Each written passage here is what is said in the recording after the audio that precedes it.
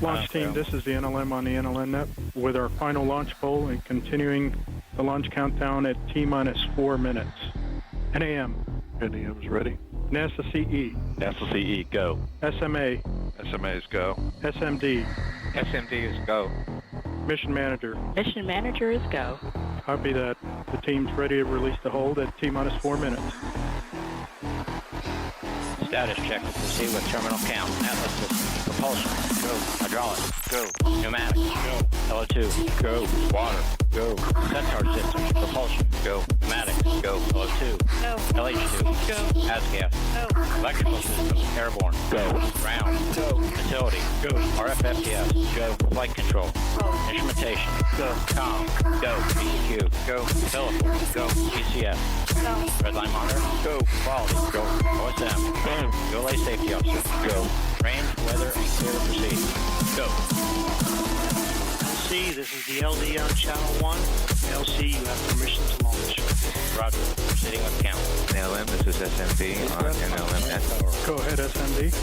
SMD would like to report that the spacecraft is on internal power and is configured for launch for a Q0 of 15:02:00. Copy, SMD. NSL is configured for launch.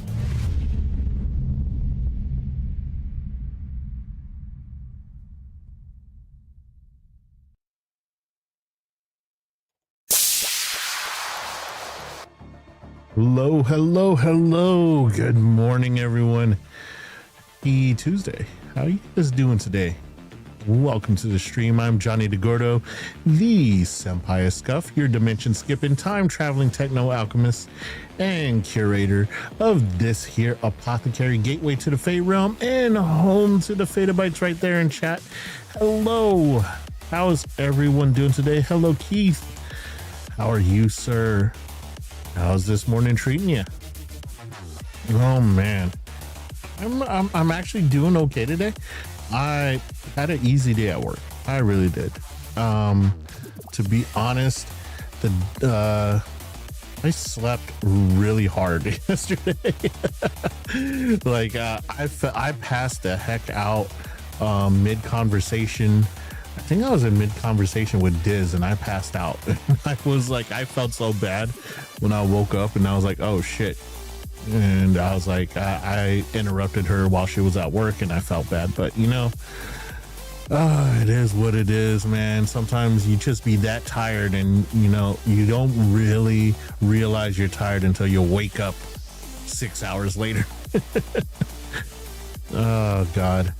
But yeah, last night was actually very eventful. What was it? Sunday night was actually pretty eventful after stream. Had a kind of a really good talk with a really good friend that was having some issues. And I just want to say this, man. Bullying a streamer when you're in their community, that's fucking horrible. That's horrible. Like, why are you even in the community when all you want to do is bully a streamer? So absolutely, I felt the need. I had to speak up. I had to say something, and ended up like spending a good chunk of the night providing some mental health inspirational talk with my friend. And it really hit me. It really hit me that a lot of people just don't know how to cope with this shit, man. Yeah, I put an end to that. I would put an end to that shit also, man.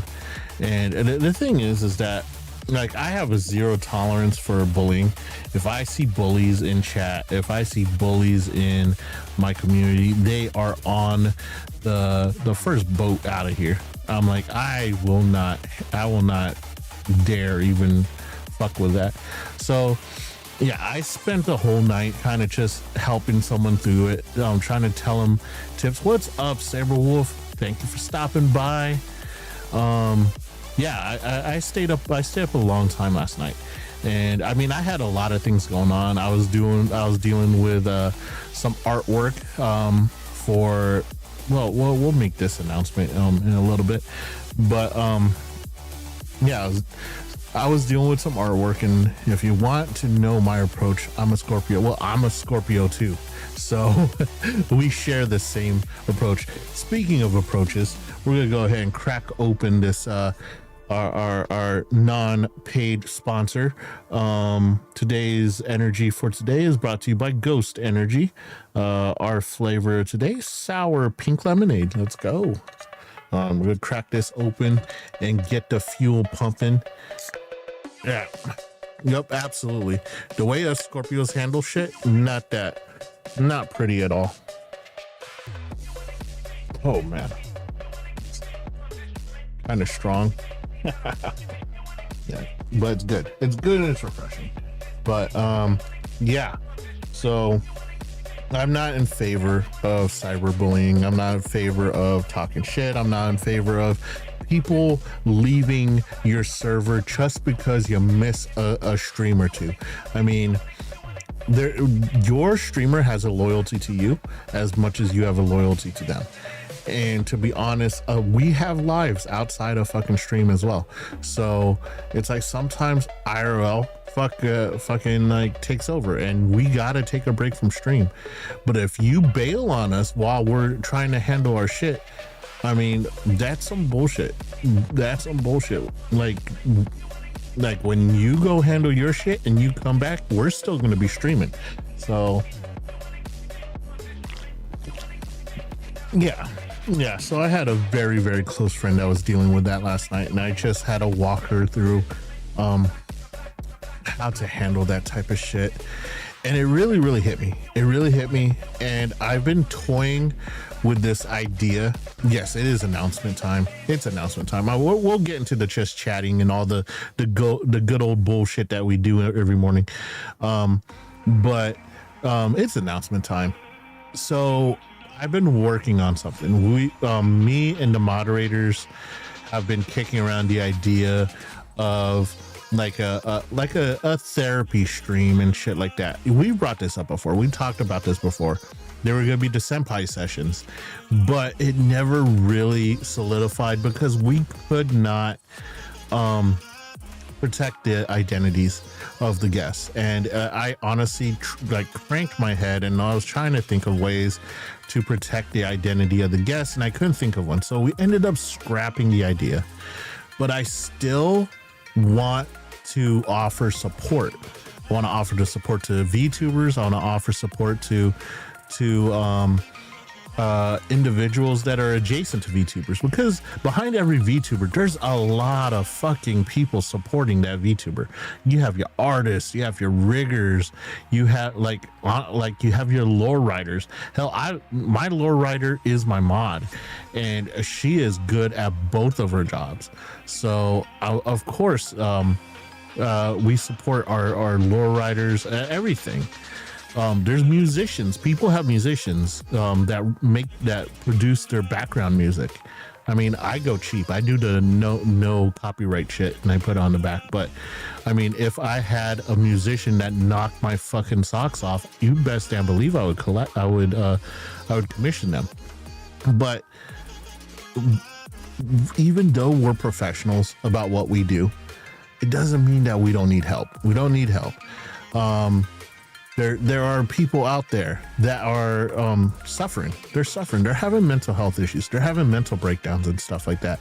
And they just need someone to sort through their stuff. There are people out there who sit behind the desk and they're gaining weight because all they do is stream and eat.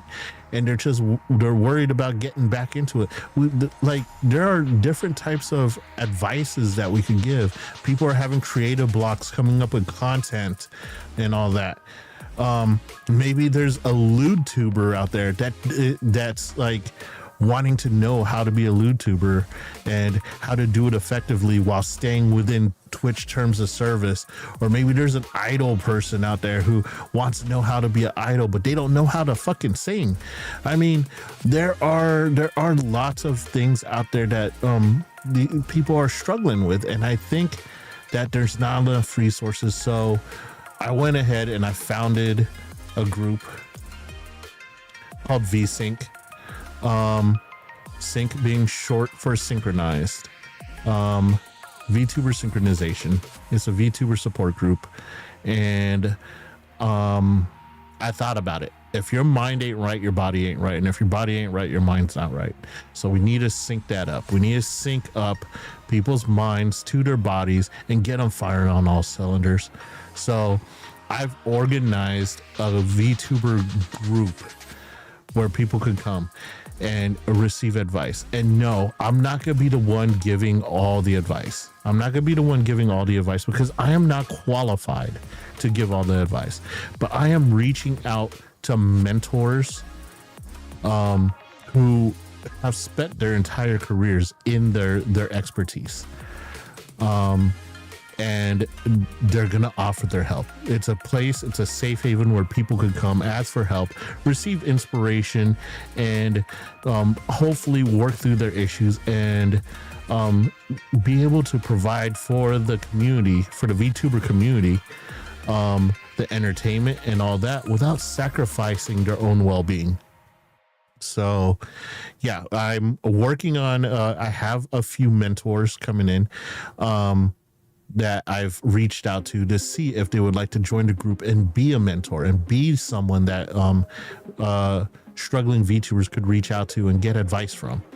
I'm going to be offering a lot of advice on different subjects, but there are things like I don't know. There are things I don't know. Like if someone came up to me and asked, man, how can I be a lewd tuber and avoid parasocial relationships from forming and this and that? Dude, I would not know what the fuck to tell you. I really wouldn't. So I'm going to get a lewd tuber mentor, someone who mentors lewd tubers and tells them, okay, when you get this parasocial guy in your chat, this is a good way how to handle it. And just offer advice, offer that outreach to people. I'm gonna hopefully, I don't know many idol type VTubers, but I'm gonna see if I could reach out to some through networking and see if we could have an idol type of VTuber who does the dances, who does the song, the singing and stuff like that, and have them mentor within the group. We have artists, we're going to have writers, we're going to have mental health experts, we're going to have physical health experts, we're going to just have tech guys and stuff like that available to mentor people and give advice. Then of course it's going to be a community where people could just bounce stuff off of each other and also give each other advice. So maybe someone has issues that other people have as well, and they could go ahead and talk to each other and work through their issues together. So this is a new project. I know I'm stretching myself thin. I know that I am very ambitious with my goals, but I can't be like just a VTuber that just sits here and doesn't do anything to better the community. I know I'm never going to be a top tier performer, but I sure hope I can mentor someone to being that. So that is one thing that is in the works. I don't know. What do you guys think? Is it a good resource? I want it to be a good resource for people to just go to and be mentally sound, physically sound, and confident in what they're doing.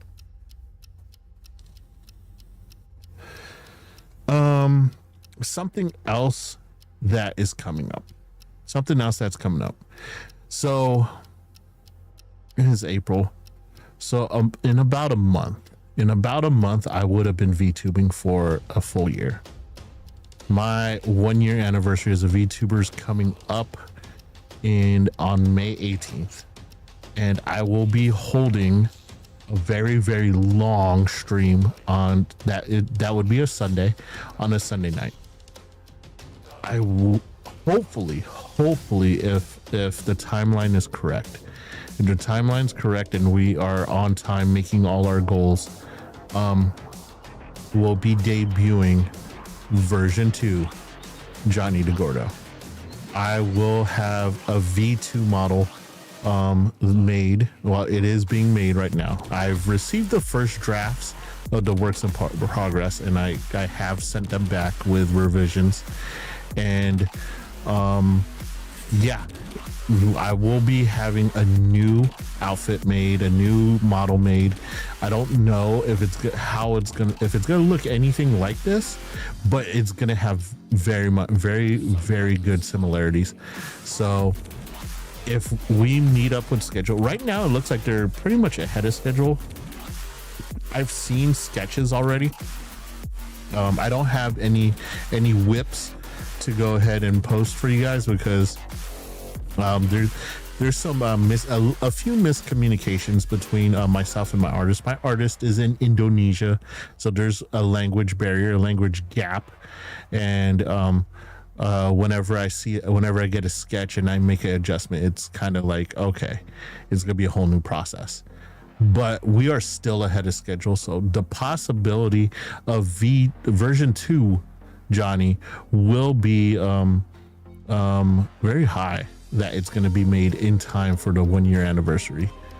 I also have lore being written. I don't think it'll be ready by the anniversary. I do not want my writer to rush it. I really don't.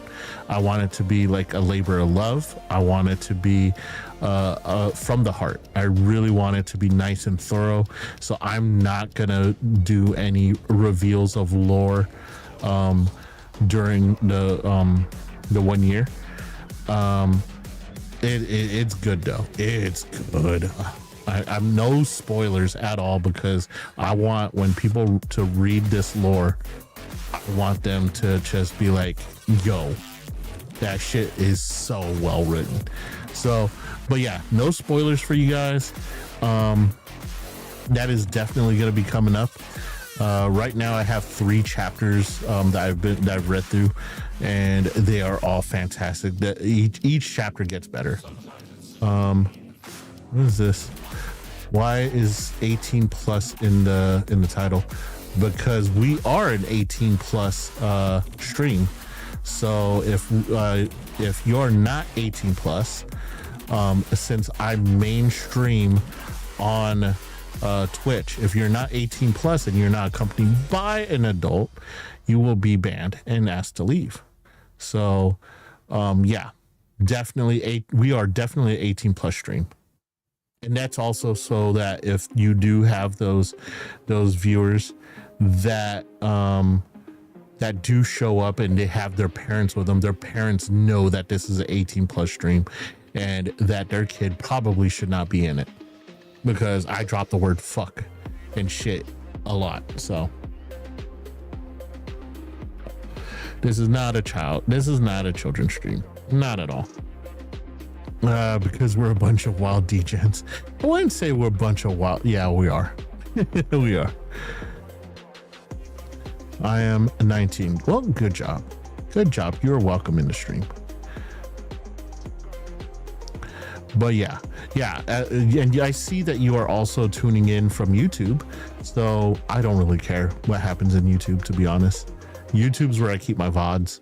I don't really just do too much with YouTube. I am a Twitch streamer, and YouTube is where I store my VODs. So if anyone wants the full effect of the stream is primarily on Twitch. Kids know those curse words. Okay, yeah, absolutely they do. However, legally, I have to put that it's an 18 plus stream, or else you get demonetized. So by YouTube rules, I'm playing by their rules. Kids know a lot more than just curse words.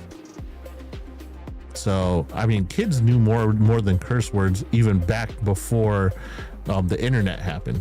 I mean, kids just know shit, man. So I honestly just do what the rules follow. We have emotes like this. Absolutely.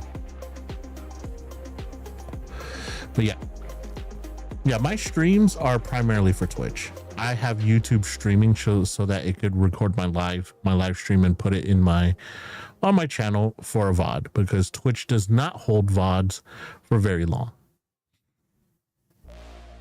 And also, some people just have better reception with the YouTube app than they do with the Twitch app, depending on where they're at. So yeah, it's there just so they can kick into it. Kids know more than our grandparents knew on their wedding night. Absolutely. Absolutely. But that's the other announcement, is the 1 year anniversary will be kicking off on May 18th. I don't have a plan as to what kind of content we have, and demonetize on YouTube. YouTube needs to demonetize girls twerking in tight clothes on YouTube Shorts.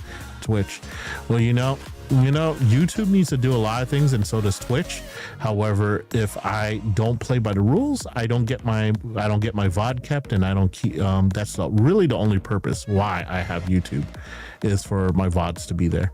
Someday, at some point in time, I will publish my Twitch clips to the shorts, but as of right now, not a very high priority on my list.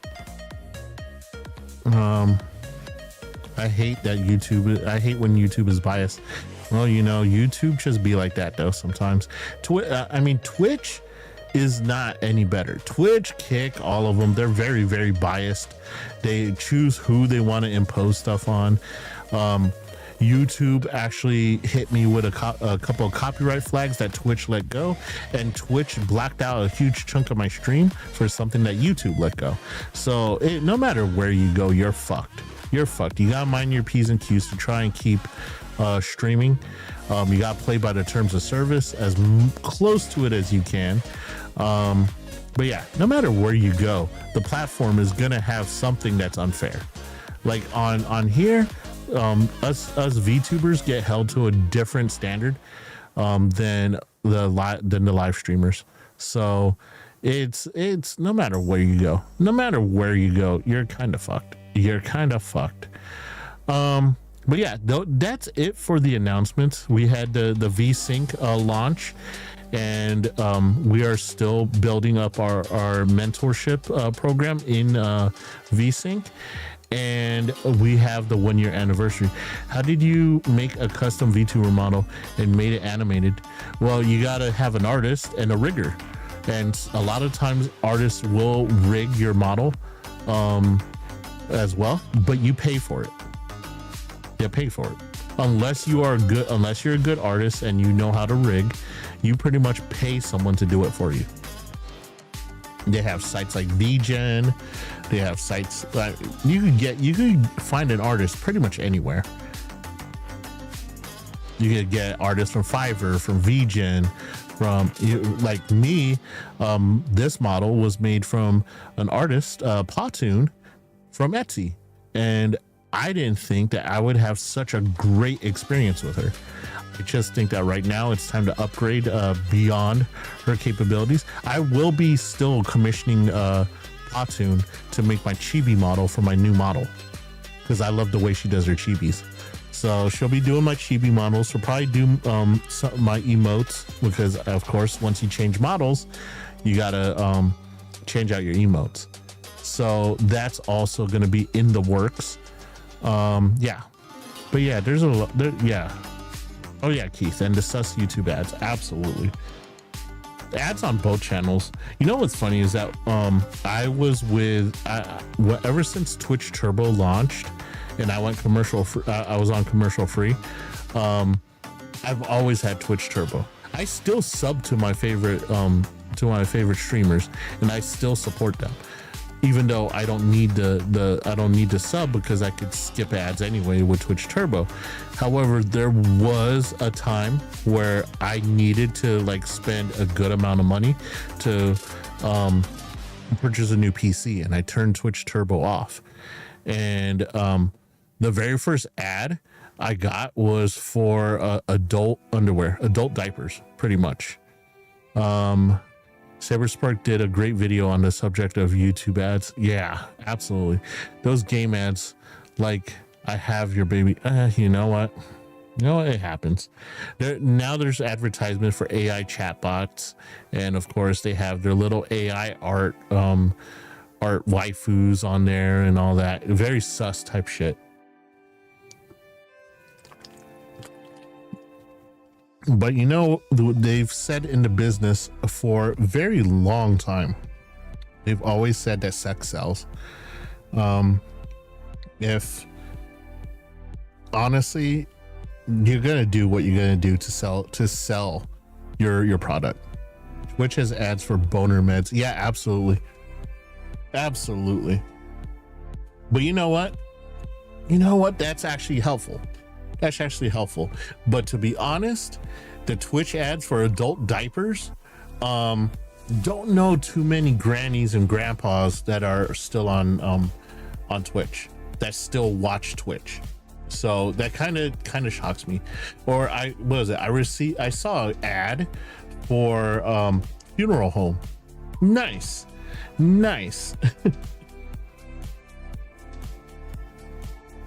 But all right, let's go ahead and kick this show off. From the time I opened my mouth and welcomed you to stream, Ask Senpai Anything has been started.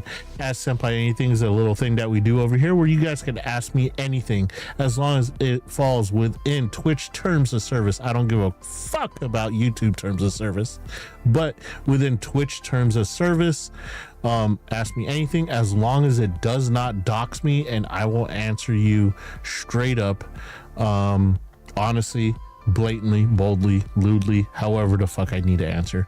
Other than that, we also have the Telenym app, which you guys could ask your questions anonymously. And if you ask your questions anonymously because you are ashamed that you would ask such a fucking question, I will answer there as well, but I will only dedicate a fraction amount of the time that I would to someone who actually asked their question in chat. So, Ask Senpai Anything is now in effect. Want to know what I think is the most sus animal? I guess. I think, to be honest, I think the most sus animal is the panda, because bonobo, I don't know about that. I think the panda. Literally, I think all the panda does is eat bamboo, get put in a zoo for the sole purpose of breeding. Literally, they ship them to all different other pandas just to breed. The pandas got the most sus life, in my opinion. What is your favorite anime type game? My favorite anime, I want to say, is Overlord. I'm a huge Overlord fan, but there have been so many animes that have come out lately. but that was my favorite anime for a while. I've since then kind of calmed down a little bit. I use anime now to relax and fall asleep, so I've been watching a lot of slice of life animes instead of the heavy action and gore animes. So out of my slice of life animes that I used to fall asleep to, probably Miss Kobayashi Dragon Maid, Interview with Monster Girls. That type of anime will help put me to sleep. However, if you want to ask me what my favorite action animes are, it definitely Overlord. I like comedies like Konosuba. Isekai Quartet is always kind of fun. I do tend to watch quite a bit of isekai animes. The last anime that I watched, I really binged watched, was Mushoku Tensei. I watched both seasons of that, and I'm waiting for the third season to kick off. I've already read the graphic novel, so I know what's gonna fucking happen. I just want to see it animated.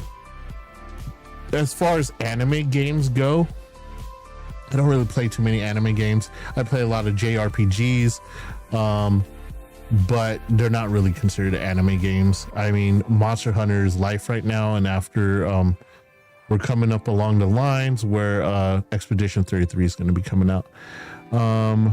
They're almost impossible to find safe for work stuff for. Yeah, probably. I like going back to OG Dragon Ball. OG Dragon Ball will always have its fans, to be honest. I like Dragon Ball Z. Dragon Ball Z is where it's at for me. For me, I think Dragon Ball Z was the last great Dragon Ball series. I'm not about the Dragon Ball Super or the Daima, whatever Daima they have going out. I'm not really that big on it. But if I do go back and I watch like an old school anime type of series, probably Rurouni Kenshin. I like the old school Rurouni Kenshin because it kind of like slow crept you up to like the action and drama, whereas the re-release of Rurouni Kenshin on Netflix, it kind of just threw you in and it cut out a lot of the campy fun stuff. Who's worse keeping clothes on, young Goku or Gray from Fairy Tail? Gray from Fairy Tail, because I would imagine Gray from Fairy Tail had that whole stripping fetish for his entire life. Like, we don't see a whole lot of young Gray. So I think that when he was younger, he probably was a stripper and always took his clothes off as well. So, and the fact that he still does it as an adult yeah. Ray didn't walk around completely nude. I get that, but it's the sheer mass of how often he strips. Yeah, you could strip nude once or twice. However, Gray does it religiously. Like, it is a thing for him not to wear clothing. Goku eventually grows out of it, so I think Goku's worse. I think Gray is worse than Goku. Absolutely, hands down. Gray's the worst at keeping his clothes on. I mean, have you seen the anime called it's called Bastard, and it has Dark Schneider, Arceus Nay, Ninja Master Gaara, and stuff like that. Dark Schneider is often fucking nude in that anime. He walks around fucking nude all the fucking time, but I still say Gray's worse. We could blame whoever we want. You know, lots of kids that they're like, I'm hot, and then the next thing you know, they're walking around without their diaper on. It's like, what the fuck, kid? It just happens. So, like, kids, but when they continue to do it as adults, that's where you're like, okay, now you're fucked in the head.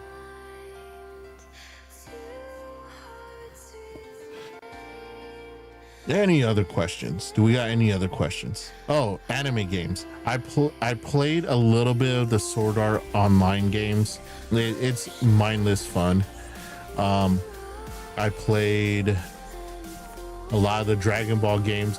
Did not enjoy the Dragon Ball games that much. Soul Eater is also one of my go-to anime. I enjoyed Soul Eater. Brother, don't make me remember my gooning days. Are you talking about that anime Bastard? Yeah, yo, Bastard's freaking the shit, dude. It's a very underrated anime. It's a very underrated anime. You take away a lot of the take away the fan art, and you still have a badass anime. Anyone else see Desert Punk? I have not seen Desert Punk. I often stay away from anything that has to do with the desert. Even in games, if there's a desert area, I will go there and do the quest that I have to do there, and I will never visit that area ever again. Yeah, something about desert just puts me to sleep, to be honest. It's just sand. It's just sand. There ain't nothing there, so. Slime scenes from Bastard, absolutely. Absolutely. But I don't know. When I was young and I watched Bastard, literally Arshis was the hottest thing on that show. And the Thunder Elf, fuck, hot as hell. Yep, many a goons.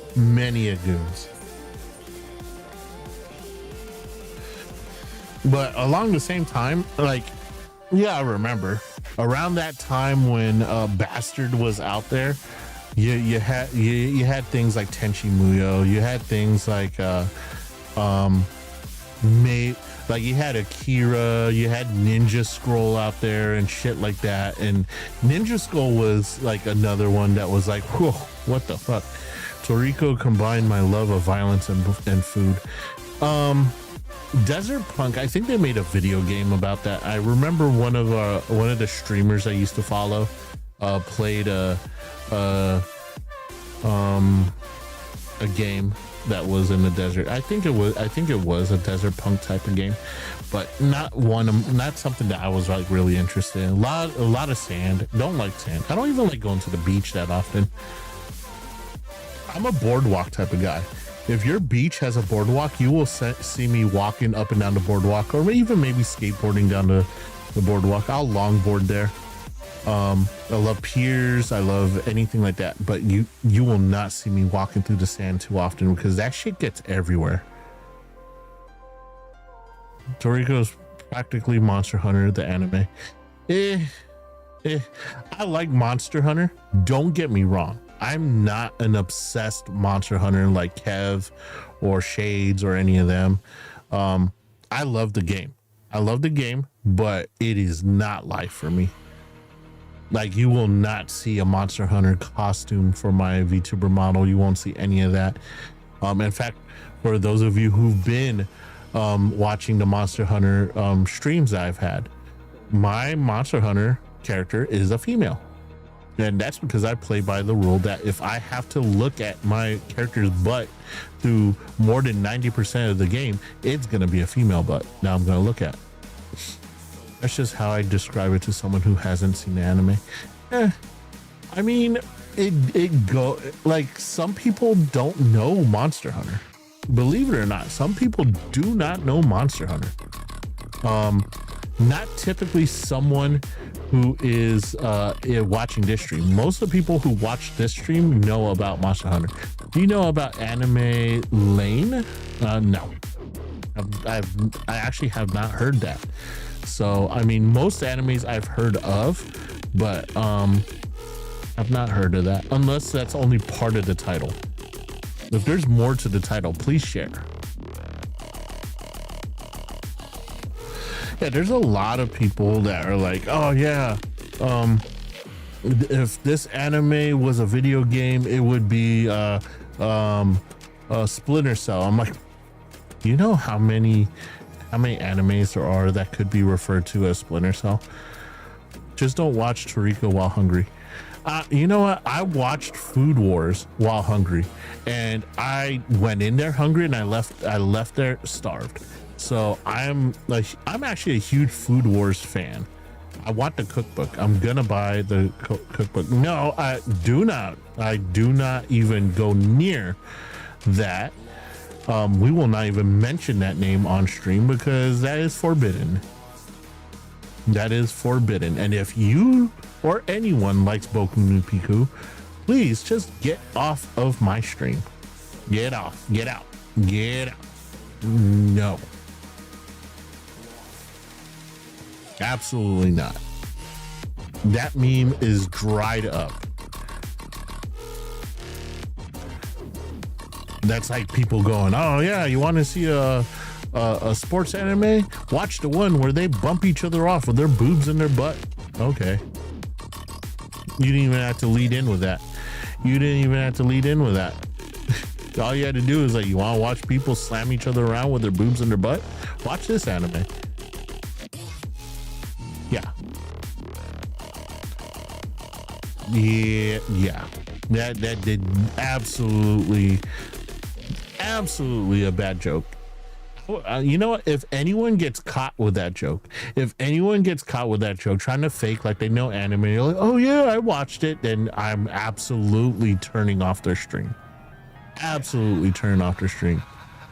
Anyone who enjoys that, automatically canceled from my friends list. The Toriko world is basically everything is gourmet level stuff. Yeah, well, you know what? Here's the thing. You go to Japan. Yeah, you could have yourself some A5 Wagyu. You could have someone cut you up a fish in front of you live after they fished it out of the lake and make the best fucking sushi you could ever have. But some of the best food in Japan is like food stall food. Gourmet food is all right, but street food, actually absolutely delicious. So for me, I'm more likely to eat commoner food than I am to eat gourmet food, because gourmet food, even though it's delicious, will cost you an arm and a fucking leg. Like plants that actually produce actual sauces. Yeah. It just seems over video game-ish to me. It just seems over video game-ish to me. Like I love the Food Wars. If I am about to go to a buffet and my appetite's not there, I will watch Food Wars and get hungry so that I could go get my money's worth from a buffet. That is literally, I really want to be reborn in Japan. Japan's amazing. I do want to go back to Japan. Absolutely. I spent a year there. A little over a year in Japan. And everyone's all like, oh, I want to go to Japan. I want to go to Akihabara. I'm like, okay, you want to go to Weebville. Got it. That's a vibe. Like, oh yeah, I also want to go to Tokyo. I'm like, why? It's so fucking crowded. Oh man, I want to eat the food there. Dude, go to Osaka. Go to fucking Osaka. I'm gonna lose my mind at a Japanese arcade, then absolutely go to Tokyo. Go to Akihabara. But I'm gonna tell you, the number of arcade games to crane games and gachapon, it's like the arcades are not as bountiful as they used to be. Just like in the US, arcades are starting to phase out and they're just being replaced by like massive amounts of crane games, prize games, token games, ticket games, you name it. A lot of those type of games are taking over the place. There's very rarely any arcades that have video games in them anymore.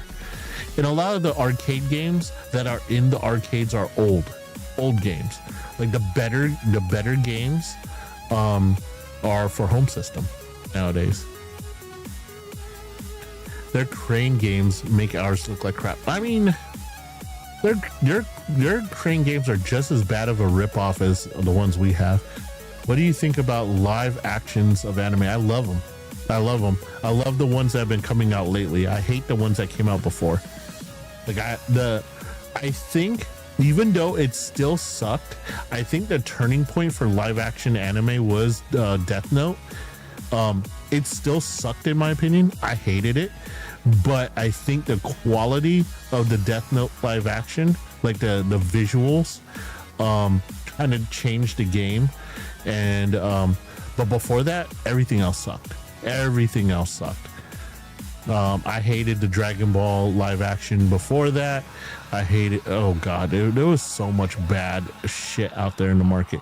However, I think for me, my awakening to live action anime was the Rurouni Kenshin movies. I think those were done extremely well. Even though I don't consider Avatar: The Last Airbender an anime, I still think that one translated really well.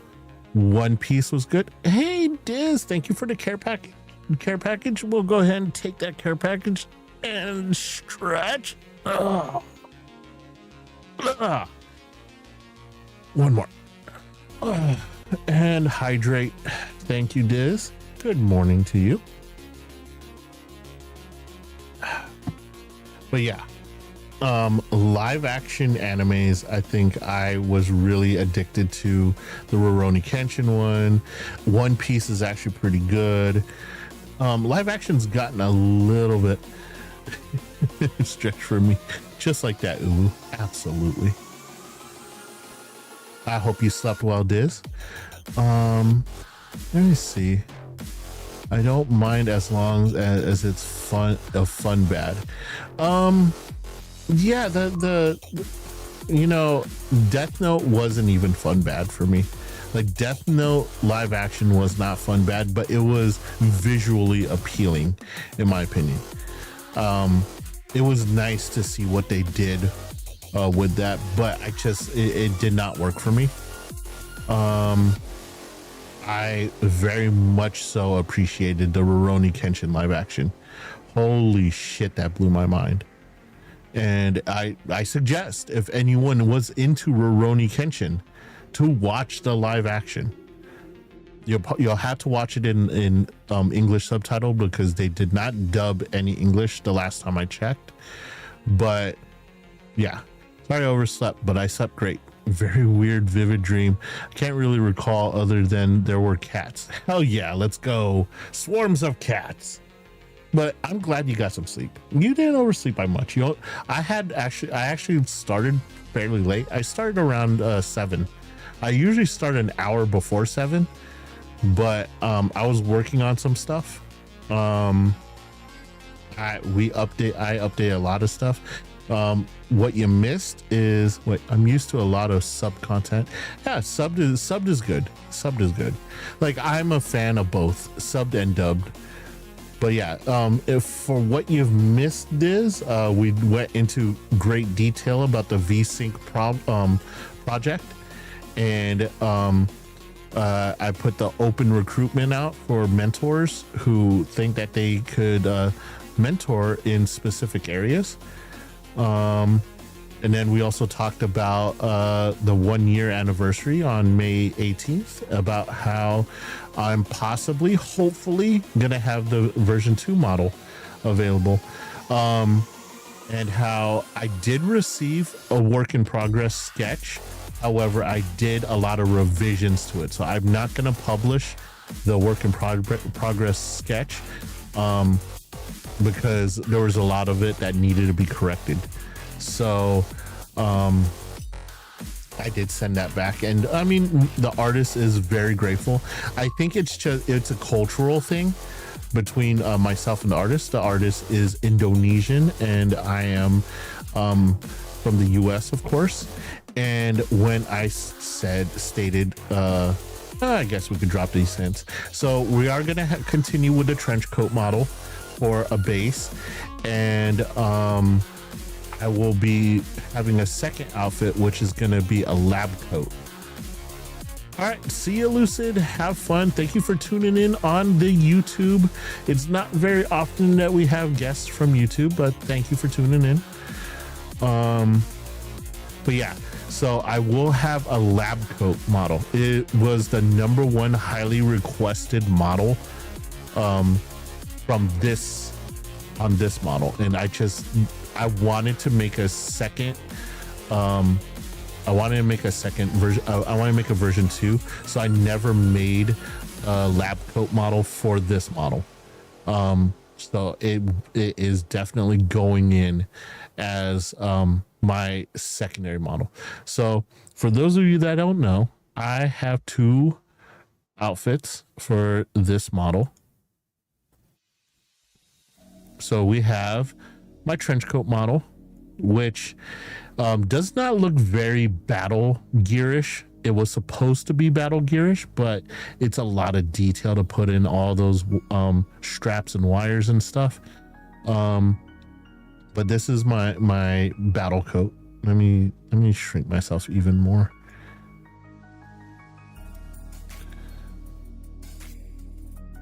There we go.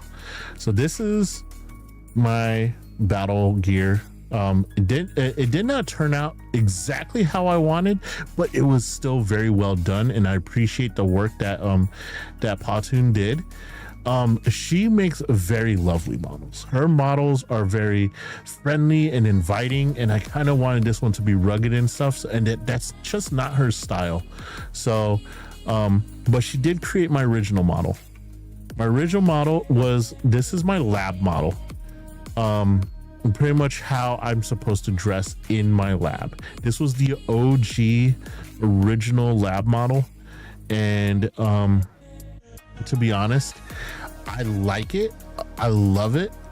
It's just I feel as though it's a little too futuristic for me, and I want to dial it back. So we're going to be replacing this model right here, my lab model, with my lab coat model. And we're going to do my colors.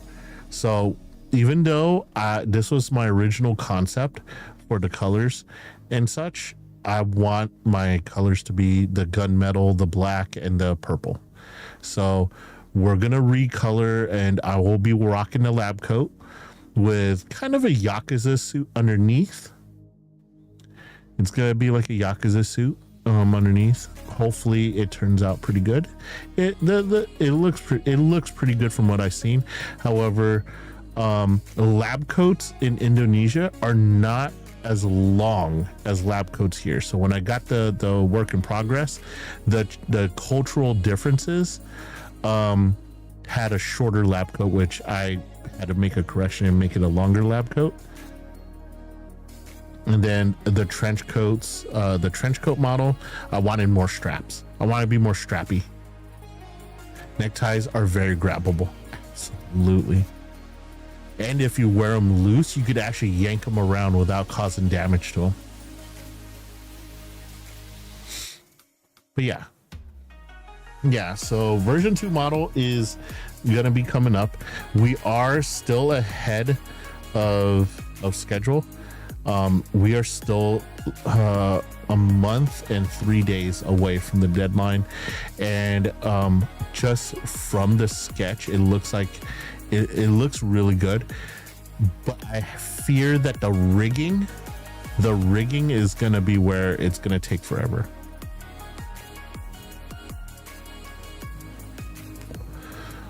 Like Seto Kaiba? Hold on, let me see. Do I have the art here for the... So it's gonna look similar to this, but less poofy, because the more poofier your clothing is when you rig it, the harder it is to rig.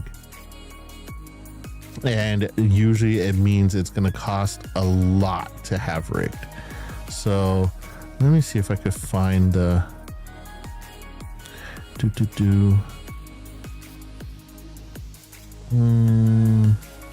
I'm actually looking through our DMs, because I know I sent it to you. And how far did I bury it back there? Did I send it to you, or did I put it in regular chat? I think I put it in regular chat. I could be wrong. Let me go to Yeah, because I don't have it on my computer. I have it on my phone, and my phone is a little bit occupied right now. Maybe in Summoning Circle, perhaps? God, I'm gonna have to scroll through everything in Summoning Circle. Summoning Circle went wild for a little while this morning. We had a little visit from the Porky one. Stoicy Porky showed up. Let me see here. Yeah, it was an eventful night. Even B showed up in chat last night. I'm trying to see oh, there's the lab coat. So the actual uniform coat should be up further a little bit. Maybe I didn't put it in here. What? Oh yeah, the Fansley. The Fansley image. Yeah, for those of you that don't know, the Fansley thing was not a real thing, obviously. Even though I have been asked to make one, I am not making one. Okay, there we go. Save image. We'll save it in here. Okay, close that. Oh shit, I closed my Discord. Reopen Discord. There we go. Boom. Okay, so let's add an image here. Okay, this is a very rough sketch. Oh, never mind. We're in a 3-minute break, but I'll go ahead and post it now so that everyone can see. It's a very rough image of what my new trench coat's gonna look like. Where did I put it? There it is. Okay.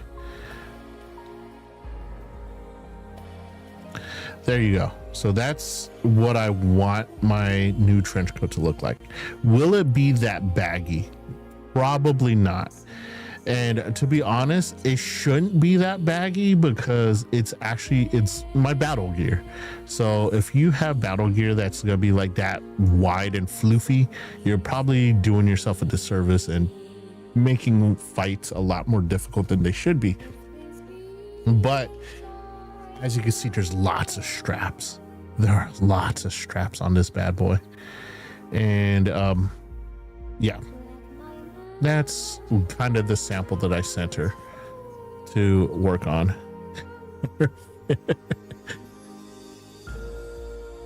I'm glad you're excited to see it. Maybe I'll do a summer one. Maybe I'll do a summer outfit. A bare-chested summer outfit. Oh, I have huge coats that I have from when I lived in I have huge coats from when I lived in New York.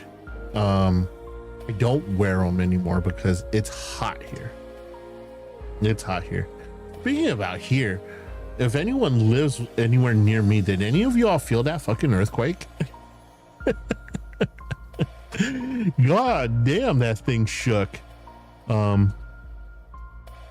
like, yeah, it shook pretty hard, but it only shook for like maybe 3 seconds. It only shook for like 3 seconds. But honestly, it was enough for me to lose my balance a little bit.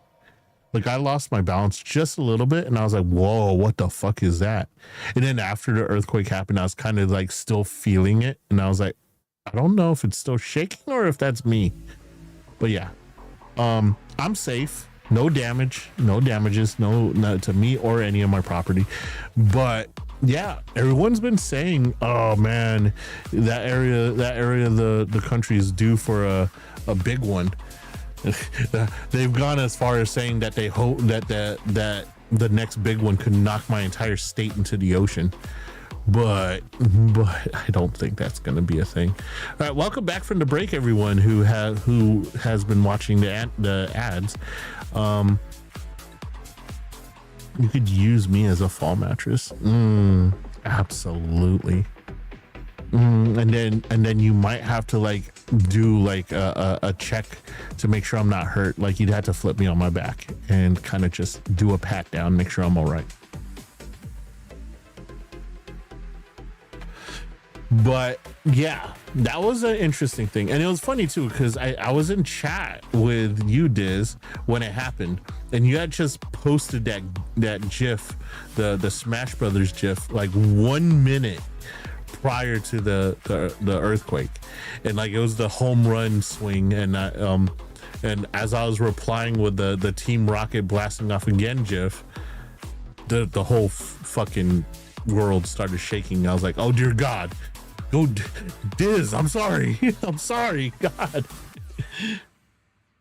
I'm already ready to get like knocked into oblivion anyway. If you check out your DMs,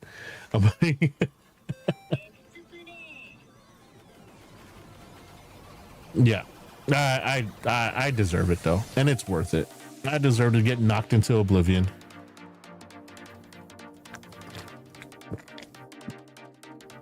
But yeah, so today on Discord saw the return of Mr. Stoicy Porky, and he said that he would be love to jump on stream with us. I had to give him a crash course, knock the rust off of him, and be like, all right, remember you're streaming with a VTuber, so no doxing me or else I'm gonna punch you in the yeah. Yeah, so it's really weird when you get those the face streamers literally collabing with VTubers, how you have to remind them that they are streaming with a fictional character that is a mask for a real person, and not to reveal anything about the real person. So yeah, a little bit of tutoring took place, but it was nice to see all the reactions of people.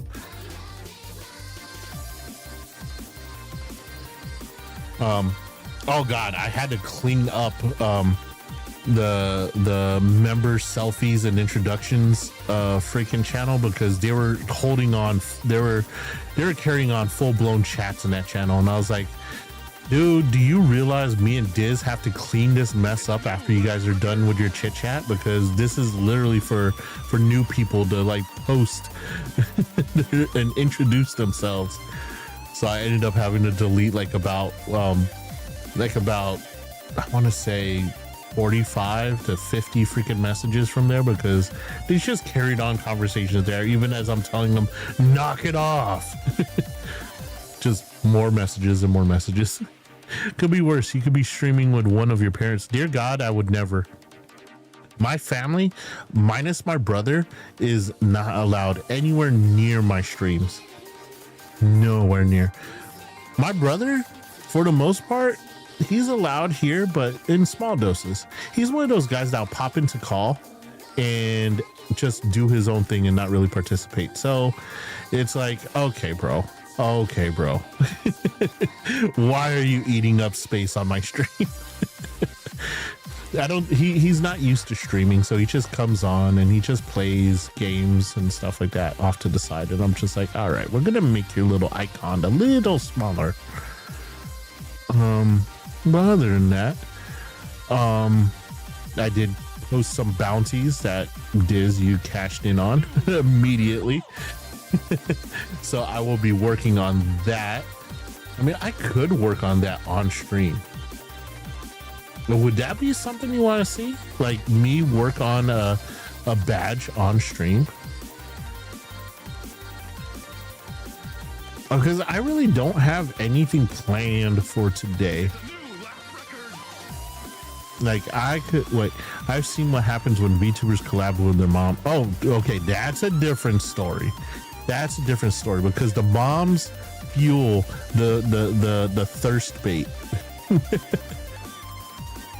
Yeah, like honestly, VTuber moms, when they find out what their daughters are doing, and they double down. They double down. Oh yeah, like Filian's mom, like Cinder's mom. Yeah, they're all unhinged. You will never, ever catch me catch me streaming with my mom. Unless y'all want like a lesson in religion, or you want a lesson in morality, then no. Yeah, Cha-Cha's nuts. Absolutely. I don't thirst on VTuber moms. I don't. Like, you know, one of the first ones that had their mom on was Silvervale. They had Mama Veil on, and only Rexon can deal with her. You know, it'd be like that sometimes. I think it takes a certain type of person to deal with the older generations, because a lot of times people don't expect that shit out of like older people. I mean, when I first swapped things up, and I decided to kind of lean away from the conservative, reserved streaming atmosphere that I had, dude, the amount of people that were shocked, with the shit that came out of my mouth. I'm like, listen, I didn't know what type of VTuber I wanted to be, so I had to play it safe. I had to stay safe for work. I literally, it was difficult. It was difficult trying to stay completely fucking wholesome and shit. But as soon as I decided that I wasn't going to be a news tuber, and that I wasn't going to, that my talk show is going to flourish whether I do me or not, because I could be professional on the talk show. Doesn't mean that my streams outside the talk show can't be unhinged. So as soon as I started cutting loose, people were like, "Oh my God, what happened to our streamer?" Well, I mean, your streamer decided that he wanted to fuck around a little bit on his own stream. So sue me. It kind of fucking happens, you know. But yeah, I'm all about just having fun now. And I stumbled in and got hooked. What's up, Mystic Mythic? Oh, I will take that hydrate. Thank you very much. Oh man, what happened with that? Was that a bot? I didn't even see anything. That just disappeared completely. I didn't even see the message that got. I didn't even see. Was it a best viewers one? You're just seeing a different side. Yeah. Diz, did you stumble in, or did you catch me on someone else's stream? I wonder how you found me. Because I know we both know Starry. Did you see me on a Starry stream, or did you come in? Or did you come in oh, from telling him? Nice. I thought maybe you stopped in on the Starry interview. I love telling him. You know, honestly, if I did not have the talk show, let's say I decide not to be a talk show a VTuber, I never would have met half of you guys. I wouldn't have met Starry. I wouldn't have met you.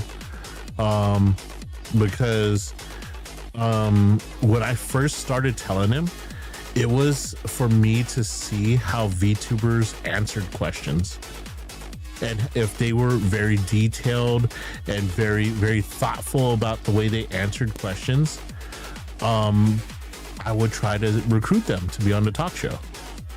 And I think I gambled on Starry. And that's how, telling him's how I met Starry.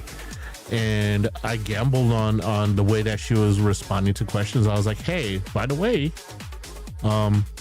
well, once she found out who I was, she was like, because telling him's 100% anonymous. Once she found out who I was, and I found out that I was the one making fun of her Leon fetish, she did research of her own and called me out as the talk show VTuber. And I was like, yeah, I am, and I really like the way you answer questions. And would you want to be on the talk show? And that is how Well, she never would have found out it was me, to be honest. I dropped a hint. I'm very inconspicuous, to be honest. But like, yeah, I dropped a hint because like literally, and now she has to deal with us together. Absolutely. Yeah, Keith, you're also through Starry. I met you through Starry too. Holy crap. Yep. You're good at hiding details. Well, in the beginning, I'm really good at just like trying to not become imposing, or not to like be like, hey, join my talk show. I'm Johnny DeGordo, Senpai of Scuff, blah, blah, blah, blah. I don't want to come out as a used car salesman. So like I asked some questions. I taunted her a little bit with some Chris Redfield's better than Leon talk. And yeah. But to be honest, she thought I was someone else. Yeah, she opened a can of worms that will never close. However, these fucking worms will fight tooth and nail to protect people. So hell yes. Yes. I knew I knew there were so many reasons why I chose you. But yeah, I completely trolled her over and over. Box. I'll tell her to her face. Yeah, I completely was trolling her. I was like, yo, where's the Chris Redfield love? Where's the Chris Redfield love? I mean, Chris, and then she didn't know who I was, what I was. She didn't know if I was male or female or anything like that. So she didn't know who I was, and I was like, well, technically I'm a Jill Valentine guy.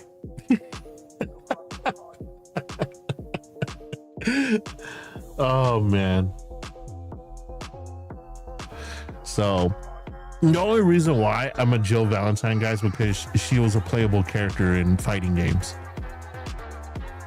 Like, I'm a huge fighting game fan, love fighting games. I used to be very, very good at the Street Fighter series, played an Evo a few games. But yeah, I love fighting games, man. The only thing that sucks about fighting games is that they don't have very good longevity. After a while, it's the same thing over and over again. Kind of like other games that people are addicted to.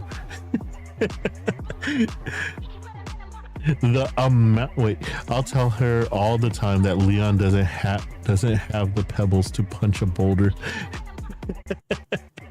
Absolutely.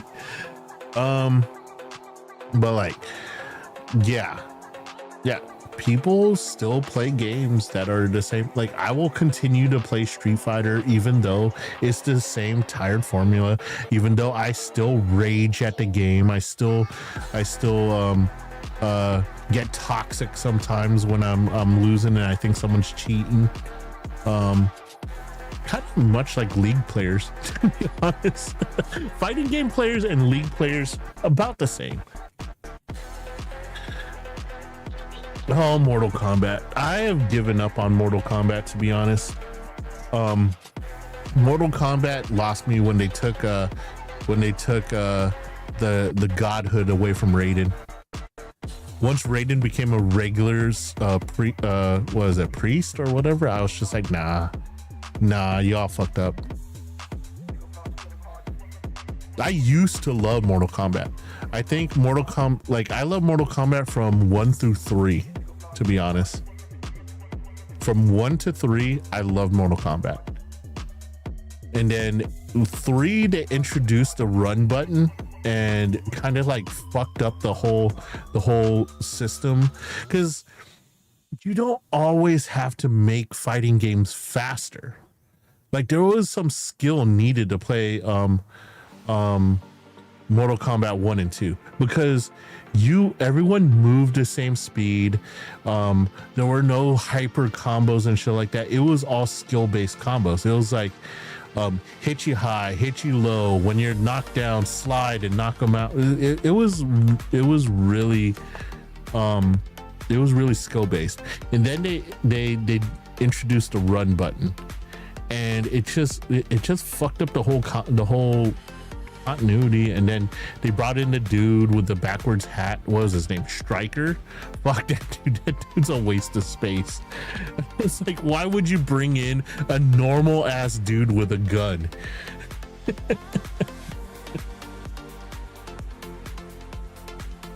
Yeah, he was a dumb character.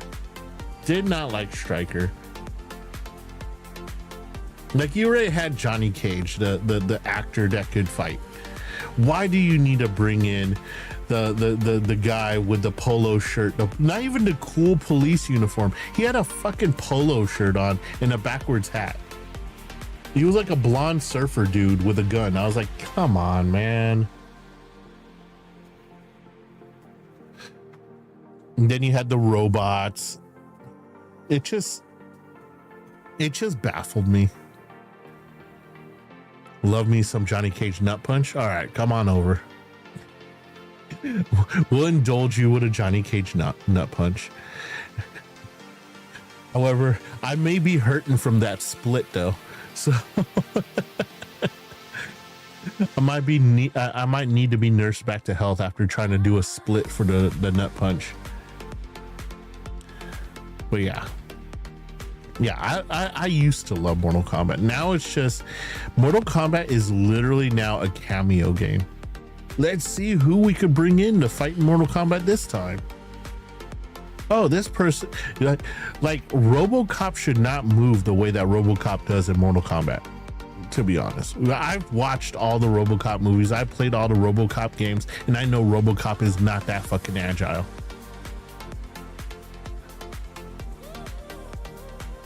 Like, first time I saw it in MK9, I laughed my ass off. Wait, the first time you saw Johnny Cage's nut punch was in Mortal Kombat 9? Holy shit. God, I feel old as fuck now. I mean, I am old as fuck, but still, I feel even older. I remember Mortal Kombat 1 in the fucking arcade.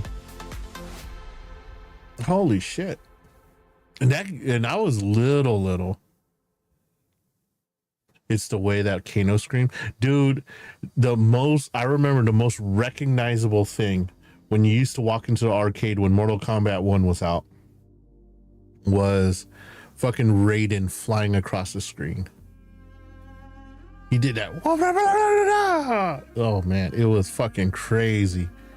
You could hear that shit from outside in the food court of the mall. I was like, yep, someone's playing Mortal Kombat. I could hear Raiden screaming across the screen.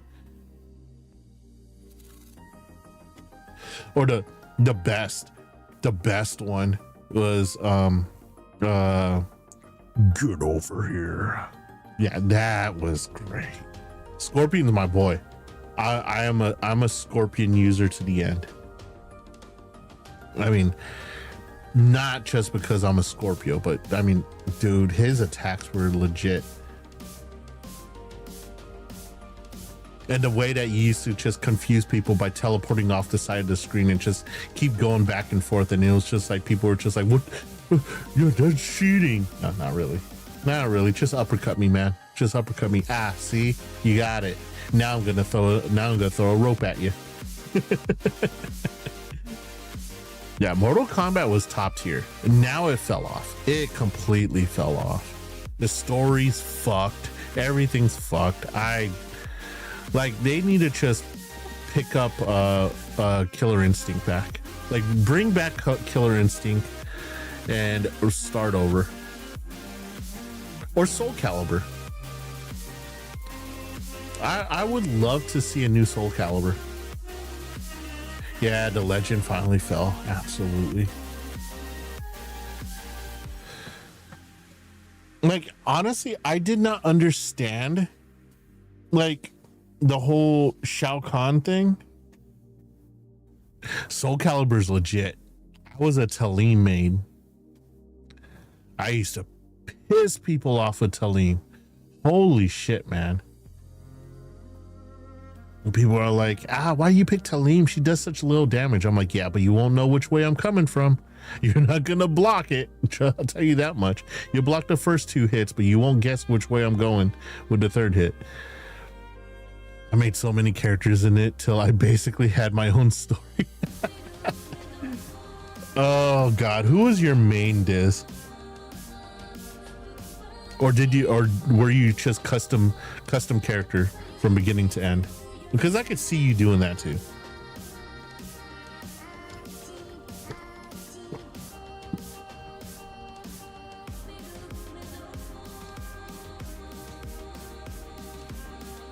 I'm gonna make a prediction in my head.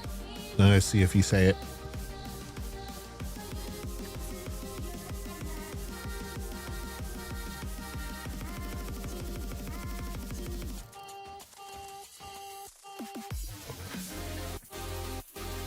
Oh. Stretched his back out. Oh fuck. Oh. Okay.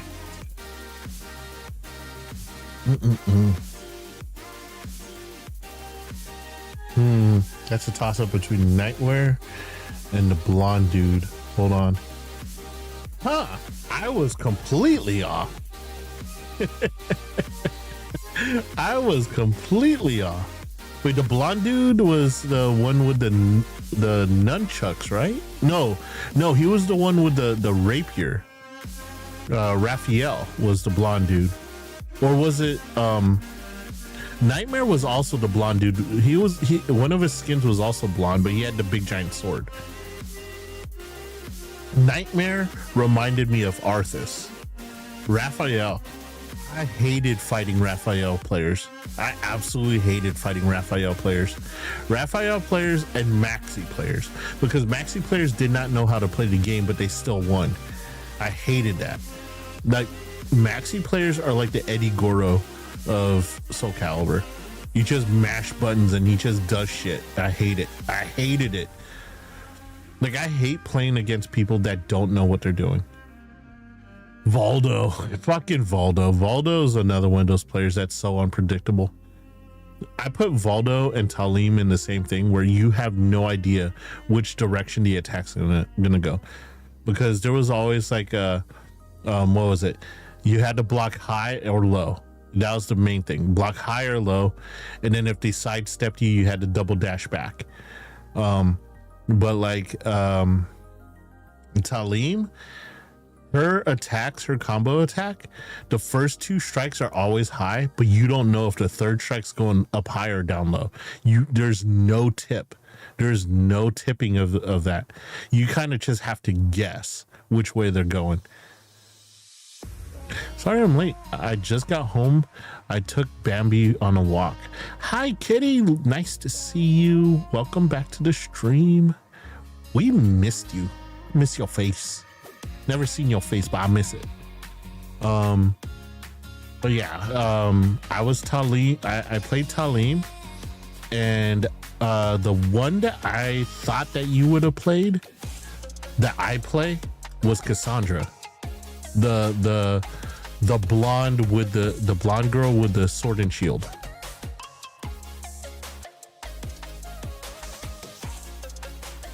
What do you mean you figured? What do you mean you figured? I figured you chose her because she was tanky. Because she is pretty tanky. She could take a beating. I miss you. Yeah, I miss everyone. I miss you. I miss you too. I missed everyone. Do you know that day off, Monday is always rough for me, because it's like I lay in bed and I sit in Discord and I chit chat, and then most of the time I doze off midway through, and then I think to myself, could have just hopped on and done like a 2-hour stream, maybe a 3-hour stream. Wait, I picked a girly character? Who? Like Talim? Talim is fucking stupid fast though. Talim's stupid fast, and she has that one power hit that comes out of nowhere that no one ever expects, because she's just a little nickel and dime type of character. Oh, Cassandra? Yeah, Cassandra's just built different though. She takes off so much fucking damage. Like she'll literally chop off damage off of her combos. Like you are sent into the sky and it's like juggle time.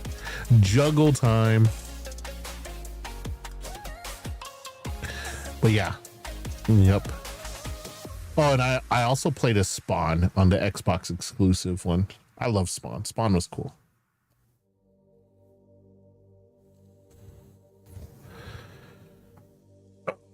Let me see here. Okay, I'm gonna freeze my face really quick. I did a little work on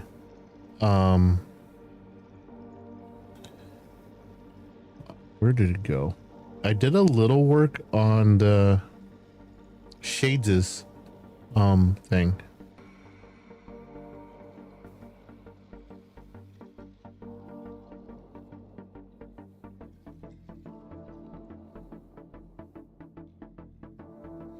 On Shades' badge. So we'll do a little badge work.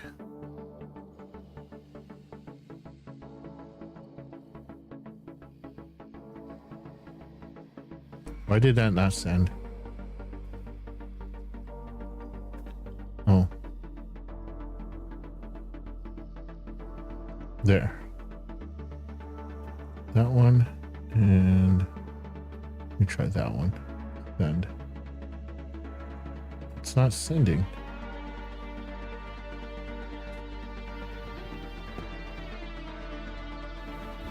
Oh, never mind. I sent it a whole bunch of times. Ah. I'm dumb. Where's my VTube studio at? There we go.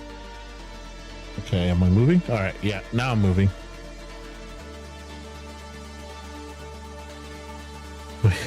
I'm gonna bring my old Soul Calibur created characters back so you can appreciate my teenage years. Absolutely, I am down for that. Okay, so what I want to do here is, all right, let's go ahead and we'll go to the YouTube gaming stream and we'll minimize that. I'll shrink myself down. We'll do a little bit of art. I'm gonna do a little bit of art today. I make a badge for Mr. Shades.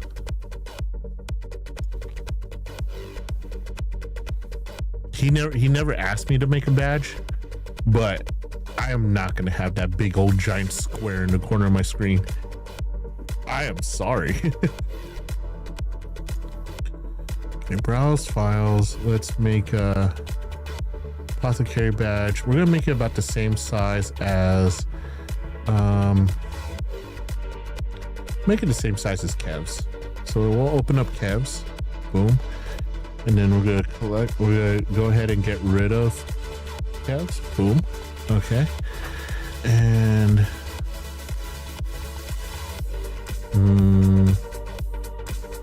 save image.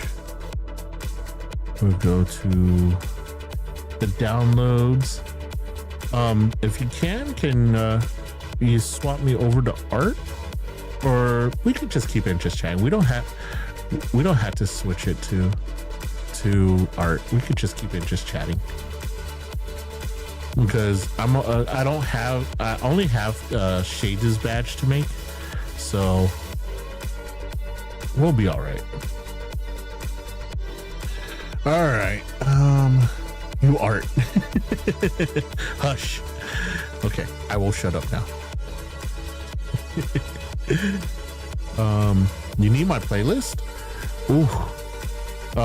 You can look up Ghost Data for the majority of it. Or was it Ghost Data? I think it's Ghost Data. All right, so I did a little bit of work on this off stream while I was having my lunch. So let me see here. Downloads, this one, open. All right, let's see how this looks. Okay, perfect. So we're gonna take this one and we're gonna magic select it. And we're going to try and clear out all the excess stuff around it. So next. Perfect. We're going to remove the white parts right there. Right there. Right there. Right there. Right there. Okay, done.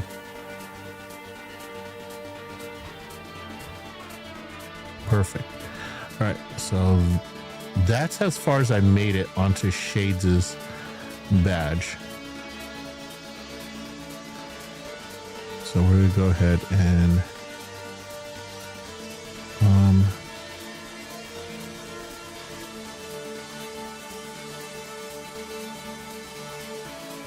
I think that's what that's what I want. Hold on, let me see here. Is it on the stickers already? I think it's on the stickers. Yeah. All right, that's cool. So that's as far as I made it on Shades' badge so far.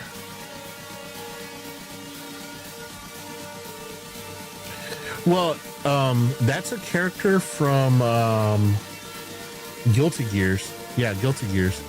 So, yeah. That's I forgot what his name is. I think it's Savage, I think his name is Savage. You're referring to Gears of War. Slayer, that's his name, Slayer. Yeah. But like oh, you know Guilty Gear. You know what? I played the OG Guilty Gear and I never really caught onto it, to be honest. People kept telling me that I should get into Guilty Gear. You know, I should probably go over on this corner of the screen. Let me move myself over because I'm interfering with chat. Okay. I never really got into it, so who's someone DMing me? Oh, fur babies. Kitty, I see your chihuahua. Okay. That sounded dirty. I see your chihuahua. I'm more into Blaze Blue, but I don't play any fighter now. Oh, well, you know. It sucks because I want to put a weapon for him, but I feel that Slayer doesn't use weapons. All right, let me go ahead and delete this really quick. Uses hunter weapon. I don't know which one he uses the most though. I think he uses the lance. I've seen him use the lance quite a bit.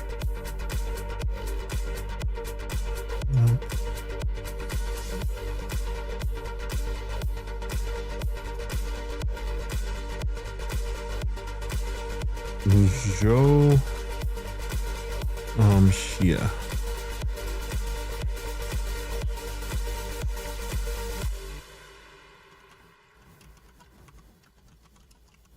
Let me see here. ZOH.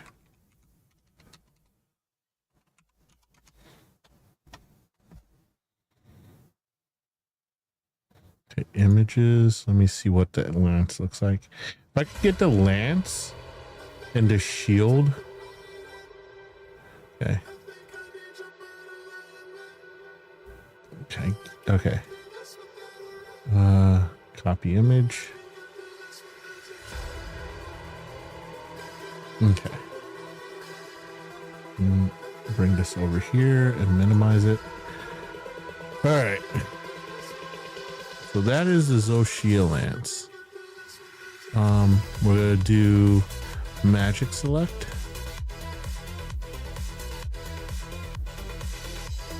Next.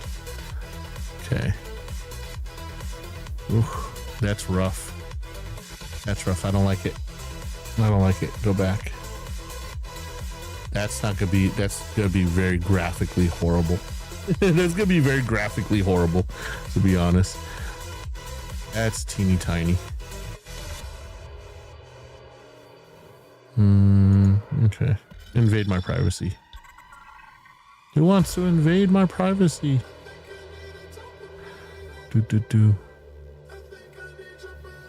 We're gonna, oh, there we go.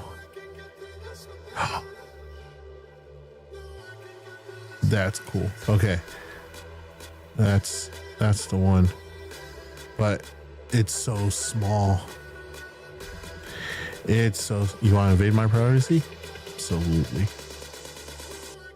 I encourage it. Dude, why does that guy be so small for?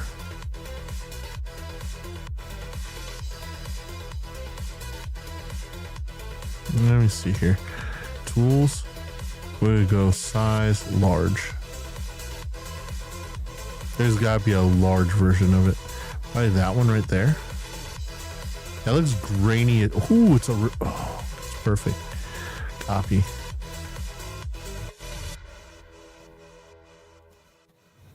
Okay.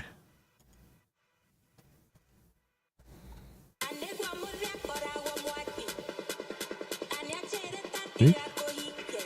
That's perfect. Okay, so we're gonna go like this, and we're gonna make it big.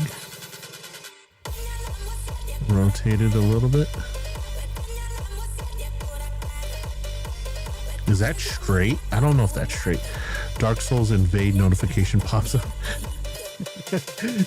Well, I mean, you know, I wouldn't really go with the Dark Souls invade one because then you'd be like glowing red. That'd be kind of weird.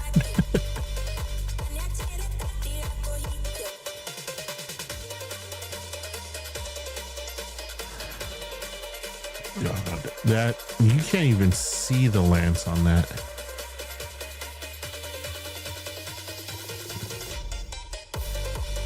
Huh. Okay.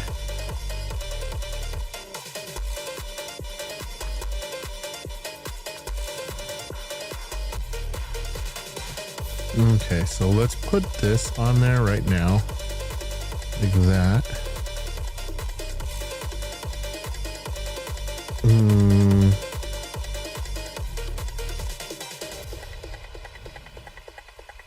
And then put this one on here.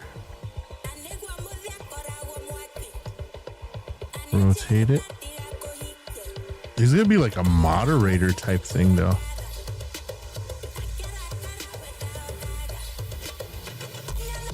Oh, I know what we could do. We could turn it sideways. We can turn it sideways and then scroll his name over top of it or underneath it. That's probably what we're gonna do.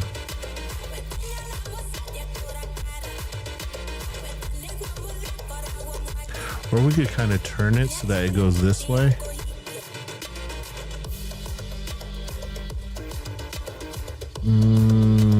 Or that way.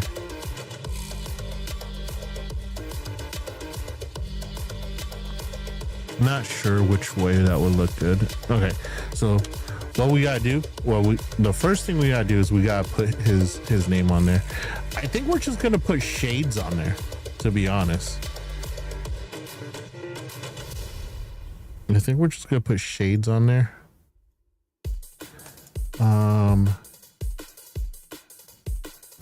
Let me see here. Do I have a cool font to put on there?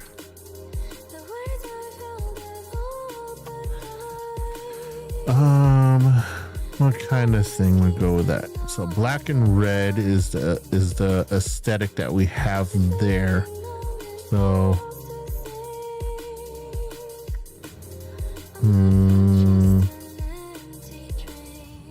probably this. Let's go shades.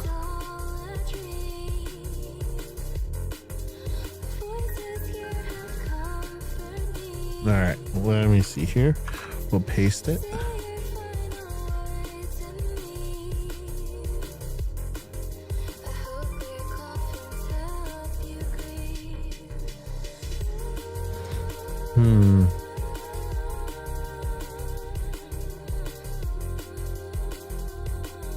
Do I want the lance behind it or on top of it? That's the thing. We'll try it. We'll try it with both.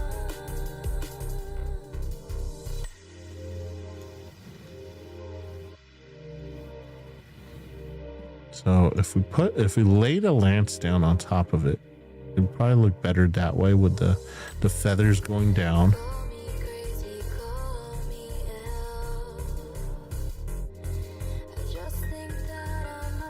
Maybe on the bottom?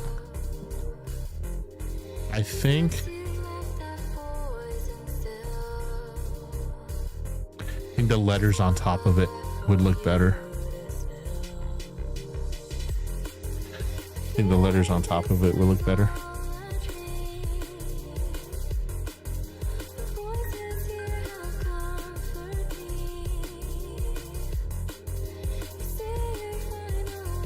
Let's see here. Let's rotate this. We can get it to stretch out a little bit to the sides. Who wants to get stretched out by me? Right there. That lance goes all the way to the edges. Perfect. And then we drop this on top of it.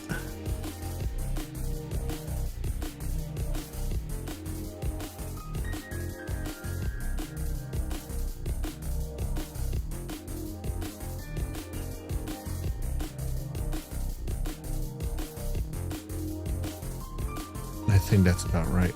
I think I'm off center by a little bit, but that's okay. It doesn't have to be too freaking perfect. God, I want chains. I want to put chains on here. I want chains so bad because there's a lot of chain stuff in Guilty Gear.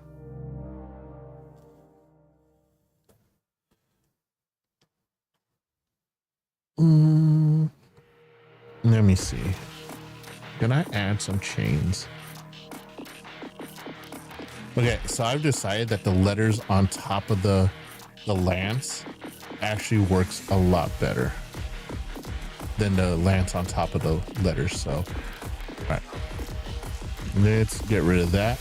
Let's add some chains.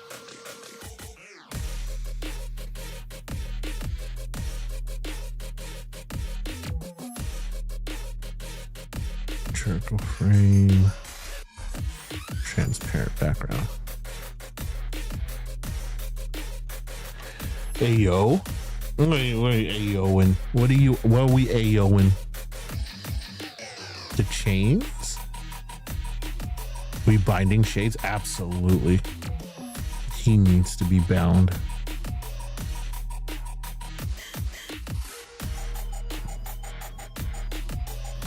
You gotta give him that hawk. Spit on that thing.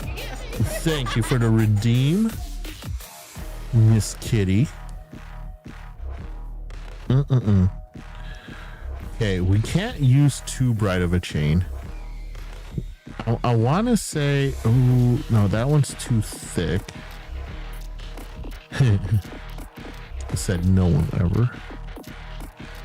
These are some thick ass chains.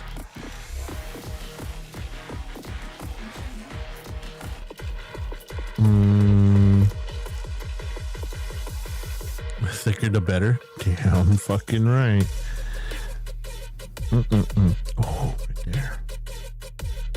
Well, those are some gnarly chains. Okay, let's copy that image. Can we post that in there? Okay.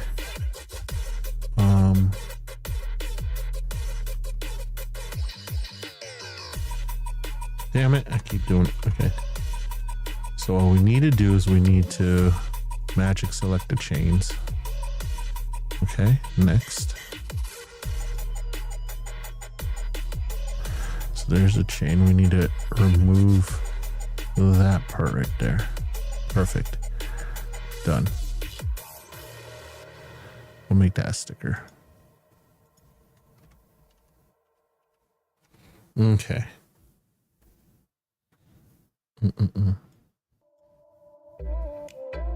For those of you that are wondering what I use to make these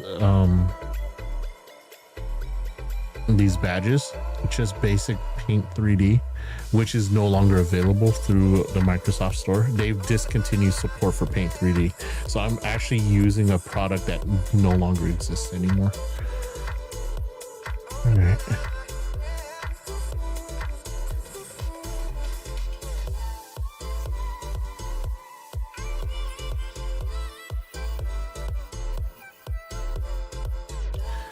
Yeah, they discontinued. Okay, I feel like. Okay. Ah, holy shit, that scared me. Oh, care package. Oh shit, that scared me. That's fucking loud. Oh shit. All right. All right, we get the care package. So stretch.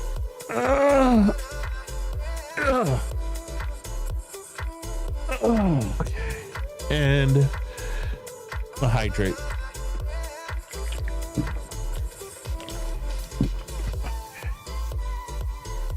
Okay, I think the chain needs to go in the background.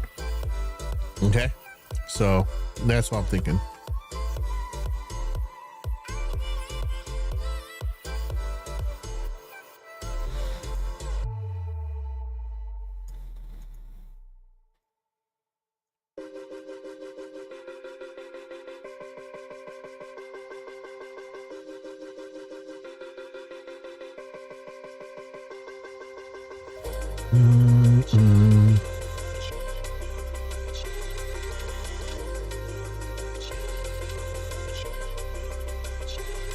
She lines up pretty fucking good. Maybe smaller, just a little bit.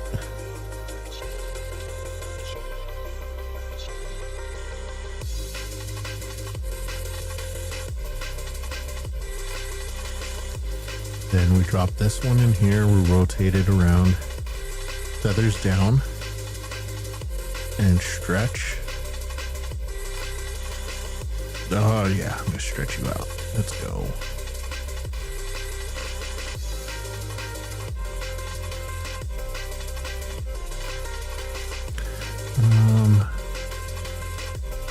Let's see here. Stretch. Yes. What? What am I getting bonked for? What did I do this time? I am innocent, like newly fallen snow.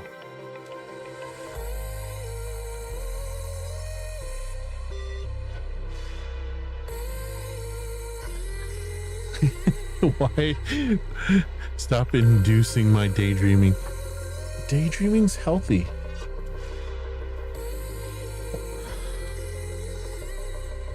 All right. What? How am I inducing your daydreaming anyway? I'm being good. So good.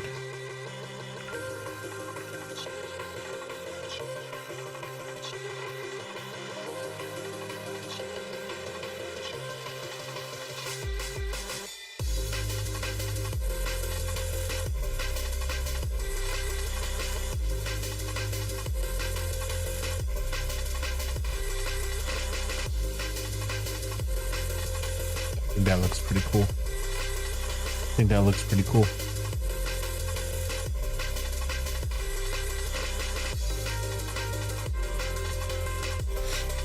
I think that looks pretty cool if I do say so myself. The freaking why does the lance look out of place though? The lance does not look like it belongs.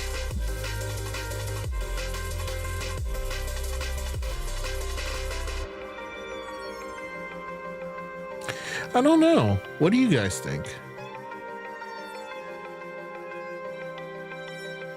No, there's only one way to find out. There's only one way to find out here. Let me see here. We're gonna go menu. We're gonna save.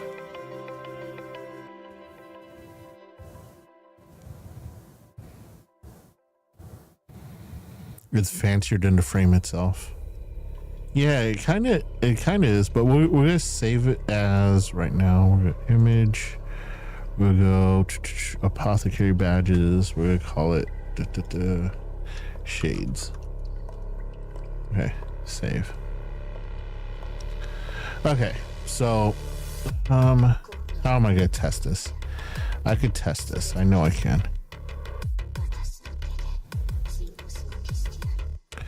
All right, so we're gonna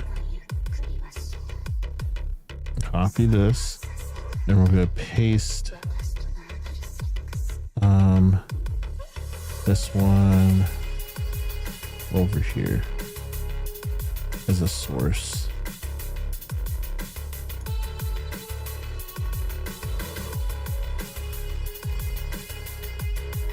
Watch me fuck this up again. Browser. Test frame.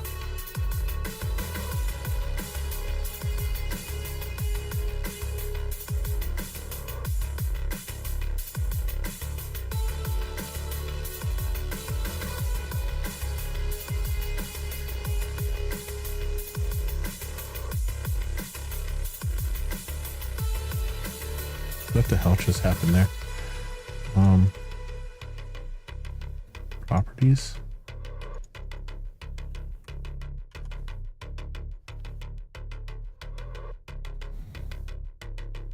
Okay, so now we're gonna test this. That's me. So I'm gonna change mine to test frame, and then mine is so cute. No. It shows the Fatabytes attacking me. Look. No. Ah.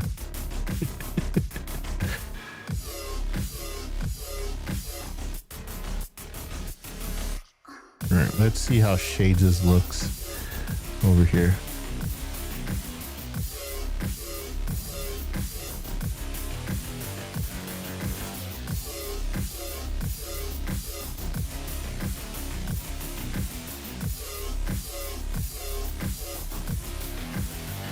Okay. I guess that looks all right. Shades. It looks, the frame actually looks shinier than the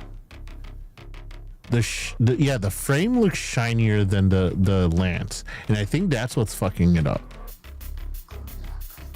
Like everything looks like high res, and the lance looks like it's very low res.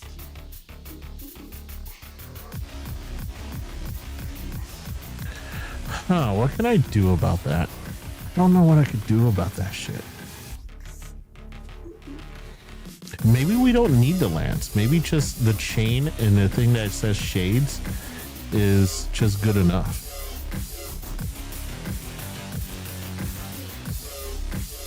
I think we could actually do without the lance. I mean, this is just a chatter. This is just a chatter, one of our regulars. So it's not like it's a moderator badge where I have to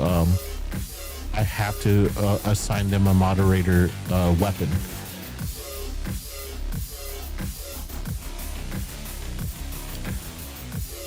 But I think the lance needs to go.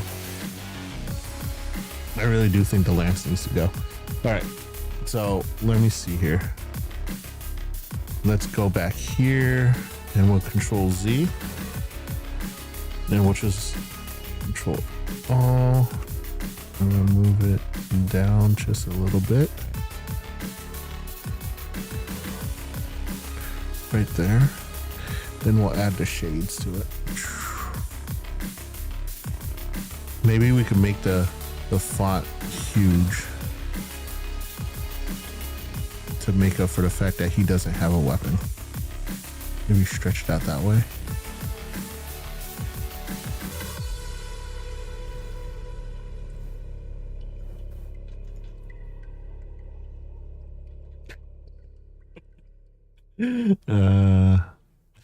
That's the thing is, that's not even his full name. We're just gonna put shades on there.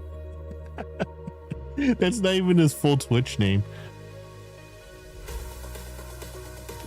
It's literally just what we all call him. So menu, save as. You know, Diz, if you have if your computer may still have Microsoft Paint 3D on it, because it comes stock on a lot of computers, and if you don't uninstall it, it still sits in there.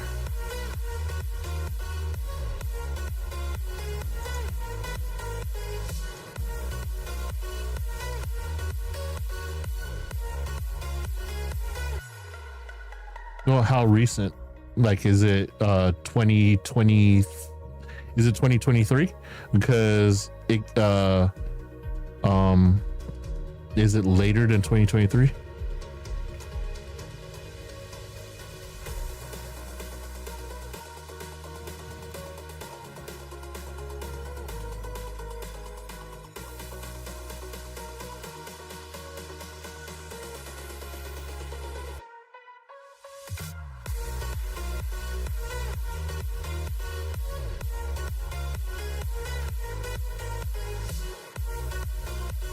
There we go.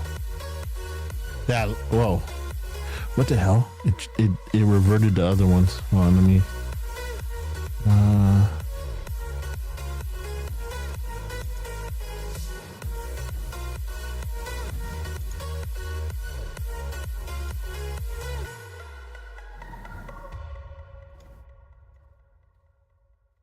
It's 2 years old now.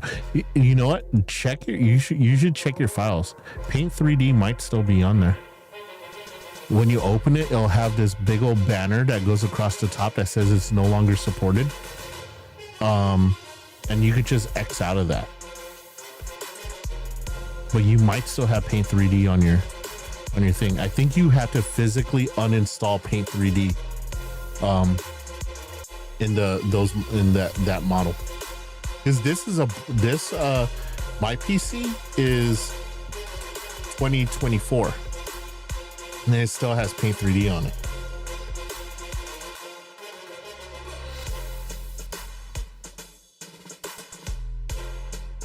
Let's save. Perfect. I think that looks good. What do you think? Does that look good? Hold on, let me make it bigger. The test frame, clicky. Test. That looks sick. I like it. I hope he likes it.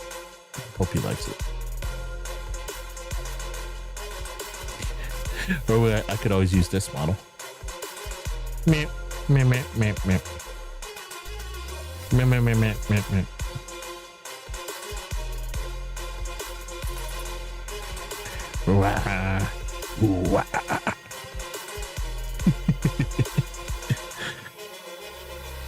It's Gremlin me. Have you ever seen this model? Gremlin Johnny. Meh.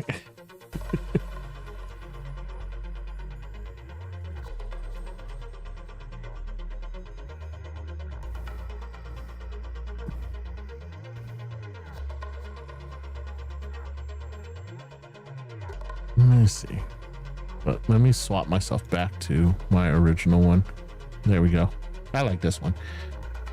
This one took a lot of work to get me to pop out of the frame. So like I did the whole 3D thing so that my hair pops out from the circle frame, but the rest of my body's in it. So this is why I like Paint 3D. Yeah. What's up?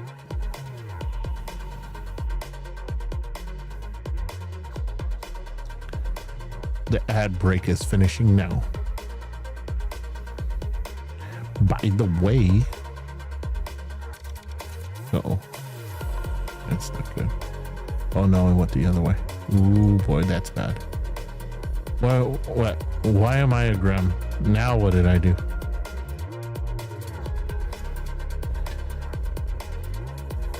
Ah. Okay. So, okay, I can get rid of the test frame now. Now that we have shades is done.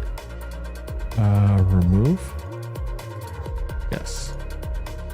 All right, test frame is gone. You with your wiggle react badge. Oh, I was like, what's the by the way for? I was like, oh, you're just telling me what I already know. I am a grem. You know, I used that wiggle react for a while until I ended up on someone else's talk show that did not have a VTube studio. They were a ping tuber. I won't name the person because that person shall go without being named.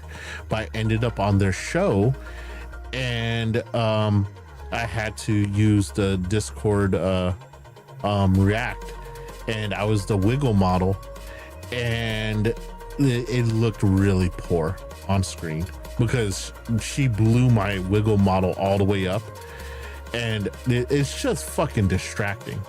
I mean, yeah. Like, to be honest, if you're gonna run a talk show like that, please use please set some ground rules or do some sort of like setting up or something like that. Like, so a lot of people don't know the inner workings of how I run the talk show, and it's pretty streamlined. Hold on, let me see here.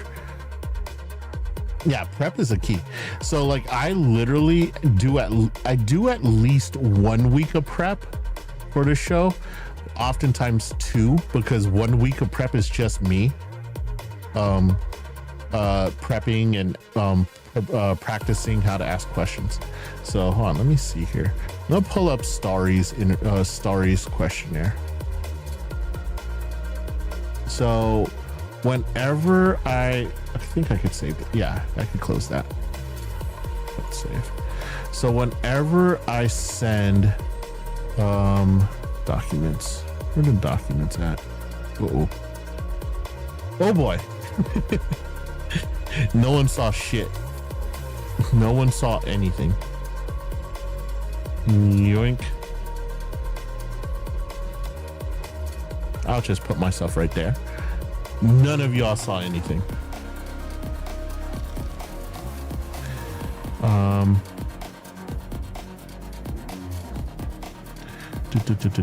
Documents.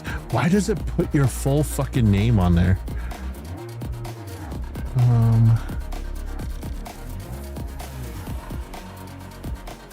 There. Just do that. Documents.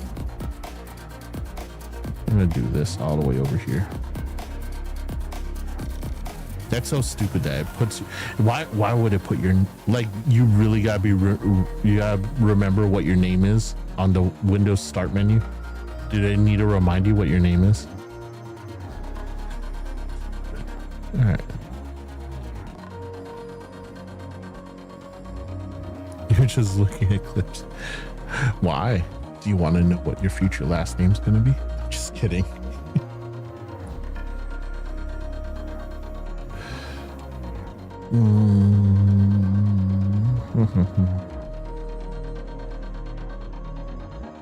Bonk.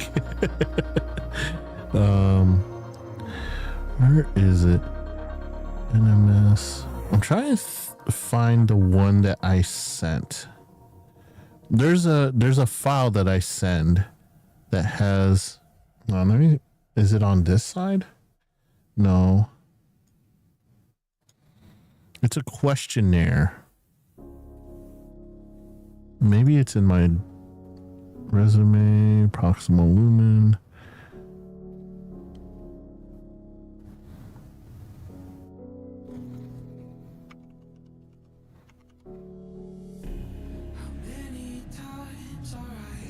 Not there.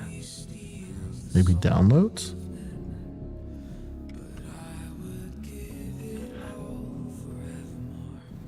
There it is. Talk show questionnaire.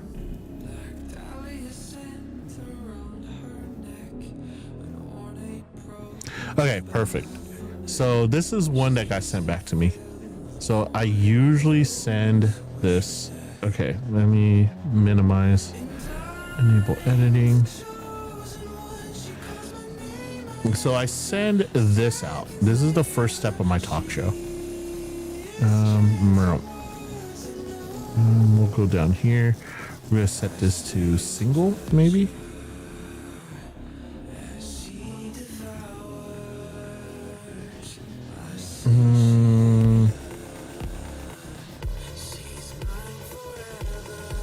Okay, too much. There we go. Okay, so I send this to everyone right off the bat. And so I'll send this to my guest, and these are simple yes or no questions. These are simple yes or no questions, and I'll send this, and they'll send it back to me.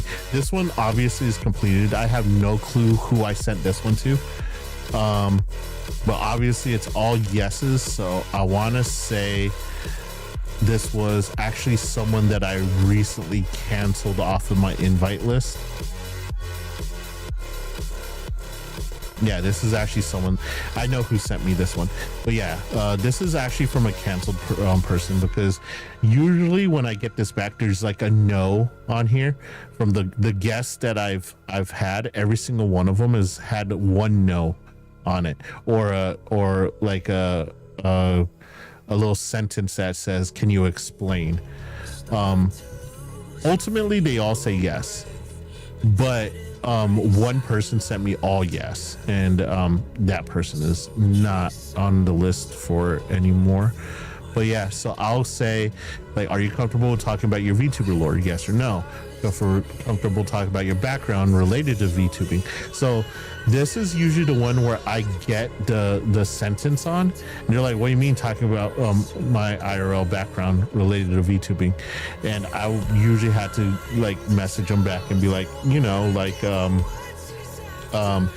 did you do anything in your IRL that got you interested in? They'll send it back to me with a yes. Are you talking about your VTuber influences? Are you talking about future projects and goals? Are you comfortable talking about your chat community and environment they foster? Yes. Are you comfortable about giving tips to aspiring VTubers? All these questions are all yes or no. Literally will take like 5 minutes to like go through and be like, yeah, yes, no, whatever. So additional ones, what topics are definitely off the table for questioning? So I leave that there for them to type out whatever paragraph that they want to put on there about what's off the table. And then general questions to be prepared for. So these are certain things that I will actually, you need to be prepared to answer, because I will ask these on the interview. These are standard type things that I would ask. So these are absolutely something that, like, it's pretty good. It's a pretty detailed preliminary questionnaire. Cool. So that's step one. A lot of people don't make it past step one. They don't even send me their shit back. Like they tell me they're interested in it, and then I send this to them. It's literally a 5-minute questionnaire, and some people just don't send it back to me. So that's already part of the elimination process. So I think we'll use Starries, because Starry doesn't really mind.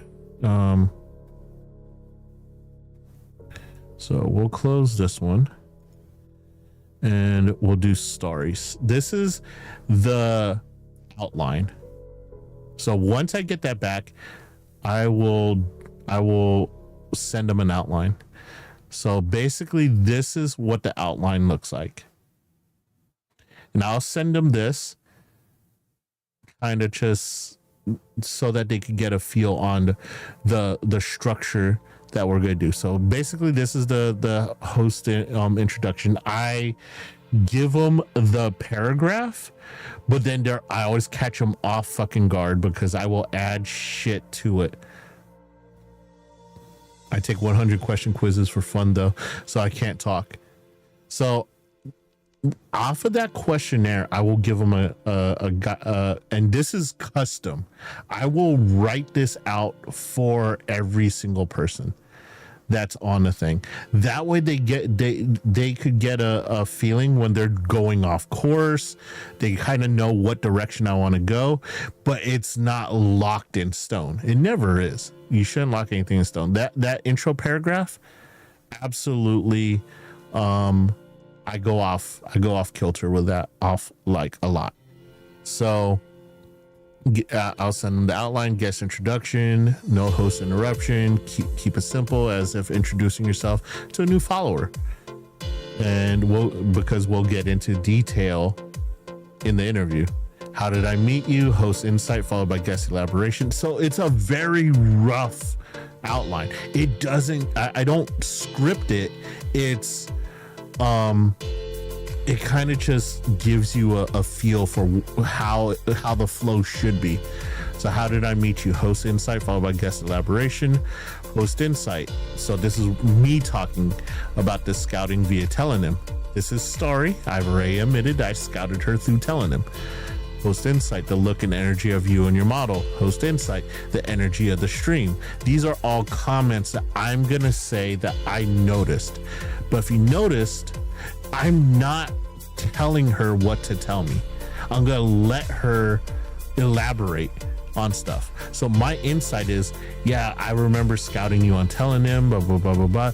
And then I would lead into something along the lines of, do you remember that? That just gets them to talk.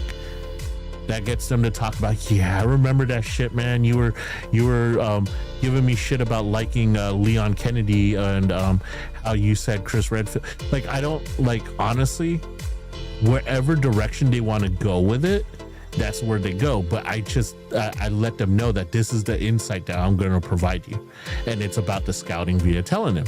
I'm going to give you the insight about the look and the energy of your model. I'm going to talk to you about what your look of your model and the energy I get from your model is, and then you're going to tell me what the look and energy your model is supposed to invoke. What you want? What did you want when you designed your model? Blah blah blah blah blah. Post insight, energy of stream, post comments about the VTuber model, describe the look and inspiration. My lead-in, I'm gonna ask you about your art parent. How did you find him? For those of you who don't know, process of finding new artists. So I always, this question right here, standard. Because I want each of my viewers to tell their experience about how did they find their artist. So I could go in through this like I could go through this very, very step by step, but like you could see everything is custom. Everything's custom to each guest. This is so Starry's was a 2-hour interview. Hers was a 2-hour interview. By far not the longest. I think Actu holds the record at 8 hours. But Starry's was very much so one of the most entertaining streams that talk shows that I had. But for a 2-hour interview, I think, how many pages is this? How can I tell how many pages it is? Let me go this way. 1, 2, 3. So about 3. It's a 3-page out. Oh no. 1, 2. That's 5. It's 5 pages. It's a 5-page outline for a 2-hour interview. So that is just the base of the interview. That's just the base of the interview. And then, so after this gets sent out, and they kind of like read it over and they look at it and all that good stuff. We do tech trials, which is basically a dry run without the actual interview, in which I fit their model into the set, the talk show set. So let's go ahead and close this and we'll switch to the talk show set. The talk show set has its own intro, which I'm going to turn off. And so this is the set. As you can see, that's Starry's seat over there. She was the last person that we interviewed. And I would be over here on this side, where I have my, wait, why is my coffee mug off? That is upsetting. What happened to my mug? But let me see here.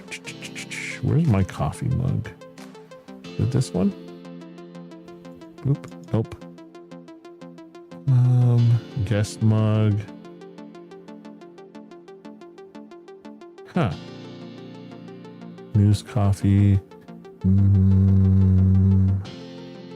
Their talk show logo. Is it that one? No. JD logo. There it is. So we'll take that one. We'll shrink it down so that it actually fits onto the mug. Yoink. It's about right. That's good enough. Yeah. So we have this set, and this is where we do our interview. And Starry sat on the right. She purposely, so the reason why we do the tech test is so that she could get a gauge of where her model's going to be on the screen and how big or small she wants to make her model. Like for me, I typically go about yay big. This is about how big I go for the model. And if you guys type in chat, it pops up in between us. So I do the tech test to make sure that she knows how big she wants her model and how she wants it proportioned on the screen. And we collab that way. And if it's a ping tuber, then I do it and I show them the screen, and then I shrink their model accordingly. Like I will put their VTube React or their Discord React on there, and I will shrink and make it big as however they want. So yeah, that's the prep that goes into these talk shows. So so whenever I see like a talk show that's just like slapped together, it just, oh hey, this cute as fuck. What's cute as fuck? You're cute as fuck.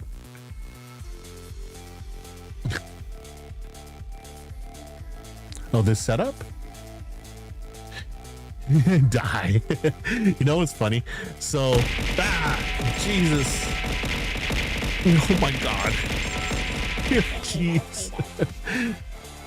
Oh, okay. I deserve that one. But if you notice, I added everyone's badge to this thing. So now you guys get to fucking smack me around by doing that. All your badges come and pelt me, including show you. So this wasn't the original setup. Deserve face our wrath. You remind me of it, my sis. She always say die. Oh my God. So this wasn't the original setup. The original setup had a desk on the left hand side where I'm at, and then a couch on the right hand side with a coffee table. So it was an actual like a talk show setup, but I kind of modernized it to make it into like a podcast type of interview, a podcast type of talk show.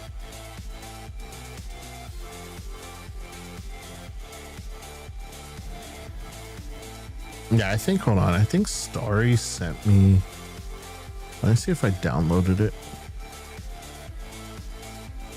Starry sent me her PNG. There it is.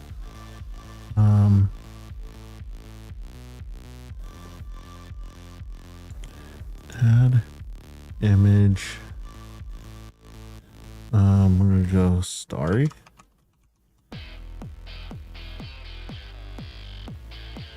Okay, and this is in the downloads thing. Downloads.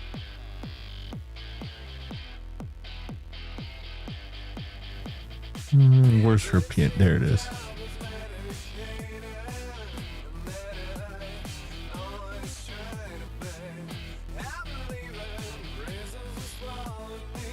So there's Starry, and she made herself that little. Hold on, let me move the Starry one all the way down behind the desk.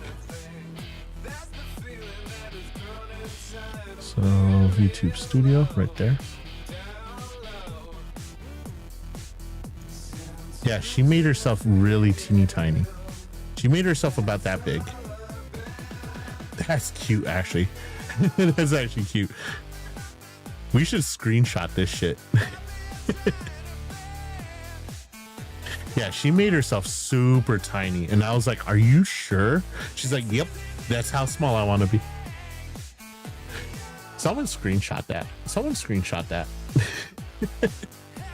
I don't have a screenshot of me and her doing the talk show. You bish. What did I do now? What did I do now? You don't got a screenshot now. We can always go through the damn vid and screenshot it. But that's oh, don't worry about it. Don't worry about it. Don't worry about it. Jeez. We'll just go. We'll go through the VOD and I'll screenshot it. But yeah. So that's literally what the talk show would look like. Yeah, she was that small. She was that small on the talk show.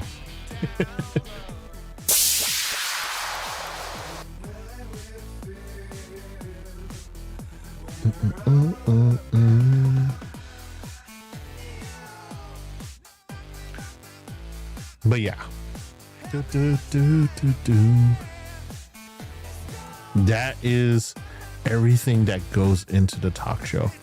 And then I ended up circling all the way around, I ended up in a talk show where it was my VTuber React model, because the person that I was doing a talk show with did not have a live 2D model. So they did not have VTube Studio.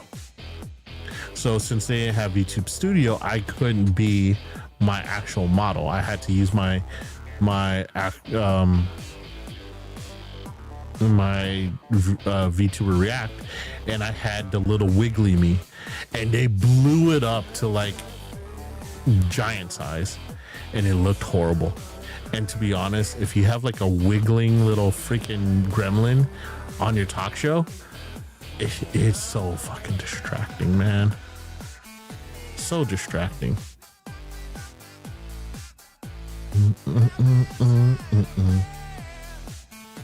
All right. Giant Johnny, lore accurate. What do you mean Giant Johnny? No, it's literally small cat, a small Neko.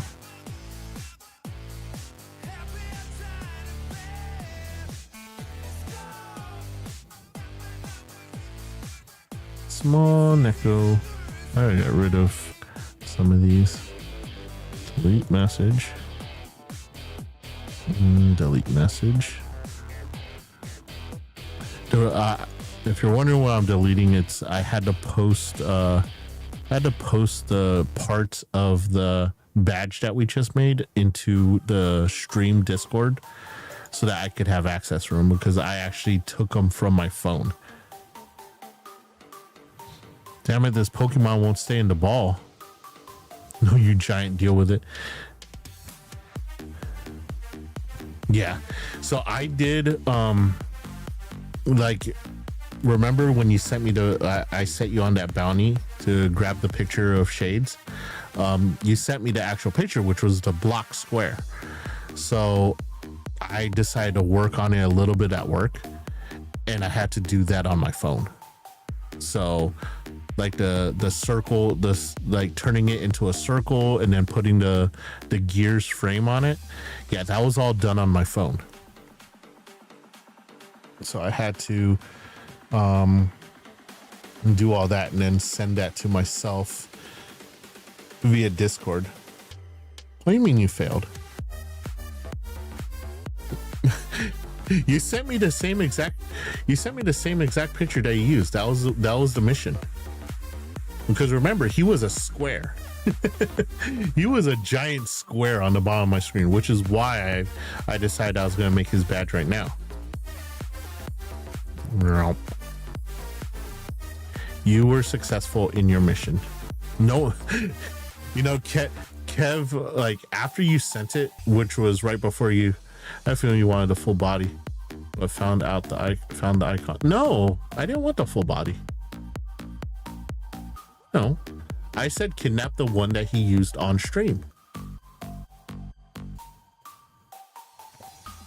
No, you said the right. You completed the bounty as prescribed. Yeah. And then like, so you sent it before you went to sleep.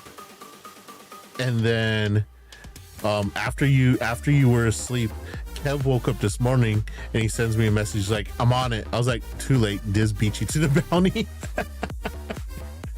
No, you sent the right picture. You sent exactly the right picture because my bounty was, I want that picture that he had scooped up. I want that one. I want that one. So you sent the same exact picture that he has on stream.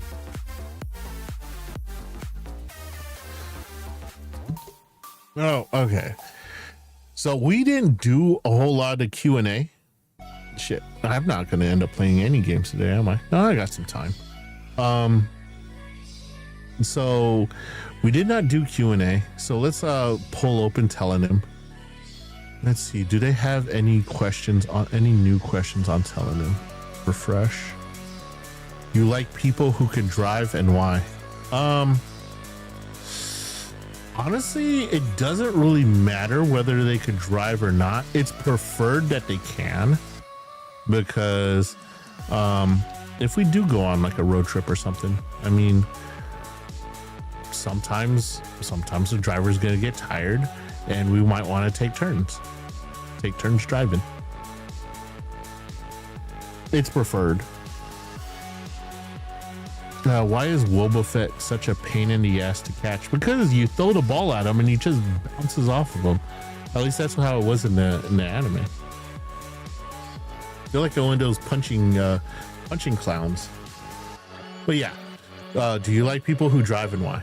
And I just think it adds versatility to like the relationship, to be honest. But I mean, if they don't drive, it's not a deal breaker though. Just figure like if you're doing like a road trip and let's say we go Disneyland or something and we're driving or Disney World for me, because Disney World is like all the way across the country. Let's say we had to drive like 6 hours or something like that. I just like, if I'm driving 6 hours, I'm going to be beat. I'm going to be tired. By the time we get to our destination. But hot take, I feel like all homekeepers need to know how to drive. How else are you gonna manage the house? True. I feel like if you live on your own and stuff like that, yeah, you need to drive, because ain't nobody gonna run your errands for you. Like if you own your home and you are there by yourself, you need to be able to drive, because unless you are filthy fucking rich and you just Amazon and Instacart everything to your door. But even then, I'm just like as much as much as I use like Instacart and stuff, I never use Instacart to send me like fresh items. So like if I want fruits or vegetables or meat or something like that, I'm going to the market myself and I'm gonna pick that shit out myself, because I ain't gonna let no one else pick out what I'm gonna ingest as far as fresh food is concerned. Now, if it's like canned goods or something, or dry ingredients like sugar or something like that, coffee or whatever, yeah, I'll Instacart the fuck out of that if I need to. But most of the time, I'm in the market. I go to the market myself. Like, dear God, when I go into the market, I'm walking out of there with like a huge fucking bill. I'm walking out of there. Oh yeah, I buy snackies. But usually what I do is I go to the market and I stock up the pantry, I stock up the fridge with enough shit to last me a good long time. But there are times where like I stock everything up. And I'm just like, let's say I make burgers at home. But I don't have fucking French fries. I don't have fries or anything, like the frozen French fries. Yeah, my ass ain't gonna drive to the store just to get frozen French fries. That shit's gonna Instacart home, and I will get those frozen French fries by the time I'm gonna cook the burgers. Nah, I just dump those bad boys in the deep fryer and off we go. But like, to be honest, it's like I probably won't be needing it because I do a lot of meal planning when I do my grocery shopping. So I'm like, with this, I can make 3 different types of meals. So I might as well get the ingredients for all 3 type of meals just in case I feel like one over the other. I prefer to make my own hand-cut fries. I used to like to do hand-cut fries, but I hate the soaking, because you have to soak the fries to get that excess starch out. Because if you just deep fry the fries without getting all the starch out, you get some fucking dry ass fries. Like they literally parch your mouth as soon as you eat them. And then they're kind of like chalky. So I don't like the whole soaking bullshit. That's not my deal. Like I prefer to I like fries with the skin on. They make fries with the skin on. They make frozen fries with the skin on. I'm down with that shit. They don't get crispy either when you don't soak them. Yep, absolutely. They're so like. So we have this place where I live. It's called In-N-Out Burger, and I love their burgers. The burgers are top tier. Their fries are fucking garbage because they do the whole thing where they put the potato in in this little contraption above the fucking fryer, and they just cut the potato directly into the fryer, and their fucking fries are garbage. And it sucks because everything else is delicious. Take me there? Absolutely. I'll take you wherever the fuck you want me to take you. I've been trying to get the little group that I have over here that does like a lot of the foodie stuff. I've been trying to take them to like all kinds of cool places, but a lot of them are like, nah, I have food at home. I'm like, what do you got at home? What do you got at home that you don't want to go check out this cool restaurant? Oh yeah, I made some tuna noodle casserole. I'm like, you rather eat tuna noodle casserole than come on out and fucking go to this bomb ass Brazilian barbecue. Yeah, I already made it, so I'm like, okay, whatever. And I'm like, fine. So, and the thing is, you don't go to like a Brazilian barbecue by yourself, because then you just like feel bad about yourself. You just feel bad about yourself. But Yeah, so I've been trying to get people to go to all these different types of places. I mean, now that Stoicy's back, I might be able to con him into going to a few joints with me. But yeah, I've been trying to get them to go to Brazilian barbecue forever.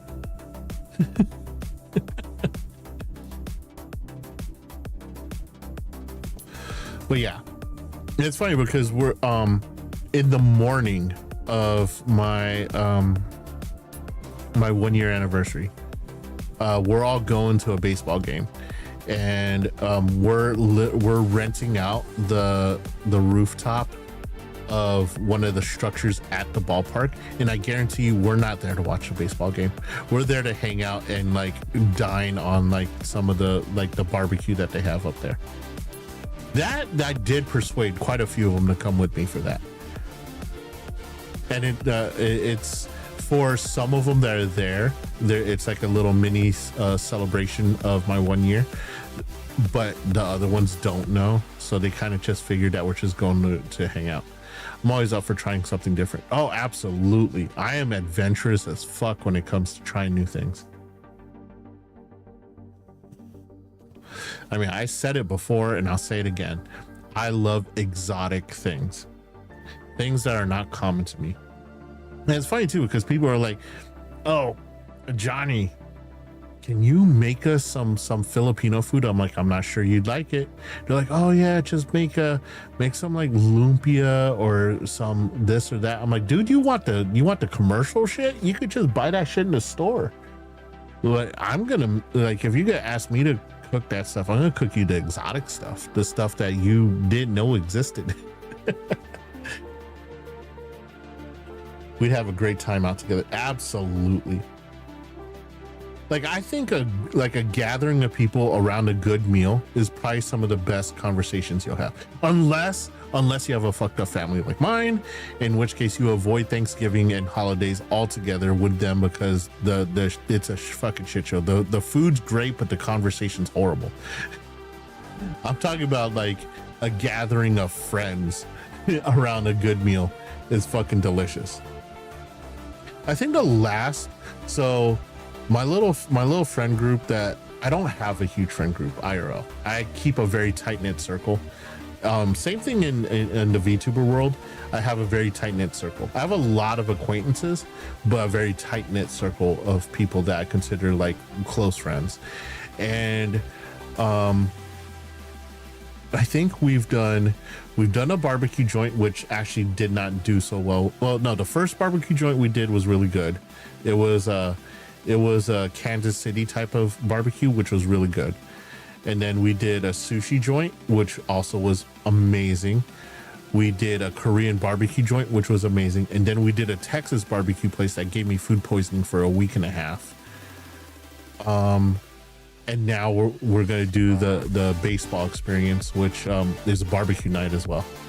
So I get my sense of humor from my older cousins. I developed my sense of humor through really shitty circumstances that I went through in life, and it just turned me sarcastic as fuck. And when you get that way, all you can do is laugh about it. So my comedy is, my sense of humor is on the dry kind of sarcastic type, and it's just developed through life experiences. All my first cousins are guys. Nice. I don't really vibe with my cousins. I really vibe with my family, to be honest. I was actually kind of outcasted from my own ethnic community, because like growing up, my dad was in the military. And he went through the military when it was very racist. There was still racism very rampant and stuff like that. And he noticed that his commanders, the people put in charge of him, treated people with thick accents very poorly. So when I was born, he only spoke to me in English. I only learned English. I didn't learn a single bit of Filipino or Tagalog, as some of you know. But I never learned my own language I was never raised in my own culture, to be honest. I most of my culture I had to look up myself to become familiar with. But he absolutely raised me to be as American as you could get. I spoke proper English. I enunciated my words, and all that stuff. So let's learn it all together. Bet. Like, okay. But yeah, for the longest time, I got outcasted because I would go to these like Filipino stores and I try to buy stuff there.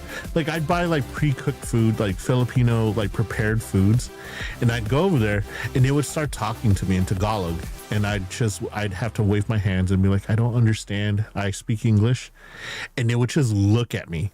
They would look at me like I was a failure. Like, how dare you? You're Filipino. Aren't you ashamed of yourself that you don't speak the language? And I'm just like, I'm sorry. That's just how I was fucking raised. And the thing is like they would like literally give me less food than the person in front of me simply for the fact that I was such a disappointment.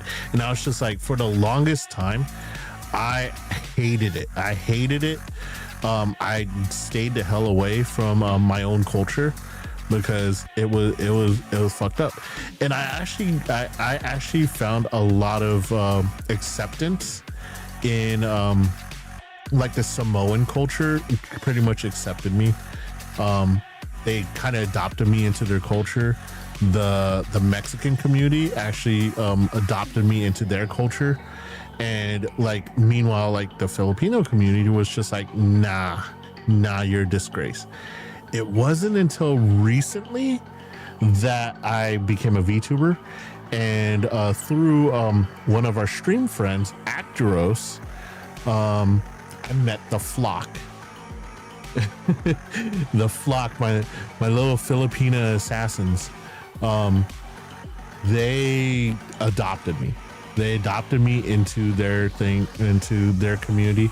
They're younger, I want to say more modern Filipinos, and they've kind of just been trying to guide me back in and try to ease me in and stuff like that. I mean, I still feel awkward because they'll slip into their own language and I don't understand a damn thing, and Google Translate takes forever to figure out or to translate everything that they're saying. So, but still, I'm slowly reincorporating into my own culture. But that's the source of why I'm totally into like exotic things that aren't like me. Things that definitely aren't like me is where I lean to. Oh, absolutely. They still have old school parents like I did, except they were born and raised over there. So they learned the language and stuff like that, but they did not grow up around the racism and stuff like that my parents did. So, but yeah, that's why you don't hear the accent out of me too often. Sometimes it comes out and I don't know where the fuck it comes from. I honestly don't know where the Filipino accent comes out of. Is it? I don't know if it's a reflex or something, but holy shit, it just pops out and I catch myself. I'm like, what the hell did I just say?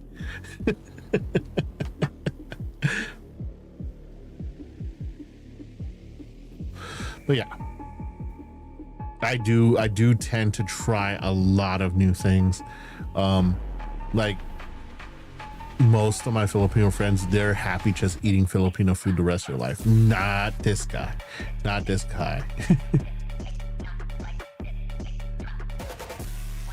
But yeah, enough of my sad story. Enough reveal of the Johnny. Let's see here. What other questions? What questions did I answer? I answered a lot of questions that should get me beat up by you, Diz. My Boston accent comes out if I'm pissed. Oh man, you got the Boston accent. The Boston. Do you keep your car keys in your car keys? I enjoyed hearing about me. Wait, what do you mean also yes? Ooh, what's also yes? Oh, about me getting beat up by some of my answers on telling him? I don't care. I answer those honestly. I don't lie in my answers. Yeah, you know what? Beat me up. It still won't change my answers. I lived there until I was 13. Yeah, fair. I've only passed through the Boston, Mass area. Y'all got some nice ass seafood up there. Why is it always food? All right. So I won't read off the ones that you're gonna bonk me for on stream. Let's see what else. What's the best way to start a conversation? So my whole thing is observe the person that you want to hold a conversation with, because the last thing you want to do is walk up to them and be like, yo, what do you think about quantum physics, blah blah blah blah blah, and they're like, fuck you, dude, I hate quantum physics. That's the last thing you want to do. So just observe and find out what they like to talk about, and if any of that shit meshes with you, then kind of just have that conversation with them.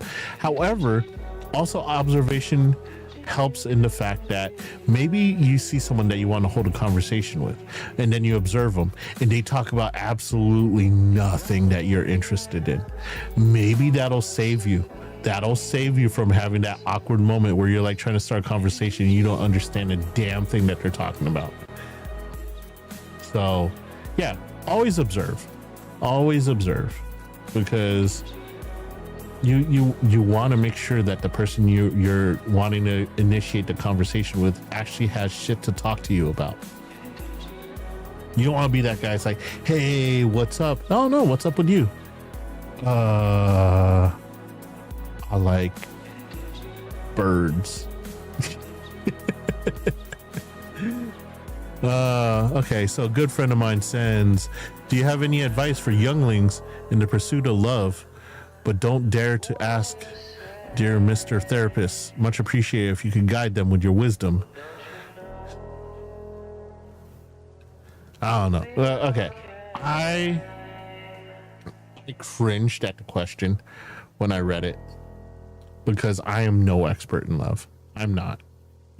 I've had more failed relationships than I want to admit. But I gave the best answer that I could. I gave the textbook answer that I usually give when I'm giving the talk to people I work with. Well, not people I work with, but my clients. So first thing is, don't pursue love. Pursuing love is kind of just like when you go and you're meeting someone for the first time and you're immediately pursuing love. That's kind of fucking cringe. That's kind of weird. Like, you don't know, like we've gone over this several times. I don't believe in love at first sight. I don't believe in love at first sight, because you have to vibe with the person. Your personalities have to match. You have to connect on several levels. Yeah, sight, like seeing someone and being physically attracted to them, not love. You're not pursuing love if you're just going by what you see. You have to fucking know something. You have to bond. You have to vibe. So don't pursue love. Pursue friendship. You want to be this person's friend. You want to know something about them. You want to know more about them. You want to vibe. You want to get to know them. And when the friendship blossoms and you become more than just acquaintances, and now you're friends, you start to see their strengths and their weaknesses, and you bond through that shit. And when you run into weaknesses and stuff like that, you act as their support. You support them so that they could push through their weaknesses. And then when you see their strengths, you support and you grow, you nourish their strengths and stuff like that. That's what friends fucking do. Do you see where this is heading? you're now becoming more invested. You're now being more involved. Now you have to decide. How's that feel inside? How's it feel inside? Are you getting attached, or do you become closer as a friend, or now are you becoming vested and you're starting to feel certain things for that person? Then when that shit pops up and you start realizing, oh shit, man, I'm fucking catching feelings for this person. Then you start being that emotional support. You decide that you are gonna avoid that fucking friend zone the best you can, and you're gonna try and push to be something more. Well, you allow them to do the same thing for you. You bond even further. Then when you feel like you're not gonna, you feel like your fucking chest is about to burst through your heart's about to burst through your chest. At that point in time, with all the knowledge that you have, with all the bonds that you made, then you pursue love. Then you pursue love. At that point in time, once you've strengthened those bonds and you've done all that shit and you've done all the footwork and you feel like you guys are in the same space, both mentally, physically, spiritually, whatever, then you pursue the love. Yeah, how long does this journey take? I don't fucking know. It all changes. It all depends. It all depends on the person. Sometimes it does not take long for kindred souls to realize that they are like they're meshing. Sometimes it takes fucking forever. Sometimes it can be years down the road. Sometimes you could be friends and watch the other people watch each other go through shitty relationships, and then realize that the reason why those relationships were shitty is because you two were the ones that were meant to be together. That could be a route also. So, but the thing is you're never gonna fall in love at first sight. No, you're not gonna fall in love at first sight. You're gonna fall into lust at the first sight. And if you think that's love, then you're probably gonna get your one night stand and walk away. But if you put in the work, you are there, and they are there for you, then there you go. Yeah, it's lust at first sight. It literally, that's what that is. So pursuing love, you don't pursue love until like the last stage. Pursuing love is after you've already established a bond. Yeah, it's funny because as you would think with this mindset, I would have like more, I wouldn't have as many failed relationships. But remember, relationships are two ways. I follow my own advice. Believe me, I follow my own advice. And every single failed relationship is because the not both sides do not follow the same advice. Or someone strays, or sometimes, you know what? Sometimes it just doesn't work. Sometimes you have to like fall in love to realize that the love is not there. So there you go. Yeah, failed relationships are learning experiences. But like, to be honest, it's like when I look back at my relationships, which I don't do very often, because I'm the type of guy that for the most part, I think I only have one ex that is still a friend, and they're only a friend because they've married someone and they found their true love. And you know what? Sometimes it's not you. And you just realize you're the friend. And it all depends how much effort both sides put into it. If one side did all the work, then more than likely you're not going to be friends afterwards. But if both people put in all the work and it just did not work out, sometimes you might be able to salvage a friendship. In general, though, the awkwardness that happens from a breakup kind of just shatters friendships, and you guys kind of just drift off into your own worlds. That's the typical route that most of it falls into. But sometimes there's just that thing where you guys should not have fallen in love, and they end up with someone else and you end up with someone else, and you just guys end up being friends. That's a very rare occasion that happens, but it happens.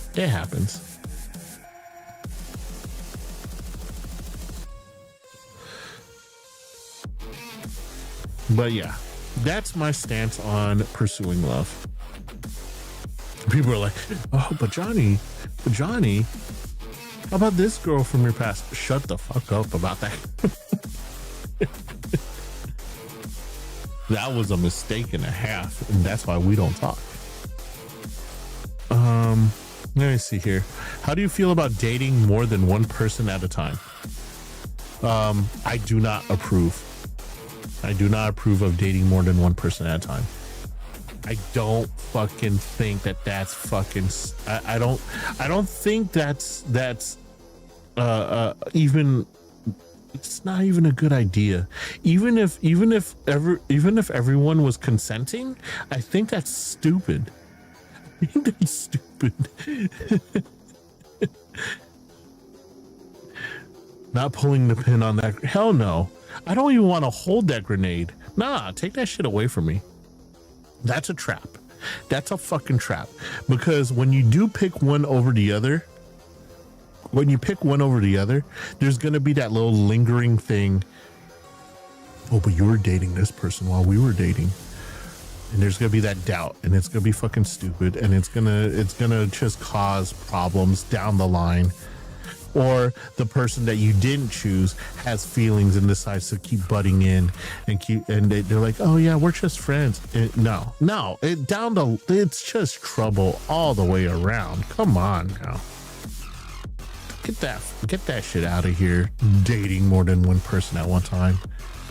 I mean, I apologize to all you open relationship fans out there. You do you, but keep that shit out of my basketball court. I don't want it.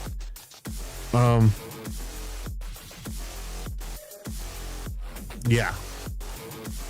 Would you give your phone code to your partner? Okay. If you want to see what the fuck's on my phone, be prepared to see a whole bunch of fucking random shit that I use to create these badges. See a lot of selfies that have never been published of me in random places because I didn't like the way that I looked.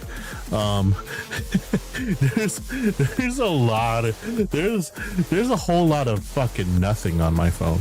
I don't like before I became a VTuber, I had an Android phone. No pin, no nothing. You picked it up and you swiped the front and it opened. Like, no matter who picked it up, you just picked up my phone, you swiped the front and it opened. Because I don't have shit that I'm like, I don't say anything in text I wouldn't tell someone to their face. I'm very straightforward. I don't have shit to hide. So, if I have a partner, I'm an open book. Okay, that works for some people. Some people don't want their privacy invaded, even though they're not hiding anything. So I understand. So like I said, on my Android phone, you could just pick up my phone. I could leave it wherever the fuck I want. And if you picked it up and you swiped it, you had free reign. Just don't text anyone. Don't access my bank accounts. My bank accounts do have fucking pins on it. You have to. But like if you're like, hey, how much do you have in your bank account? And let's say we're dating. Yeah, okay, here, look. There you go. That's what I have. But some people are just private. And they don't want to share their stuff. That's fine. And the thing is, you have to trust your partner that they want to keep their phone locked because it's for their privacy and they're not hiding shit from you. If you don't have that type of trust, you probably shouldn't be in a relationship. So yeah, now that I have an iPhone that requires you to have some sort of fucking security on it, if you haven't, like, I am required to put a pin on my iPhone because that's just how Apple wants it to be. So I do have it, but like, honestly, like if Diz were like, Johnny, would you give me the pin to your phone? I'm like, can you remember it? Here. But like, I would never ask her for her pin.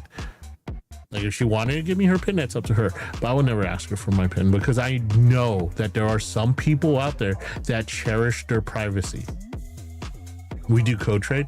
That's cool by me. I'm down for that. But like, I would never ask her for hers. And she probably would never ask me for mine. But the thing is like, if she did or I did, I would in a heartbeat. And more likely, if she asked me for mine, then she would trade hers. I never just take. I always do trades. Absolutely. Do unto others as you would want done unto you.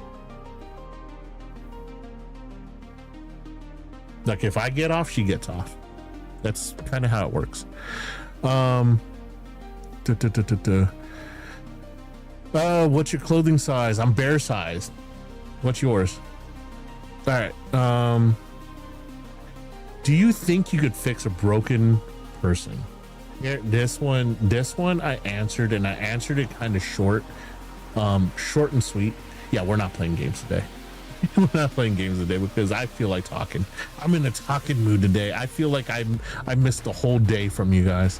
So we gotta talk. Do you think you can fix a broken person? I don't think you can. And that's spoken from a psychiatric background, that you cannot fix what doesn't want to fix itself. If someone's broken, they have to put in the work to repair themselves. Let me explain. I know that sounds cold as fuck because some people want to be like the white knight. Some people want to be the simp that comes in there and is like, I repaired her. I made her better. Blah, blah, blah, blah, blah. Now she must love me. No. Listen here, Junior. So when someone's broken, that means there's pieces that are shattered. Some pieces cannot be pieced back together. Some pieces just go fucking missing. They are in pieces. They are literally in pieces. Now, you, as the person that's coming in, you may replace some of the pieces that are there, that are missing. You may be you may fill some of the holes. However, you're there, but who's going to put the pieces around you? Who's going to connect the rest of the pieces around you? Are you going to stick them to yourself? Are you going to make the whole complete picture? No, you're fucking not. You're just the person that's filling the hole. You're just the person that's filling the hole. It is up to the person to rebuild around you that is filling the gap that caused the break. You are just a piece of the puzzle. Stop, get over yourself. You are not the handyman. You are not the home. You are not the house. You are a piece of the puzzle. And it's up to the individual to complete that puzzle with you in it. You ain't fixing shit, man. You could guide them. You could provide instructions. You could tell them this is how this fits around me. This is how that fits around me. But until they do it themselves, you ain't fixing shit. You will never fix shit. They will fix it. So get over yourself. You ain't fixing no one. You're just providing pieces that you hope are much more valuable than the pieces that are gone.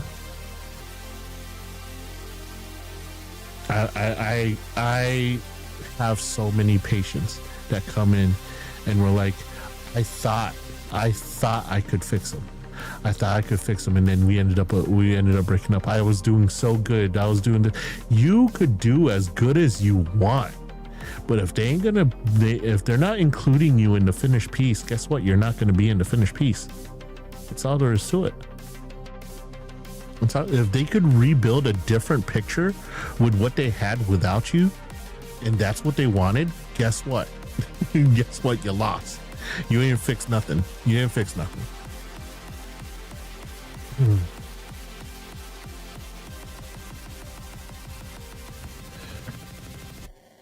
could be helpful. I'm not saying don't help someone who's broken. By all means, help someone that's broken, but don't expect that you're gonna be the one that's gonna fix it. Let's see what else we have here. Would you rather have friends from different backgrounds or one similar to you? There we go. Yeah, that's the one that we covered already, but I'm gonna say it again. Variety is the spice of life. I prefer everything to be exotic to me. I prefer everything to be different to me. I want everything unique. So I even prefer my partner to be exotic to me. Like, honestly, people are like, why won't you date anyone of your kind? Well, for one, my kind threw me out. My kind threw me out of the group. They are just now accepting me. And the thing is like the flock that has accepted me, I look at them as if they're family. Even though they're little assassins that I hired to take out people, they are still family. And you don't date family.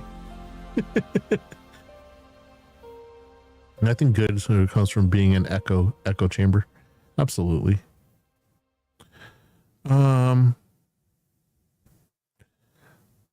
Okay, this one I'm gonna ask the question, but I have no clue where this is coming from. Like, I don't understand it. The question is, why is doing a year abroad during school important? I did not know that was a thing.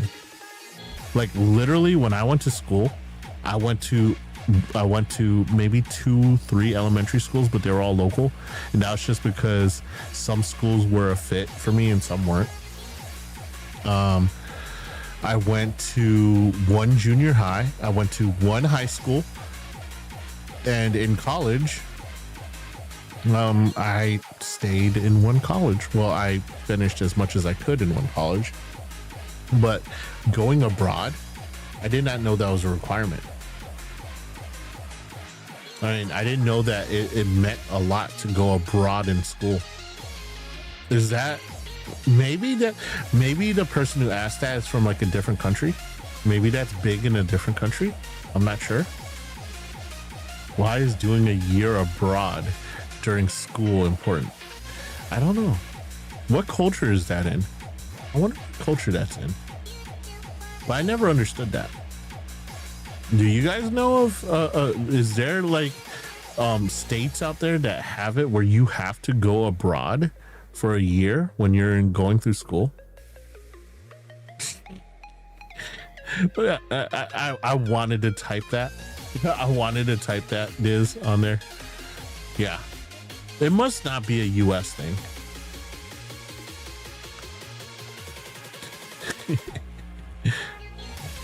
Is there anything that can be done to make you feel good? Absolutely. I need some work on my lower back. I need to go to a chiropractor. Honestly, I need to go to a chiropractor. I just haven't priced one out to see what they charge to do like lower back adjustments.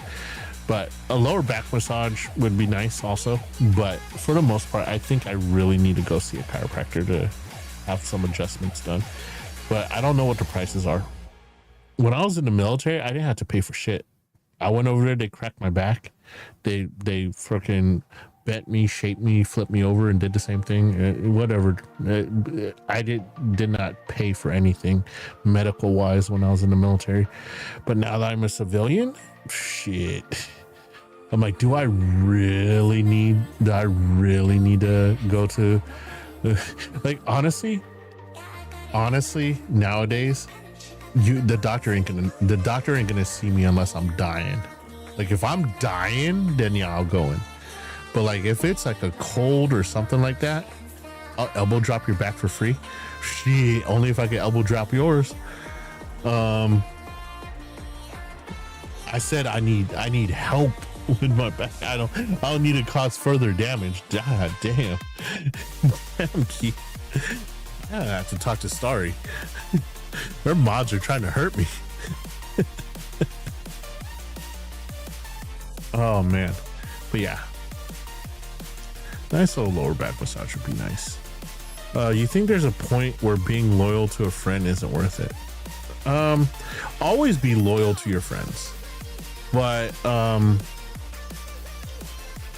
there's a point in time where you start to see that they're not being loyal to you, or they're taking advantage of you, or they're being dishonest, or they're on the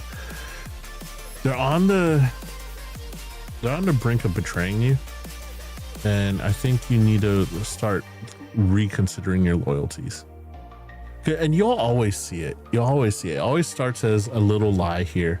Oh, this lie didn't really mean that much. Okay, cool. And then the next lie, something bigger. And then the next lie, something bigger. And then they just stop talking to you because they're tired of like keeping up the lies, and they figure if they just stay quiet, that you're not going to question them. I think at that point in time, you got to wonder about whether or not your loyalties are in the right place or not. Like you'll see it coming. And I wrote this in my answer. Fire lets you know as it gets closer that it's going to fucking burn you.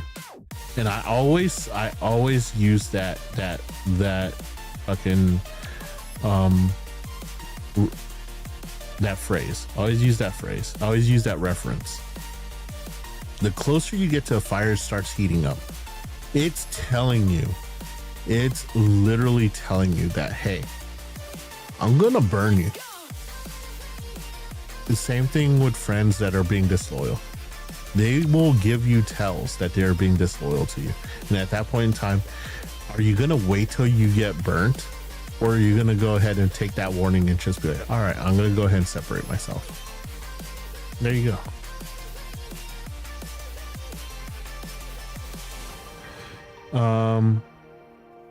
What else do we have here? Your jokes always make me laugh. Thank you. Really poor at telling jokes. I don't know where that came from.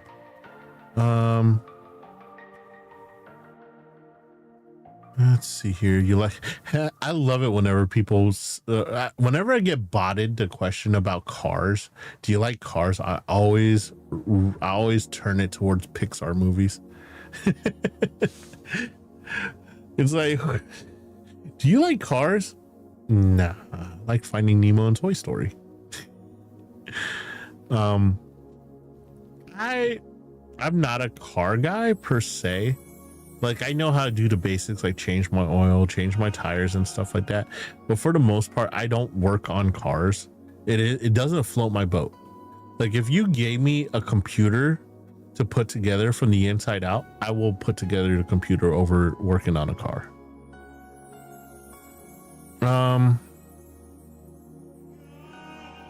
This one's one that will sting a lot of people. This one's my hot take. All right, y'all ready for a hot take here? Because a lot of people in my profession take the opposite stance as me. So I already know that this is gonna be a hot take. Do you believe in taking a relationship break, and why? So a lot of fucking psychiatrists, psychologists, therapists out there, relationship therapists, they advocate for these fucking breaks. I don't subscribe to the break thing. I really don't. Especially in today's day and age where morals are very, very loose. I don't subscribe to the break thing. So this is my answer. Breaks are generally for long periods of time. anywhere between a week, a month, even longer. You take a break. And during this time, there's no communication that's taking place between you and the other person. Usually when you take a break, it's because of an issue that you have with the other person. How the fuck are you gonna fix it if you're not communicating with each other? How the fuck are you you're gambling? You're literally gambling that the other person is going to think it's their fault and they're going to do something to fix it. Or they're gambling that they think that you're going to realize it's your fault and you're going to fix it. There's no fucking way that you're going to work together to fix this issue. You are now separated from each other. Now, also when you're separated, you're left alone with your intrusive thoughts. And when you have those intrusive thoughts, you're like wondering, man, is my significant other thinking about this as much as me? Or are they out fucking around now that we're on a break? It's like you get these intrusive thoughts all the way out. Well, you don't take a break if there's not an issue. That's the thing. So it's with all issues, that is what you need to do. Calm down and talk things out. You don't take a relationship break. Taking a relationship break for some people is like, free ticket. I could go do whatever the fuck I want. No, it's like literally, if you want okay, I'm gonna read this part verbatim. This is what I wrote. The only time apart should be the time needed to calm down enough to approach the issue together and collaborate on a resolution. Just calm down enough to not yell, to think rationally and work together. Like you don't want to start working on it while you're still angry, while you're still yelling at each other. I mean, there's still gonna be some anger, but if you're like yelling at each other, which I don't do, I hate yelling altogether because it doesn't solve shit.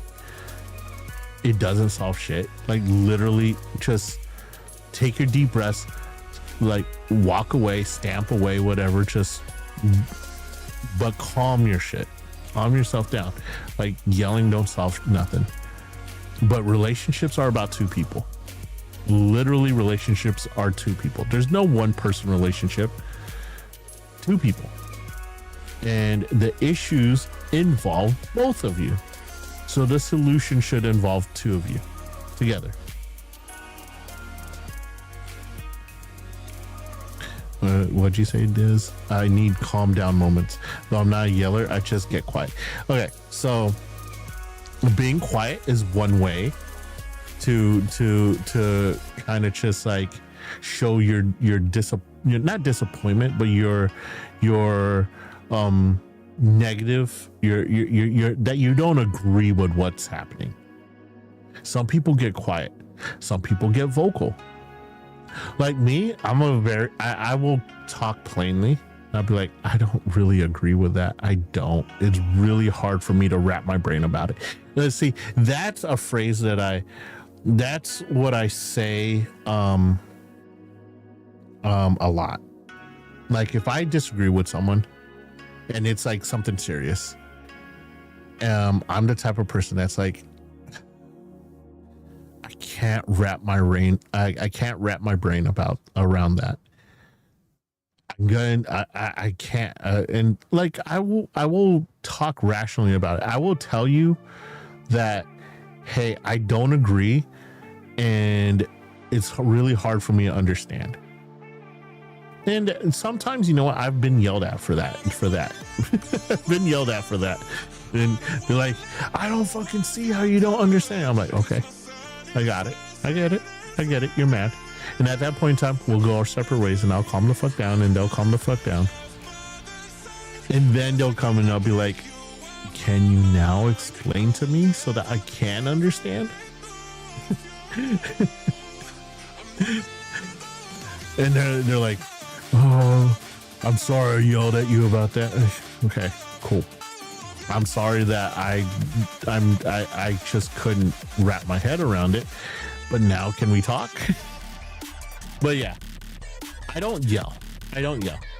Younger me you would never see me. I would just walk and go. I'll walk and go and hope that fucking we forgot. And that's why I didn't get into a relationship until much later in life. Because I just cut people out. That's how I was when I was younger. I was just like, okay, you yelled at me, you're pissed at me. All right, then I'm gonna go over here. And I had this mentality of, uh-oh, here they come, they're coming after me. And I would just walk away even further. I would just distance myself. That was younger me. I didn't want to deal with it. Because you yell at me once, our communication channels are closed, pretty much.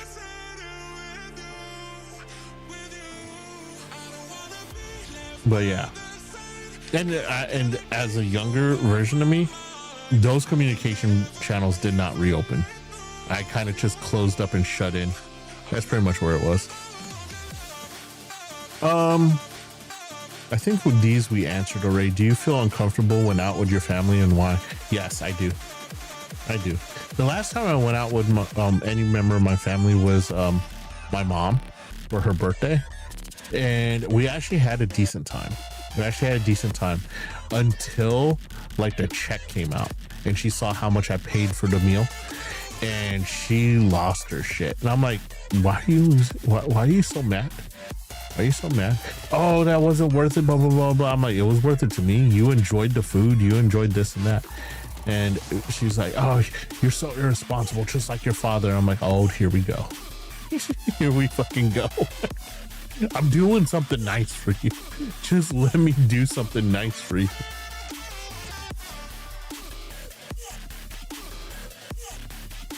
Yeah. Me and my family in general, do not get along. Like literally, I could go a whole relationship without you meeting my parents. I don't need their approval. I do what I want. And sometimes, honestly, they embarrass the fuck out of me. And I can't put up with that shit. But yeah, that's pretty much it. That's it for questions. Do anyone in chat have any questions for me? Speak now, forever hold your peace. Or not forever.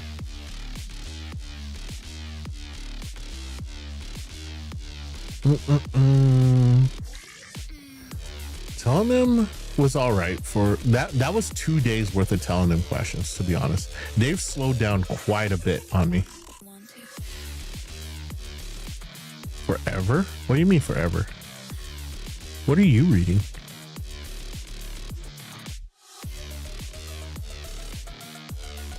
What are you reading? You're being a goof?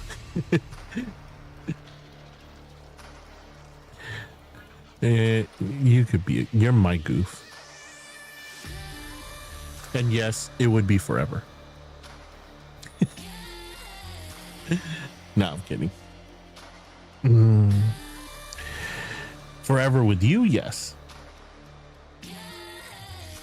Forever hold your peace. Well, I wouldn't mind being in that situation when you. Now, okay. I'm surprised you haven't beaten my ass for what I sent the item that I purchased. Oh my god, more Chihuahua pics. I just saw that all up and down the holy crap. Have you opened your DMs for me?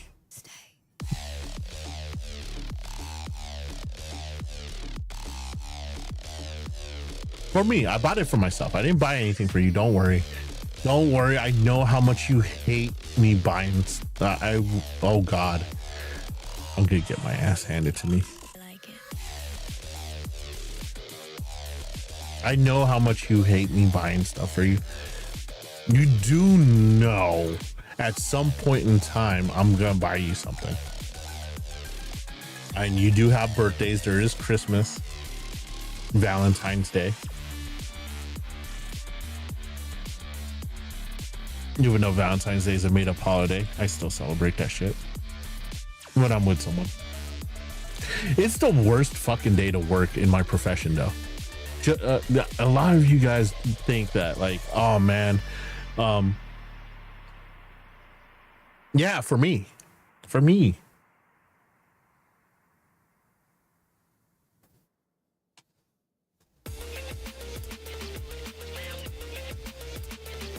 So like, it's pretty. Yeah, click the second picture though. The one with the words on it.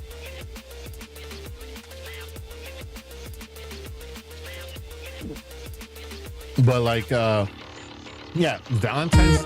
Kidding. I need to turn that shit down. That shit fucking makes me fucking just fucking. Son of a, what is going on here?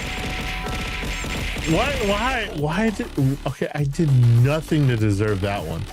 All I did was get jump scared by a freaking sexy sax. I need to turn that shit down. Kitty gonna give me a heart attack. Get assaulted, baka baka. Wait, why? Why jewelry diamonds are inherently worthless? Well, okay. I love scaring me. Why do you like scaring me? Why am I getting bonked? Nah, so jewelry could go one of two ways. If you're buying jewelry for someone who doesn't really like jewelry, then you're wasting your money. You're literally wasting your money. But like if someone likes to accessorize, and you get them a really neat piece of jewelry, then yeah. I don't wear jewelry unless it means something to me. It has to mean something, and usually I get it for myself. Also, me and Kitty into Primal, it seems. Apparently. But yeah, like usually I've never gifted jewelry. I get it for myself, and it's usually like something simple. I don't get the big giant chain, the thick ass chain and shit like that. I don't do that. It's not practical. It's so, and it's actually kind of cumbersome, and you're always worried about whether or not it's gonna break or something like that. Like I do practical shit that means stuff to me. So yeah. But like with Diz doesn't really do jewelry, so it's not really on my docket of things that I absolutely had to buy for her. And honestly, she buys her own stuff, and I'm the same way. Like I buy my own stuff. Like I tell people, I joke with people because you know every streamer has a throne. They have their little throne app where they put stuff on a wish list, the stuff that they want. Literally, my throne is a shopping list for myself. I will clear my own throne wish list because I buy it for myself. And then people are like, "Oh, how come your throne's empty?" It's like, because I bought my shit that I wanted. But it's like a requirement for streamers, especially VTubers, to have a throne, blah, blah, blah, blah, blah. So, but like I buy everything on my throne for myself.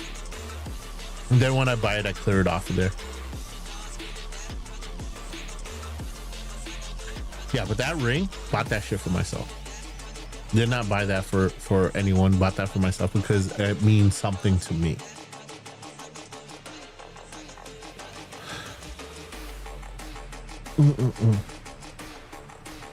Now I am gonna figure out something that Diz wants. I'm gonna sneak and buy her at some point in time.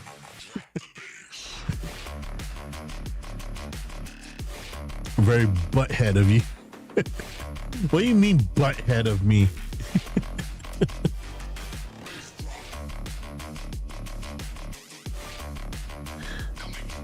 My lips are sealed then, are they?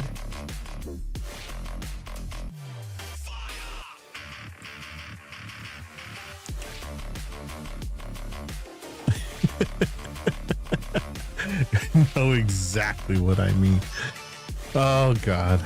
All right, so that ends our Q&A. Well, we still have Ask Senpai Anything that's gonna go on all the way to the end of stream, but that ends the actual format Q&A. What are your thoughts on using trick birthday candles? I think they're stupid. Okay, for one, regular candles. Have you seen people like blow out regular ass candles? Have you seen the saliva spray that comes out when they're blowing out those candles? Now imagine trick birthday candles.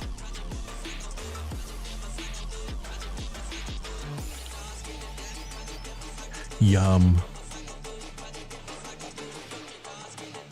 I don't believe in birthday candles. Honestly, like I've seen people spend so much money to have this like custom cake made. Like some of them actually put like pictures on top of them, and it's like a happy birthday picture, and it's like they do, and then they like poke holes in it with candles and shit like that. I'm like, you put in all of that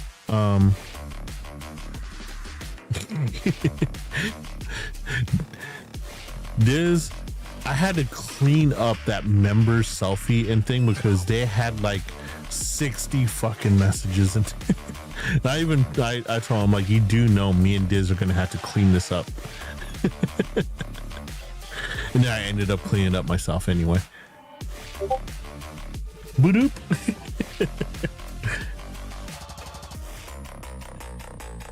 No, that's fine. That's fine. If you're doing it, I can't hold you accountable for it. Because you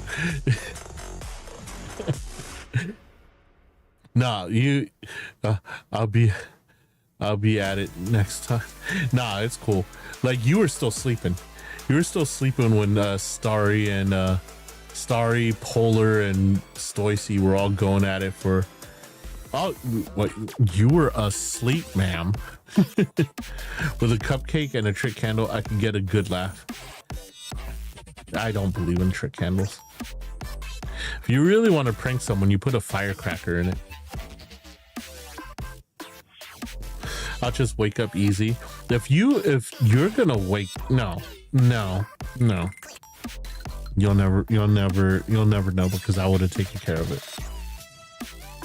It's my server too, so I have to do some of the work.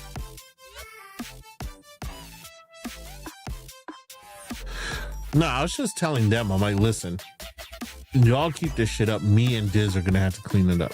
And then they stopped, and then I started deleting them, and then one of them would chime in, and I had to delete that one. I'm like, oh my God, stop it.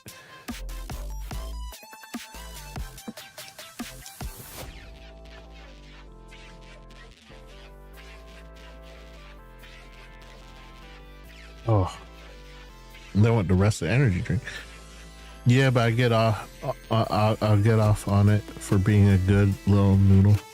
You'll get off on it, huh?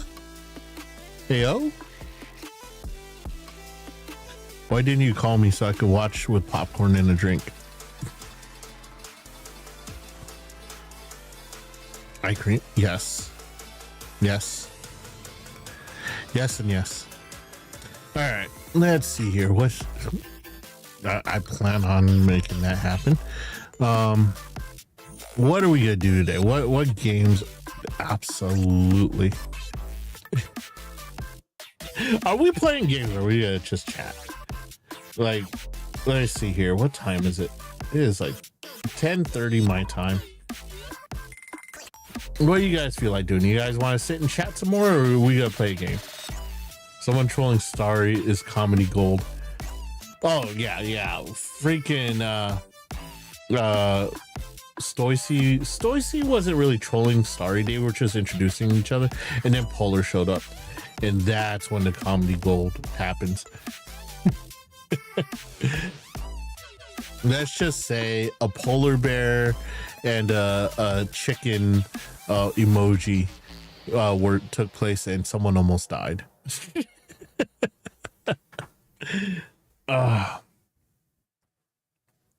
So what do you guys feel like doing? Do you guys feel like playing a game? Do you guys want to keep up talking? I'm all down for both. I love yapping. I love playing a game. Get me in the mix and it's better. Are you in the server, Keys? Are you a member of my server?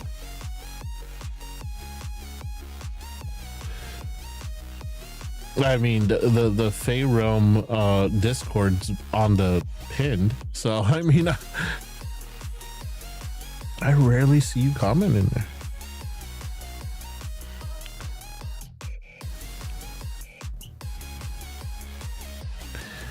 Filled my first order with Cheerios.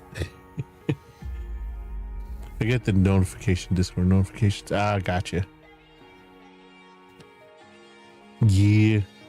Miss Star is is very involved in our server as well. I should go over there and visit her server and be more involved over there. But I feel like I would be a distraction a lot since Miss Starry is doing the whole school thing. I definitely don't want to like go over there and just infiltrate her server when she's not around. I'm always in our server. She's having a little mental health break. Yeah, I know.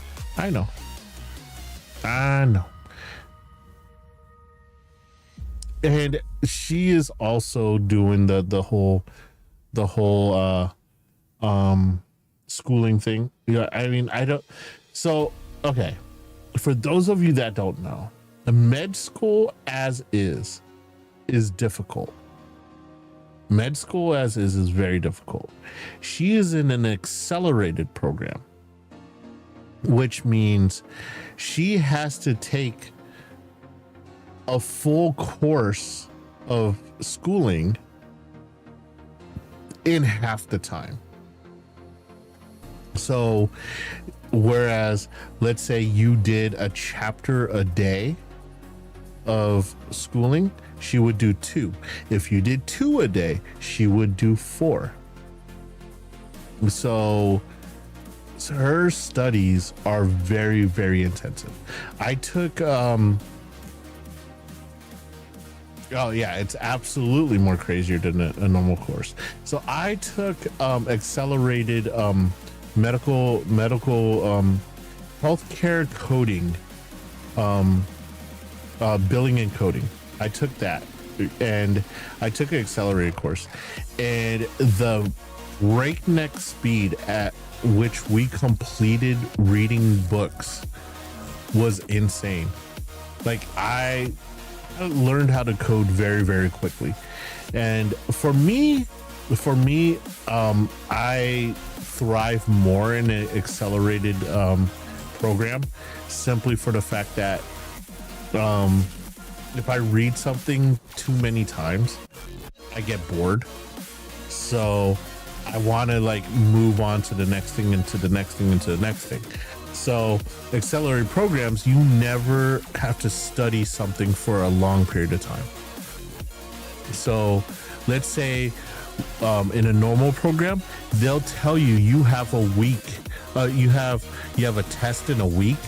So you study the same material over and over and over again for that week until the test comes. And by the time that test comes, I'm so burnt out on what I was studying that it's just sometimes it actually affects my test score in a negative way. But in an accelerated program, they go, you have a test in 3 days. Then it's like, okay, I'm hitting these books for these 3 days. I'm cramming it in. Test time. Now test complete. Move on to the next thing. and that's kind of easier for me. Starry, I think this is her first time in an accelerated program, and it is hitting her at breakneck speed, and I don't think she was ready for it, but now I think she's getting used to the pacing, and she's actually like knocking it out of the park. But literally, accelerated programs leave you no time to do anything. So the fact that she's comes on and puts on a stream every now and then, with working full time and doing an accelerated program full time, just amazing, just fucking amazing. I actually, she motivates me. She motivates me.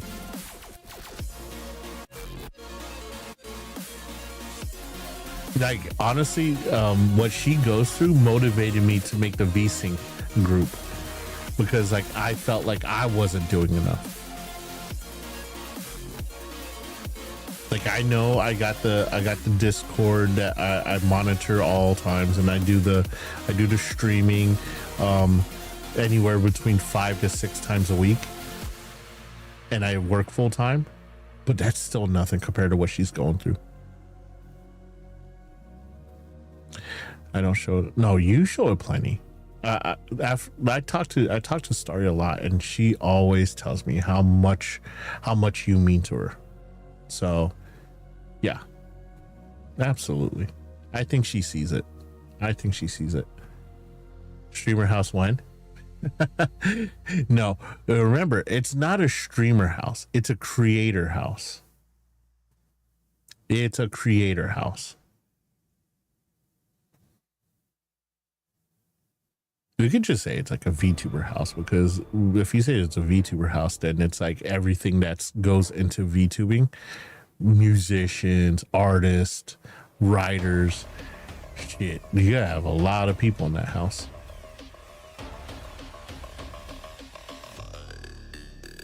Pick up your 2 cats and whoever else.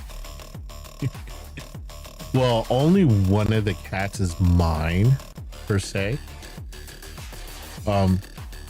The other cat, just a friendly cat.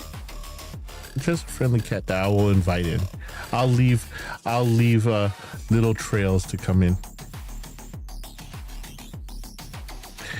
Now, I would love nothing better than to have a streamer house or a creator house. Both could be yours, Baka. Well, right now,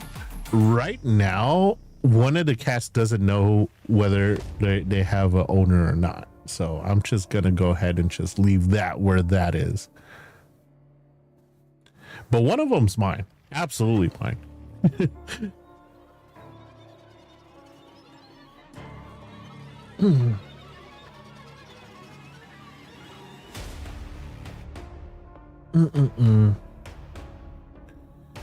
But yeah, absolutely want to create. What the hell?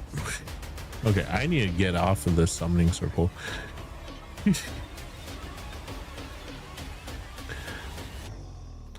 A black cat in the calico. I want to say, if I were a cat, which I'm not, I am way too big to be a cat. I would be a Maine Coon.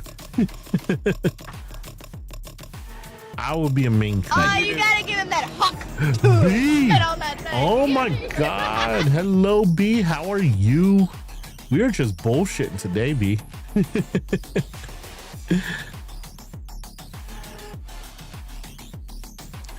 Hello, sexy. How are you doing today?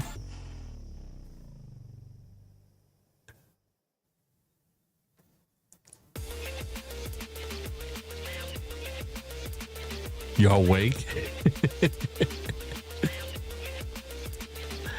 So she it's funny too, because right before you went to sleep, B, I threw all that information at you. I felt so bad. Here I am sitting at work, wide fucking awake, and you're just trying to sleep, and I'm just like, oh yeah, here's something that I have planned.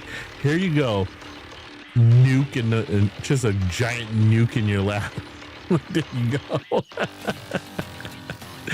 No, it's too late. You already agreed. Kidding. I'm kidding. Yeah. You agreed before even reading the proposition. I honestly think you'd fit the role best. Out of all the friends I have, even though one actually classifies themselves as one, I think you'd fit the role better. Yeah, you were fucking exhausting. After I got done typing out all the VSync shit and I started sending it all to you. Yeah. After I got done sending all that VSync shit, you're like, I'm tired. I fell asleep at my desk. I'm like, fuck. I'm like, God damn it. I was like, okay, yeah, go to sleep. I felt so bad that I gave you that whole VSync information, all that VSync information. Bro, that shit wasn't planned, I promise. You're the one that jumped into summoning circle, and I was like, ow, what the hell? Bee's awake.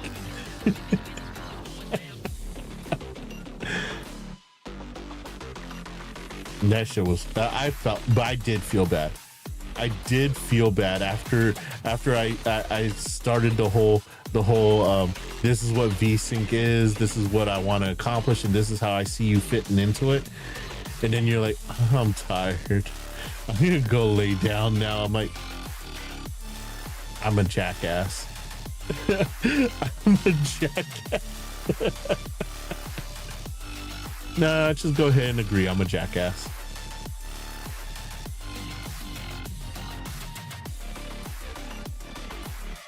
Mm-hmm. But yeah, it was barely coherent. You know, I should have known. What time was that shit? That was like at 2 o'clock in the morning. Well, 2 o'clock my time, 5 o'clock your time. I should have just took my ass to bed. You know, you say that, and then you're like, you know, I need to bring my ass to bed. And then I'm like still up because I'm 3 hours behind you. And then I see, yeah, Royal B went live. I'm like, what the fuck?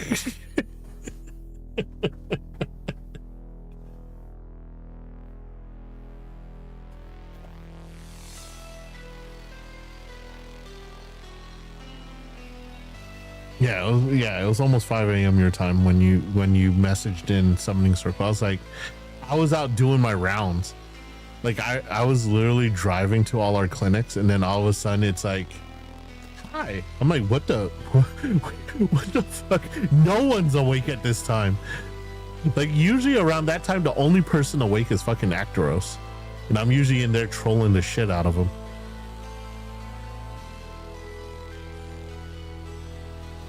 Yeah, and you popped up. I was like, ma'am, are you doing this again? Are you about to fire up another random stream?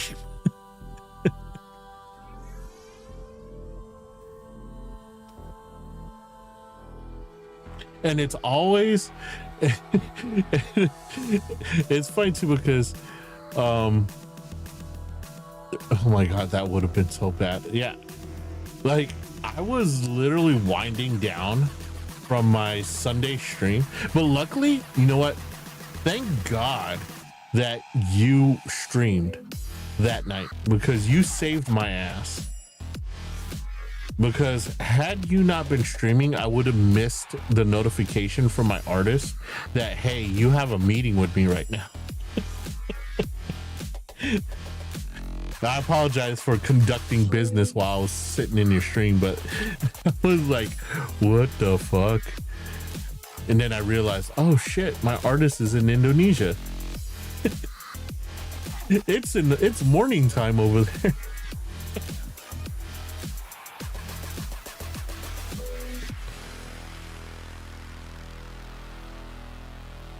Nah, but like when I was literally right about to crash out, and I was just tidying up some stuff on Discord on, what was it, Sunday night? I think it was Sunday night. Yeah, I was tidying up some shit on Discord, helping a friend out, navigate through some issues, and then I see Royal B went live. I was like, ma'am, what are you doing? What the fuck are you doing? You just ended stream. What the hell are you doing back?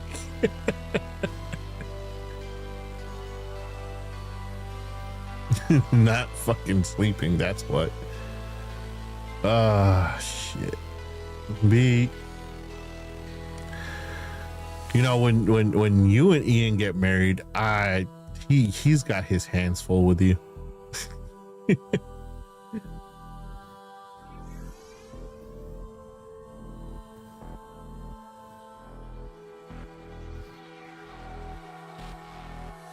Body straight up was like, no, you don't do this right now.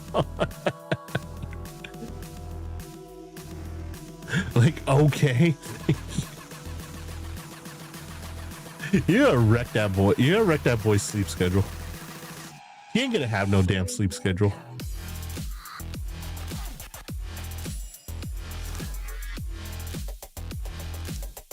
He's gonna be like, oh, babe, I'm gonna go to sleep. No, you ain't.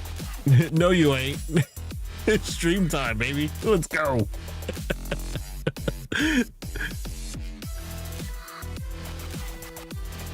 No, I know. I see you and him like streaming, and I'm like, sometimes I don't even message. You gotta wreck that boy pause sleep schedule. Absolutely, I did that shit on purpose. Absolutely did that for Diz, you're getting really good. You're getting really good at picking up my quirks. That's scary. That's scary. It's scary in a good way though. Diz, he's wrecked already.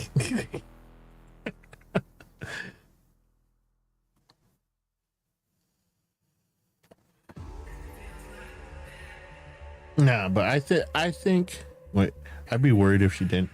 Oh, you know, Diz reads me like a fucking book sometimes, and I'm just like, am I that fucking obvious?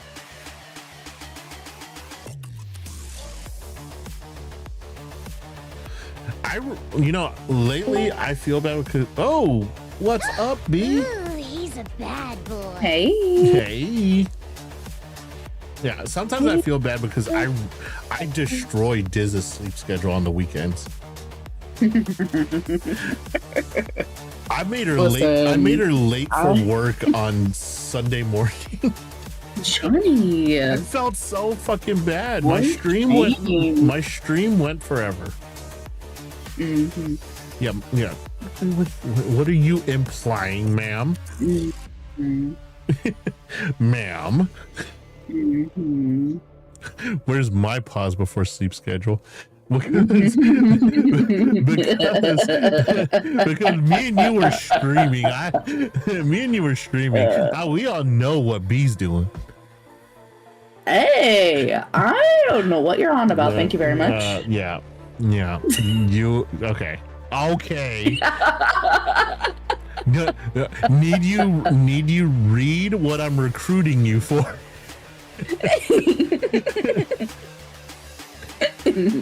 Boar! Oh god, hydrate again? Holy fucking shit, man. Yes, water bled yourself out of you. No matter how hard you guys try, you will never hear me do the Actu fucking piss boy quote. I will never do that quote. A mess. Y'all trying so fucking hard. We just have an audience when we destroy each other. Pause sleep schedule. Hey yo, I'll watch. You know, yeah, there was never a fucking secret. Like, honestly, we are quite open. A little bit, she a rebel. Period. Yeah, cute. Yeah. Turn on that.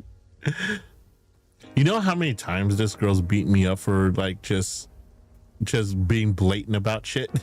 The bonks that I take. Fucking worth it, but still. You like it. You know. You know. Okay, you've known me for quite a bit now. I used to not always be this way. Like I used to play the whole reserved professional type of thing. Oh my god, yes. And it was like, honestly, it was as much of a pain for me to do as it was for you to watch, because I would say B's read through me since day one. The entire time. Straight the fuck up. One. Straight the fuck up. Johnny was like, I'm innocent. I was like, you fucking lie. You lie so much. So like I was like, you're talking to the person who knows. No, stop. Just fucking stop. Well, the whole fucking, I mean, you knew why I did it, like why I had to play the innocent. Well, there were multiple reasons why I played the whole I know reserved one, but we don't talk about the pink-haired one. But like the whole I didn't know what type of streamer I was gonna be, so I had to play it safe, so not to close out my opportunities. Now I just don't give a fuck. I'm gonna stream. Stream. I've been told you. I know, but I'm new to the VTuber arena. It's fine. Everything's fine. You got this. Yeah. You got this. Now I'm fucking hinged. We love it. It's hot. Yeah, like the app that I met Diz through, the Telenym app, which openly flirt. I'm just like, fuck it. I'm gonna be unapologetically me. We don't talk about the pink kryptonite. Yes, boy. No. I didn't like, you know what? I didn't like her from day fucking one. I'm gonna be real with you. Well, I knew you didn't. Holy shit, the first time you met her, she went fucking jealous rage on you. For zero fucking reason, bro. Dude, because you wanted to give me a recipe for a baking recipe. Bitch flip shit for no fucking reason, bro. Literally just zero. And she chewed into you on stream. Really? On my fucking stream. Yep. I was like, okay. Yeah, at that point in time, I was like, hell no. Listen, so I offered him up a baking recipe. We're talking about baking. I offered him up a baking recipe. I offered to like walk him through it and everything, and she like flipped shit. And it was like, if anybody's gonna teach him how to cook, it's me, and he doesn't need to do that anyways. And I was like, okay, cool. That's icky. Yeah, that's when all the tiny cracks just like came together and became like a big ass fucking gaping hole, and I was just like, no. I was like, let me just stop myself, because if I continue this conversation, I'm going to go the fuck off on her. Dude, in Johnny's chat. What was it? We talked off stream after that. Like, I literally went, I think me and you went to private call, so I wasn't even in my server. Yeah. And I was like, I am so fucking sorry that shit fucking happened. I did not think that shit was gonna happen like that. I'm like, it took me off guard, and hardly anything ever takes me off guard. Yeah, and I wasn't even openly flirting with you or anything. I was literally just like, hey, let me show you how to do something. No, yeah, and she was like, nah. The conversation was like, because we started as we always do, making fun of Actu and about how he can't cook. And I brought up the fact that I could cook. I just can't fucking bake to save my life, because baking to me is like a precise art form and fucking cooking, you could do that just by eyeballing it. Mm-hmm. And you were like, oh, well, just fucking follow the recipes. I was like, every time I follow recipes, they're like bland and shit like that. She's like, nah, I got easy recipe that you could follow, and it's gonna turn out fucking delicious. Just like that. Expletives and everything. No flirting, no nothing whatsoever. And out of fucking nowhere, if anybody's gonna teach Johnny how to bake, it's gonna be me. And he don't even need to do that, because when we live together, I'm gonna do all the baking. He's not even allowed in the fucking kitchen. I was like, what? Wait, literally what was not even allowed in the kitchen. I was like, bro, pump the fucking brakes. I was like you need to chill. I was like, what? Yeah, left field was not even where that one came from. That shit came from over the highway. And I was like, bro, it was wild. Like, this was like I had minimal interaction with her prior to like coming and going. I was like, hey, hi, sort of situation. But like, this was my like complete interaction with her, and like complete first full interaction with her, and it was not. No, and the worst part about it is it made shit uncomfortable. Oh yeah, it did. And I was just like, wait, now you're fucking with my interactions with my friends. Yo. And I was like, no.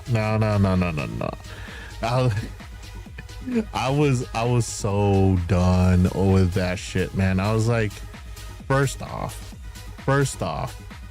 rewatch the VOD. We were talking about food. Why the fuck would you go off that way? I'm like, yeah. I even was like, at one point, you could do a cooking stream, like a baking stream, and I could sit and watch you like do the shit, you know? And she blew off the fucking handle, and I was like, okay, let me mind my business here, because if I don't mind my business here, I'm gonna show my ass in front of fucking everyone. Yeah. Well, the thing was, like, after the whole thing, like, I was in call with B trying to like apologize for how horribly he was treated on my stream. And I get this fucking Discord message, hey, you want to talk? From her. Like, pretending after like, that? No, bitch. Pretending like nothing even happened. I was so pissed. I was so, for one, if this was like a private conversation and we were just like in Discord, on a Discord thing, let's say in the summoning circle, we're just discussing that, and she chimed in there. Okay, whatever. You're being irrational, but to do that shit on stream, like, the VOD is still there. Yeah. And I was just like, you gotta be fucking kidding me. You gotta be fucking kidding me. On my stream? I literally was like, I could show you. And then she was like, no, I do all this shit. And then flooded my inbox with a bunch of shit that she makes. And I was like, okay, I don't want to even speak to you. Yeah. Let alone talk to you about the shit that you make.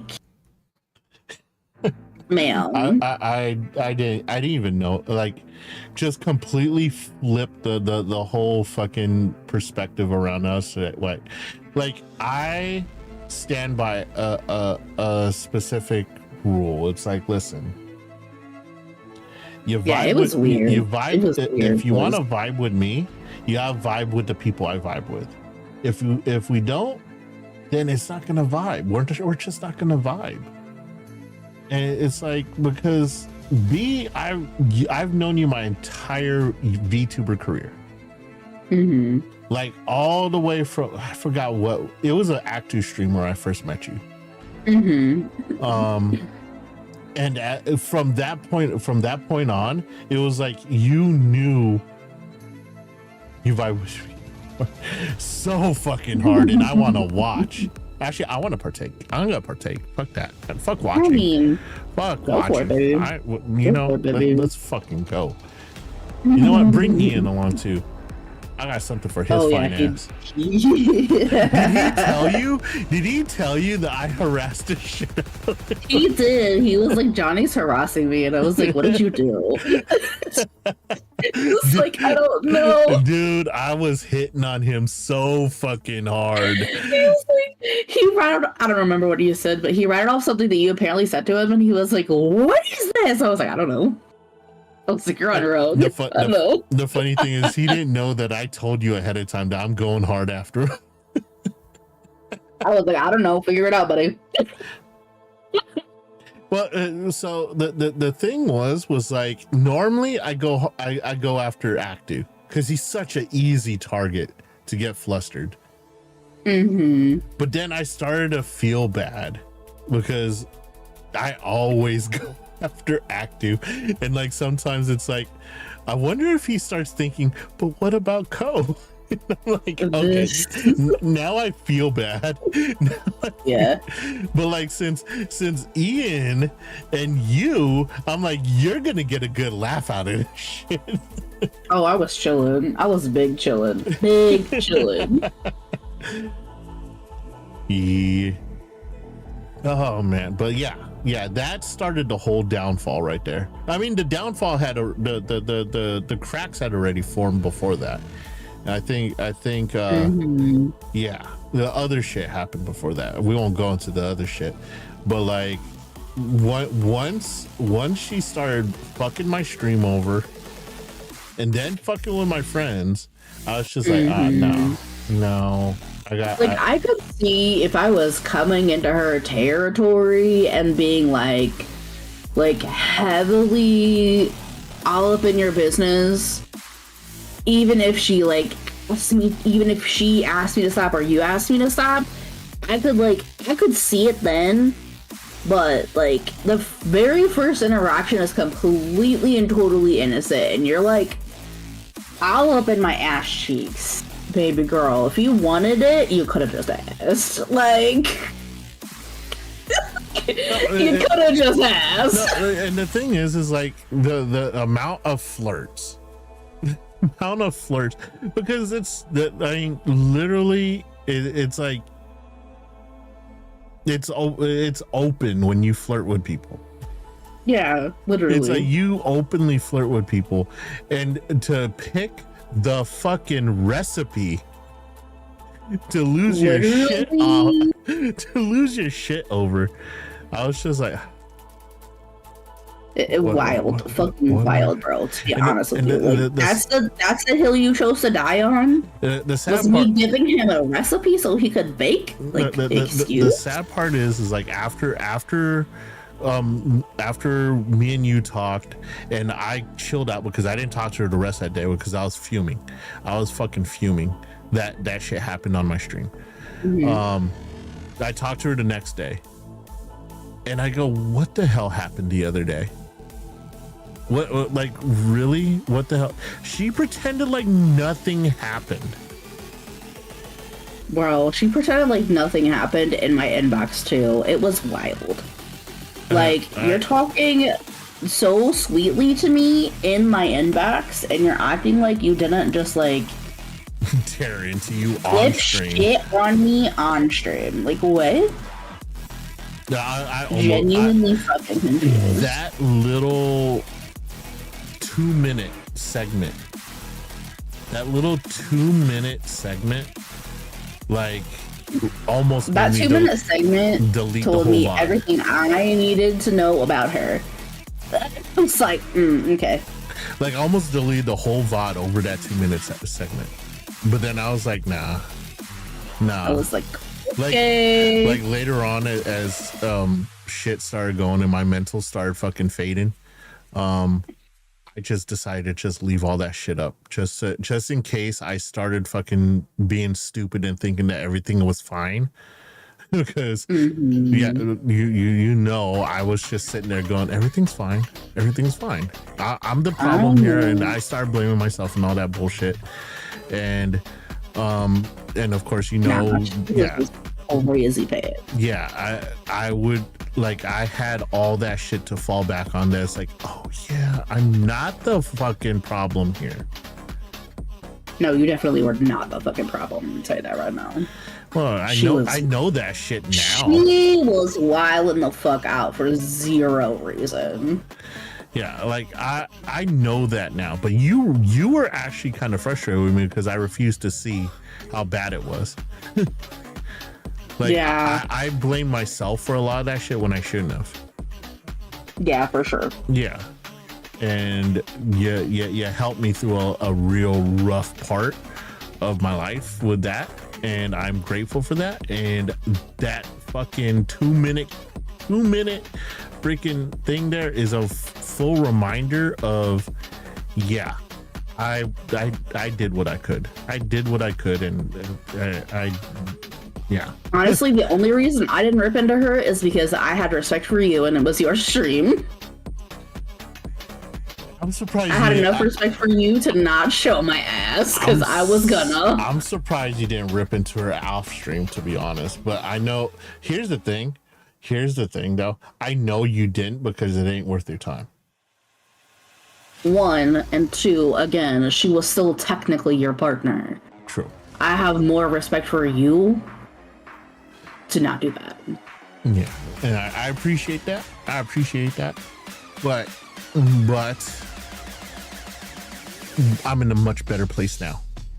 Better place. I am very positive about myself. But also, like, me ripping into her would have made shit worse for you.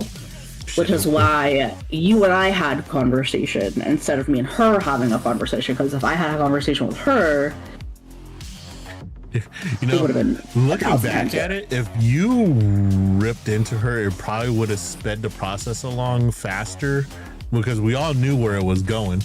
Yeah, it probably would have sped the process along, and I probably wouldn't have gone through the mental anguish that I did.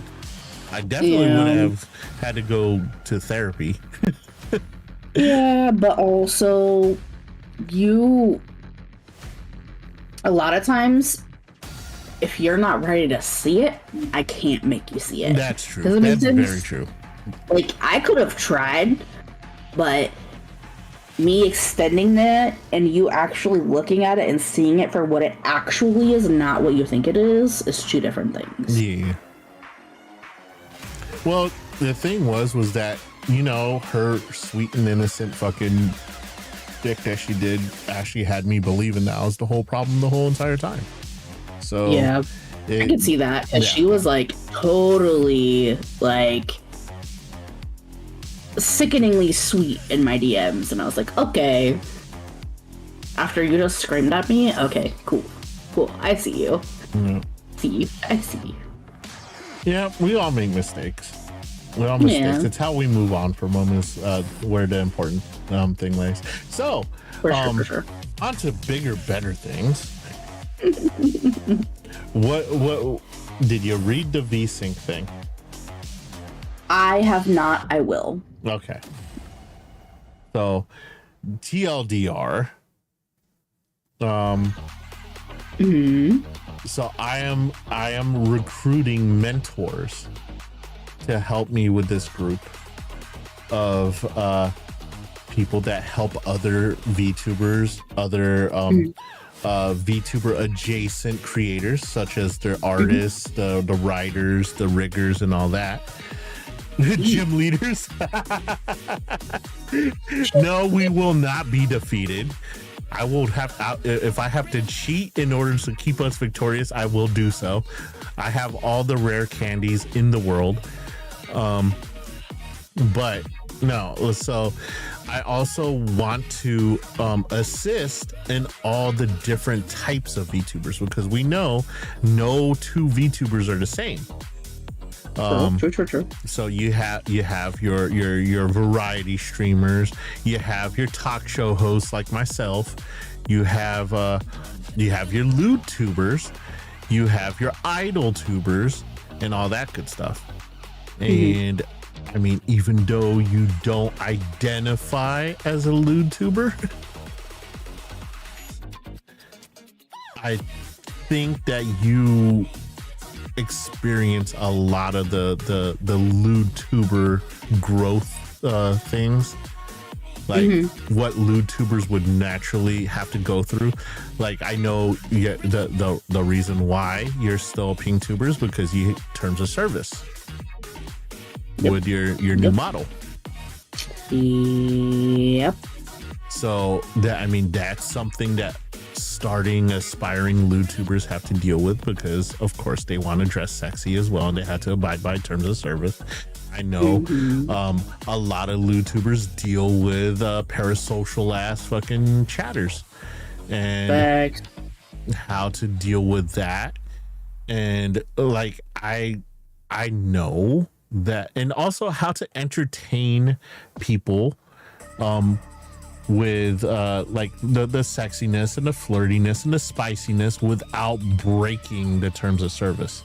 Because a lot of people are like, I'm gonna make a lewd tuber and have no clue on how to do that and still maintain terms of service.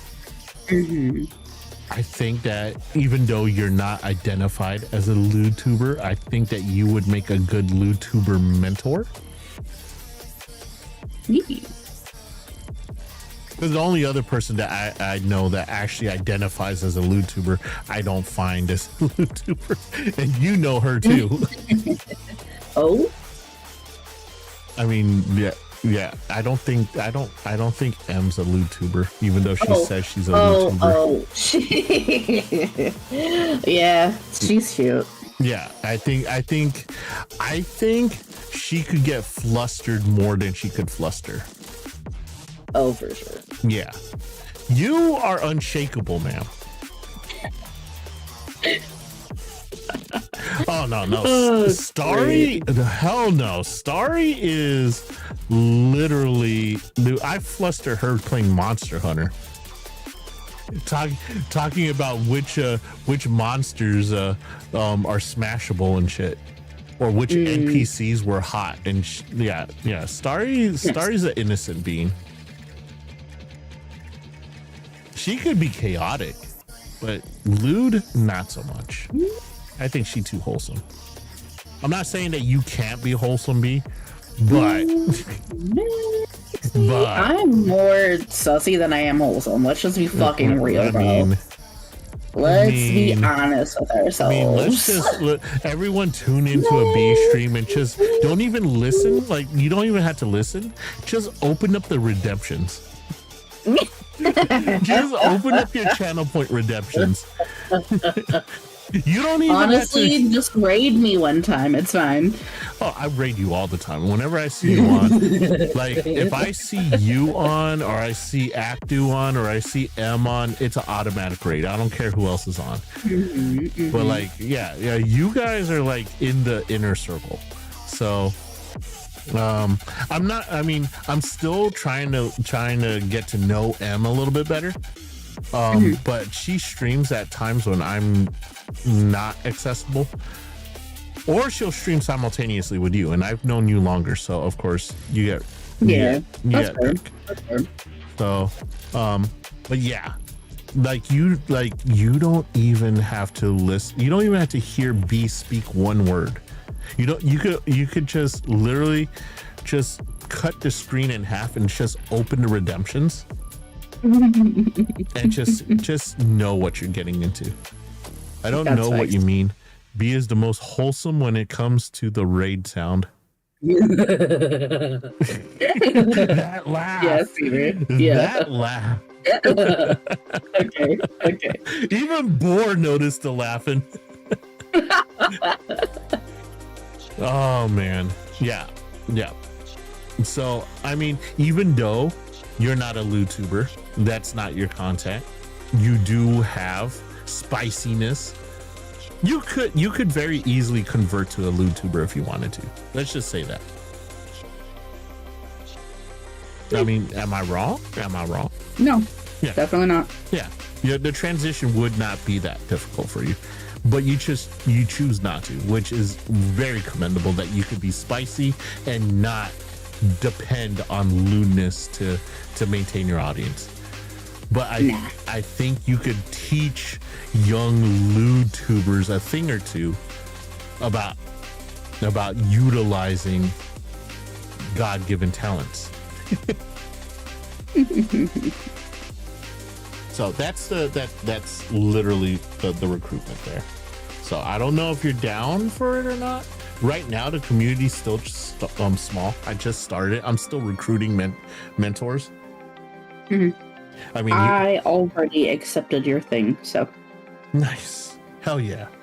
I'll be putting you up as into the moderator ranks. Mhm. So basically all the mentors are going to be mods. All the mentors are going to be mods. I think I'm just gonna go, like, for me, I'm just gonna specialize in the whole mental health thing. yeah, I'm gonna focus on the mental health thing. I'll do a little bit of the talk show interviewer type of thing. But I'm not gonna do the tech thing, even though I can do the tech thing. I'll get someone who specializes in tech to do that. I don't want to take too much on my own, or else I'm gonna burn. I'm gonna burn the fuck out. Don't fucking burn yourself out. Diz is already volunteered to be art. Nice. She's gonna do art. So Nice. yeah. We need to chitty chat. We need to chitty chat, ma'am. Oh boy.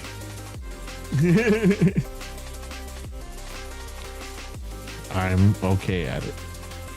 You're more than okay. I've seen some of your art already.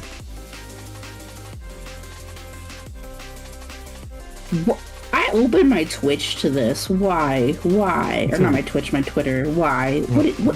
Hold on, I'm gonna send this to you. Oh boy. If it's funny, can I share it? Well, not on stream, of course, but I don't know that I would share this on. I mean, you could share this on stream. It's not technically like new. oh boy, let me see. Let's see what we have here.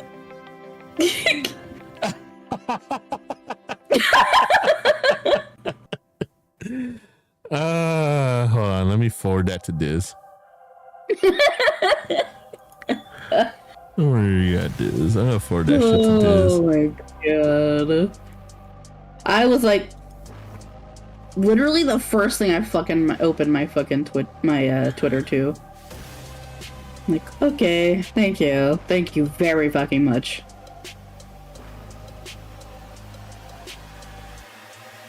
First view of Twitter today.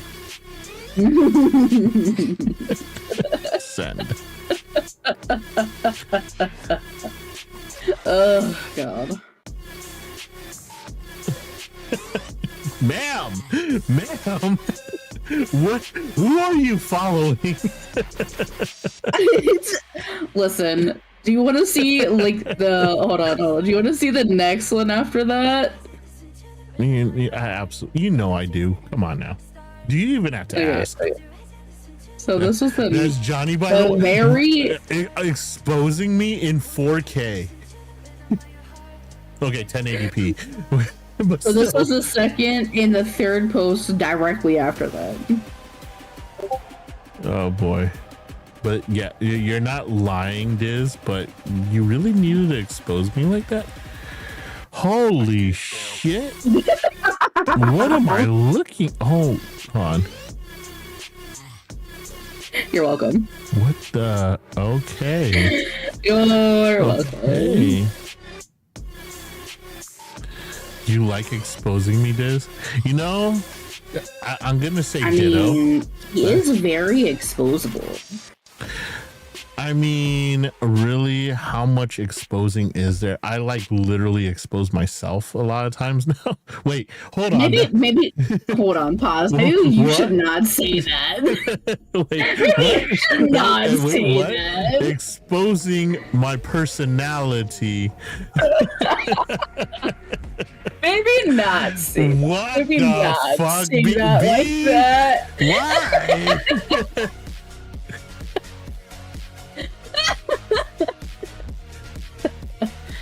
Oh, too funny. Oh god, this is AO caught. Hot. On 4K. All right, fine then. Never to expose again. Lies. Nah, Lies through teeth. lie. Don't lie. Now we know why you wear a trench coat. That is not the first time that joke's been made. That is not the, and that is sad because poor me and Actu catch so much shit for our trench coats.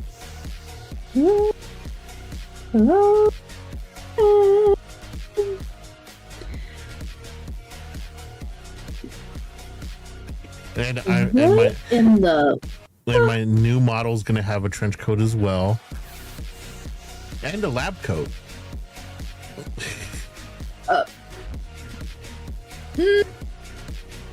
Damn it!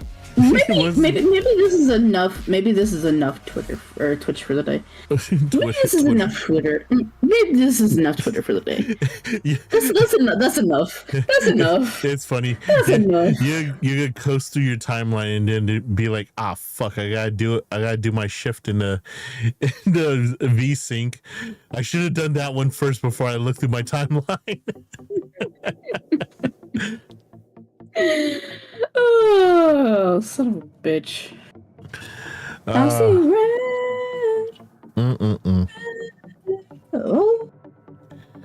Oh shit. Okay, alright. Alright. I'm not sending this one to you. It's so bad. This one's not getting sent to you. Oh, Jesus. I love you so much. No. No.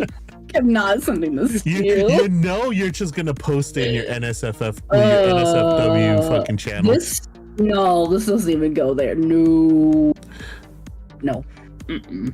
No. I like the art style of the first one also. I love comic book art type styles, so that's and it's very cute. I like that one. Oddly enough, some of my best art that I've done does include chains for some reason. It's hot. That's why. Duh. I don't understand where the chains fit in that one, but I appreciate the fact that they're there. I don't know, but I'm good. I like them. You wonder why I like the chains? Because they're fun to draw. That's the right. answer I'm sticking with. Totally That's the answer I am sticking with right there. Totally. That's totally it. Yep. Well, I mean, the chains that I drew were on a big buff demon guy, so I mean, you know. Hot. 10 out of 10. No, I know. Wait, why am I being bonked? Why am I being bonked? Jesus. I did not deserve that one, but I will take that one too. Why do I feel like the bonk is your tell? I think the bonk is your tell. Why not on the house? Funny. I know. I mean, I get bonked whenever I say something sussy. So it's like, yeah, I have the bonk hammer, but I also have the bad emote where I get sprayed with a spray bottle and it says bad on it, but the bonk has been more prevalent with her. I'm not surprised. You know, even though I'm definitely, I mean, obviously far from the innocent type that I used to portray, don't think I'm that bonk worthy, but you'd like it if I spray. Abso-fucking-lutely. Please? Please?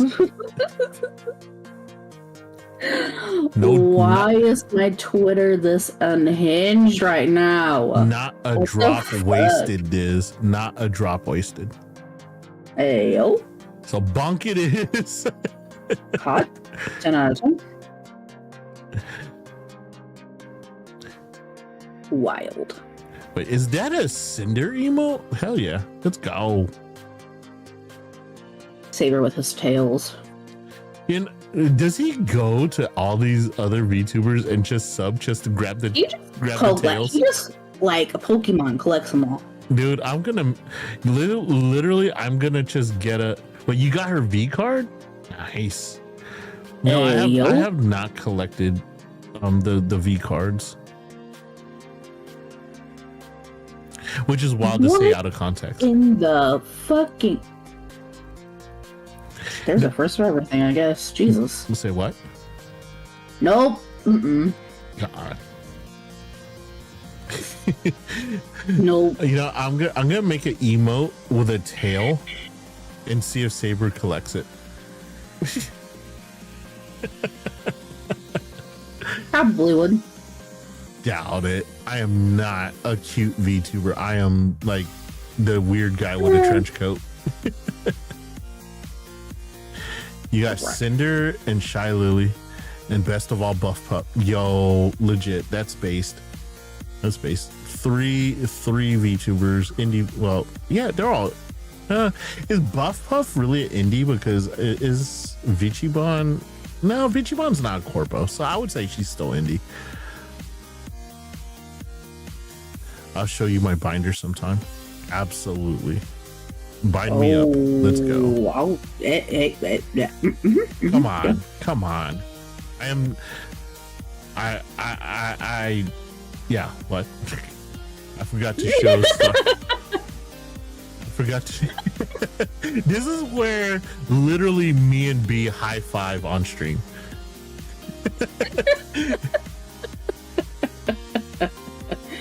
I do. Hold up. Hold up. First of all, the amount of chaos. Oh God, that's a lot of fucking bongs. Dizzy darling, what's the matter? Ooh, let's go. That's a lot of fucking tails. I mean, Saber does chase that ass. Oh, you'll spray for B. Wow. Wow. I mean, she's such a good girl. Such a good girl.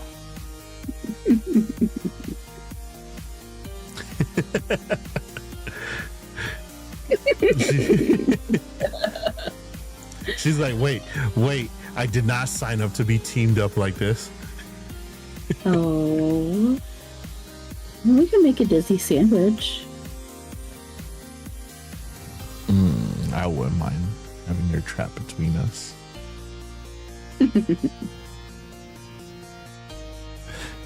Boar. I like the 6th and the 10th tail.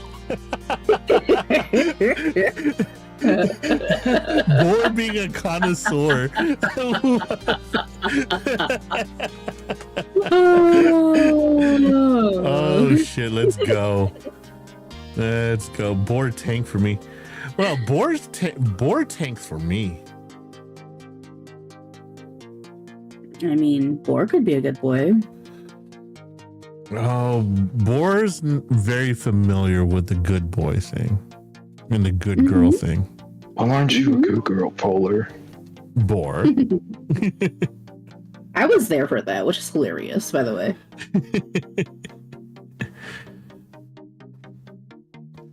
Boar is a good boy. Get him. You were all were you there for the Actu ones? God, I need to adjust the volume on those. Those are actually pretty low though. So I think I was sleeping. Hello? Hi. Oh, it's Boar. Hi, Boar. He's been deployed to tank. Aren't you a good boy, Johnny? Aren't you a good girl, B? Yes, I am. Oh, Boar. Honey. And I know I ain't doing any traction with that one. No, Boar. No. Come over here. Yes, sweet piglet. You tried. You tried, that's for sure. You tried. This just led you to slaughter, my friend. I mean, it's fine. If you said tank, I'll tank. I'm not an offensive tank. I don't just take the damage. Well, except in Borderlands. Yeah, like honestly, I see Boar half the time. See, Boar doesn't even realize when I send him off to tank, though.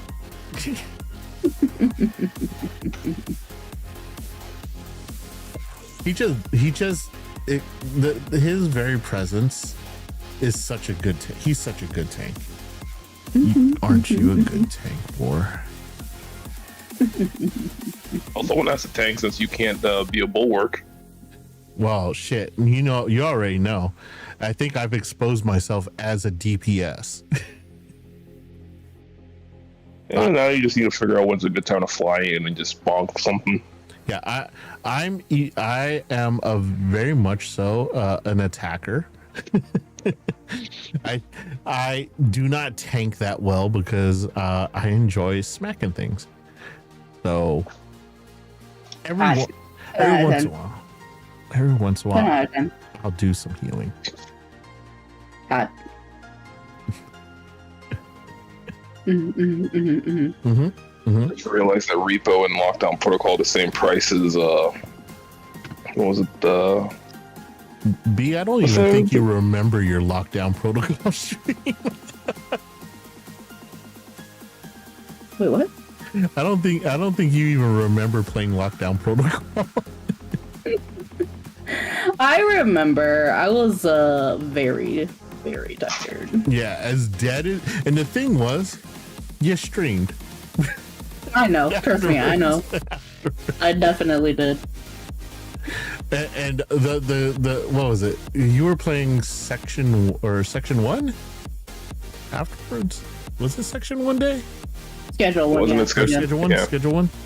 Yeah. Yep. Mm-hmm. I was like, this girl gonna zombie her way through lockdown protocol. Bro, I could not sleep. I was so tired. DPS me any day? Fuck yeah. You know what? The rule for any good DPS is to hit it from behind. You have me think of the I have become sex meme now. I mean, don't worry, you'll get a treat afterwards.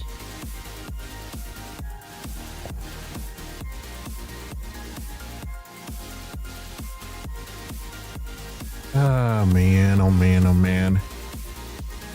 You streaming tonight, B? I am. Head down, ass up, damn fucking right. Let's go. Head face down, ass up. That's the way I like to fuck. Rough sex, make it hurt. In the garden or in the dirt. Yep. Anyways. I do the oh, that's the same song. God, I'm so out of rap. Thank you for that, B.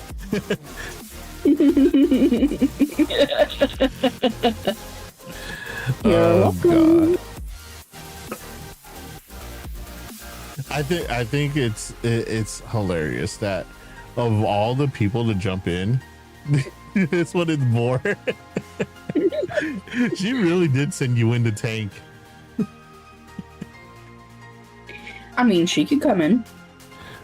And there's that, and then there was the last Miss B let out. In my mouth? What? I mean, open wide. Ah. Good boy.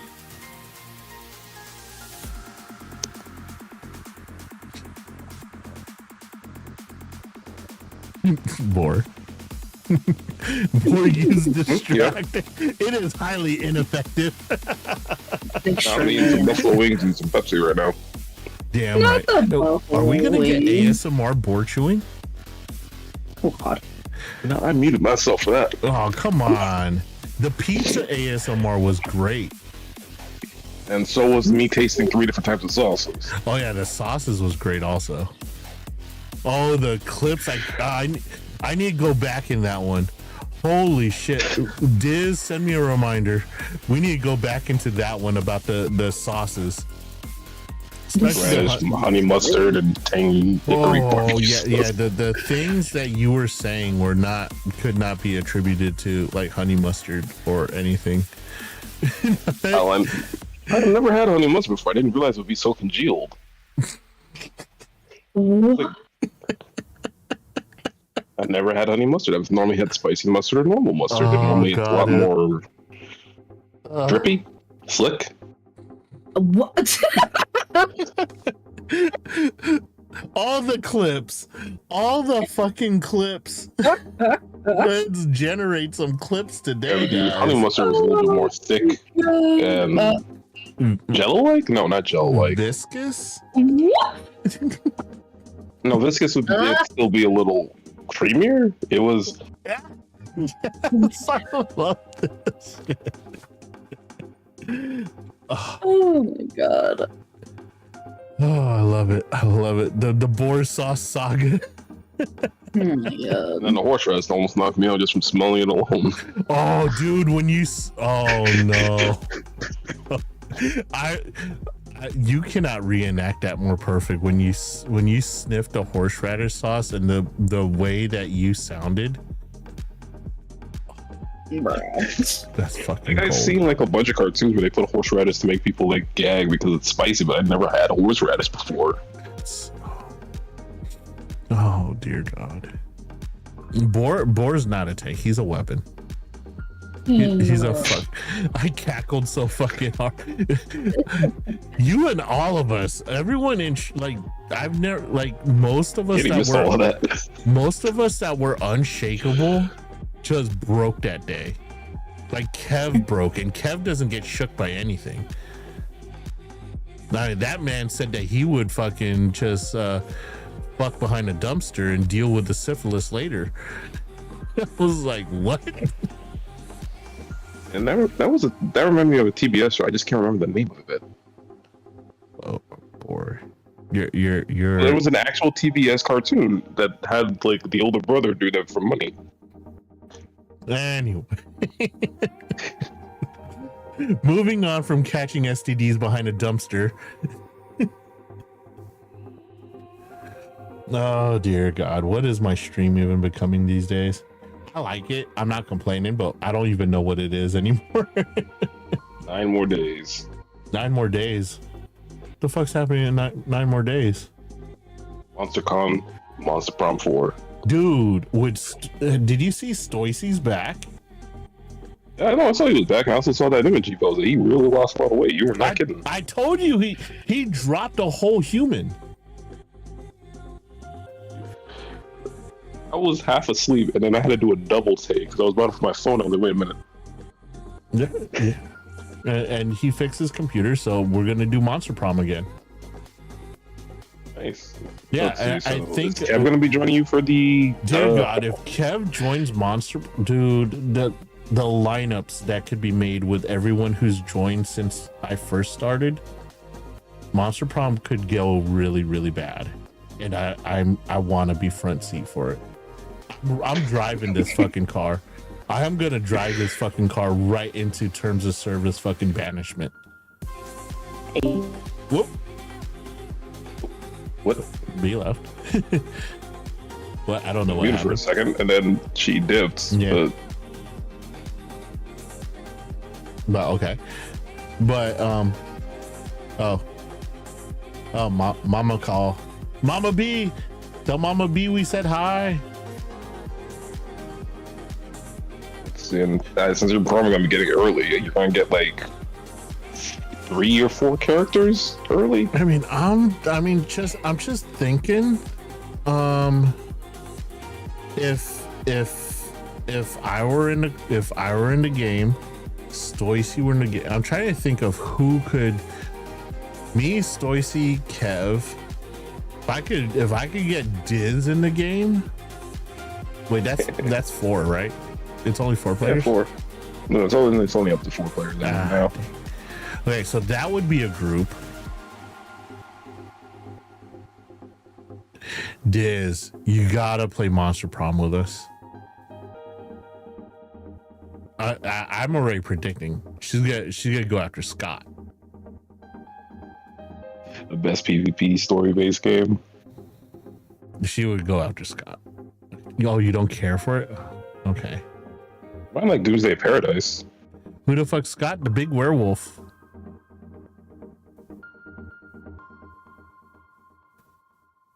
The Hold On. There's also a vampire, if that's your thing, like Twilight. Nah, the vampire's too skinny and scrawny. And then the Minotaur gets introduced in the second game, but you can't exactly romance him. Dude, I'd be I like the Mothman. Yeah, there's a Mothman in the second game, and you can play as a Mothman in the third game. In the third game, I always picked the himbo cat.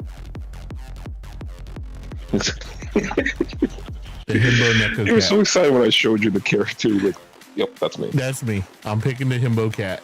He immediately picked that one. Oh man. All right, so Diz wouldn't play, so it would be me, Kev.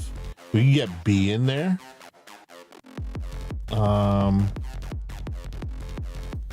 Stoicy again. Oh yeah, Stoicy. Dude, Yeah, your lineup. that shit would just go off the hinges. That would go off the hinges.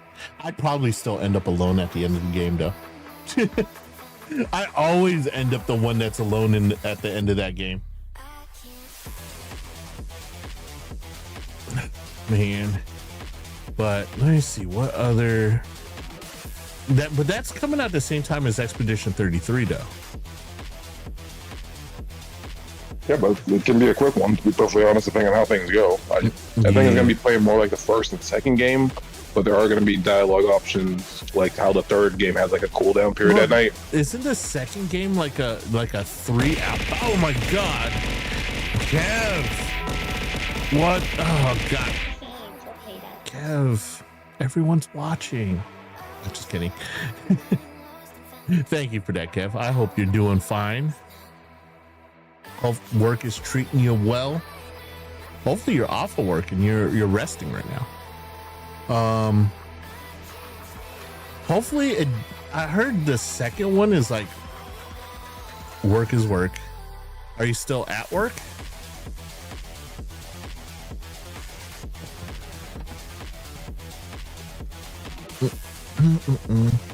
Stream's going good. We're just bullshitting today. Just bullshitting today. I made a badge for Shades.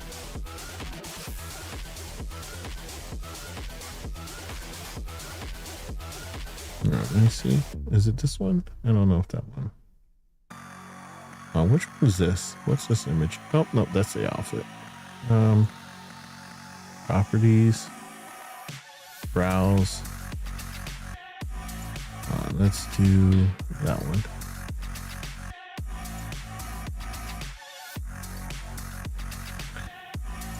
There we go.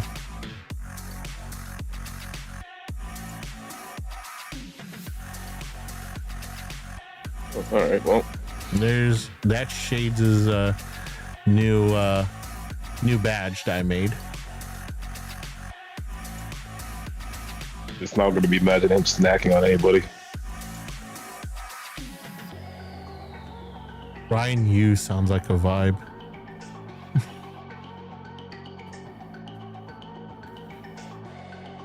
Let me see here.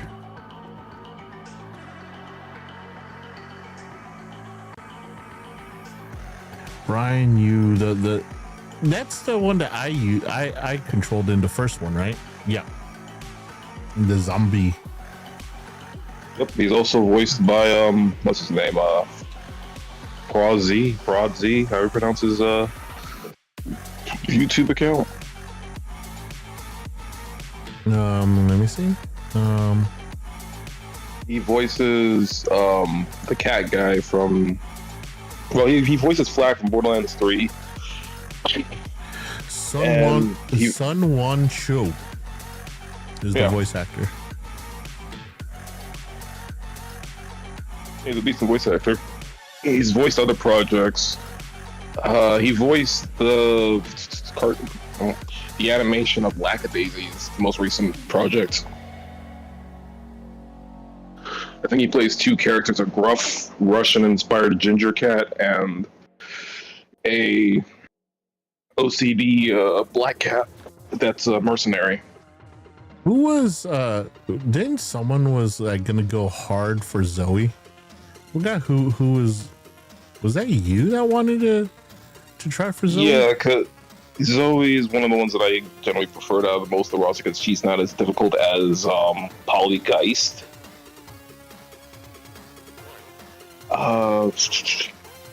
And I didn't like the fish lady all that much. You wanted to go for Miranda. Who wanted to go for Miranda? I don't like Miranda. Miranda just Miranda was like a bitch. I wanted to go for Vera. Oh yeah, Vera's her name. Yeah, Miranda's the fish girl. Yeah. Yeah, Vera Oberlin. Yeah. You wanted to go for her. Stoicy wanted to go for Polygeist originally, but you two kept bouncing back because he wanted to copy you. Stoicy wanted to go after whoever I wanted to go after. And that's what made that shit so fucking annoying. And that's why I got something for him next round. I'm gonna tell him that I'm going after the Craven. And Sophie went after Scott. Of course, Sophie went. Well, Sophie didn't want to go after Scott to be at first. She wanted to go after the demon guy, Damien, and then ended up with Scott, and they ended up doing naked body painting. She also wanted to go after Tony the Tiger's son. Oh, the coach. Yep. She went after the coach hard, and the coach didn't even get to know that she was going after him.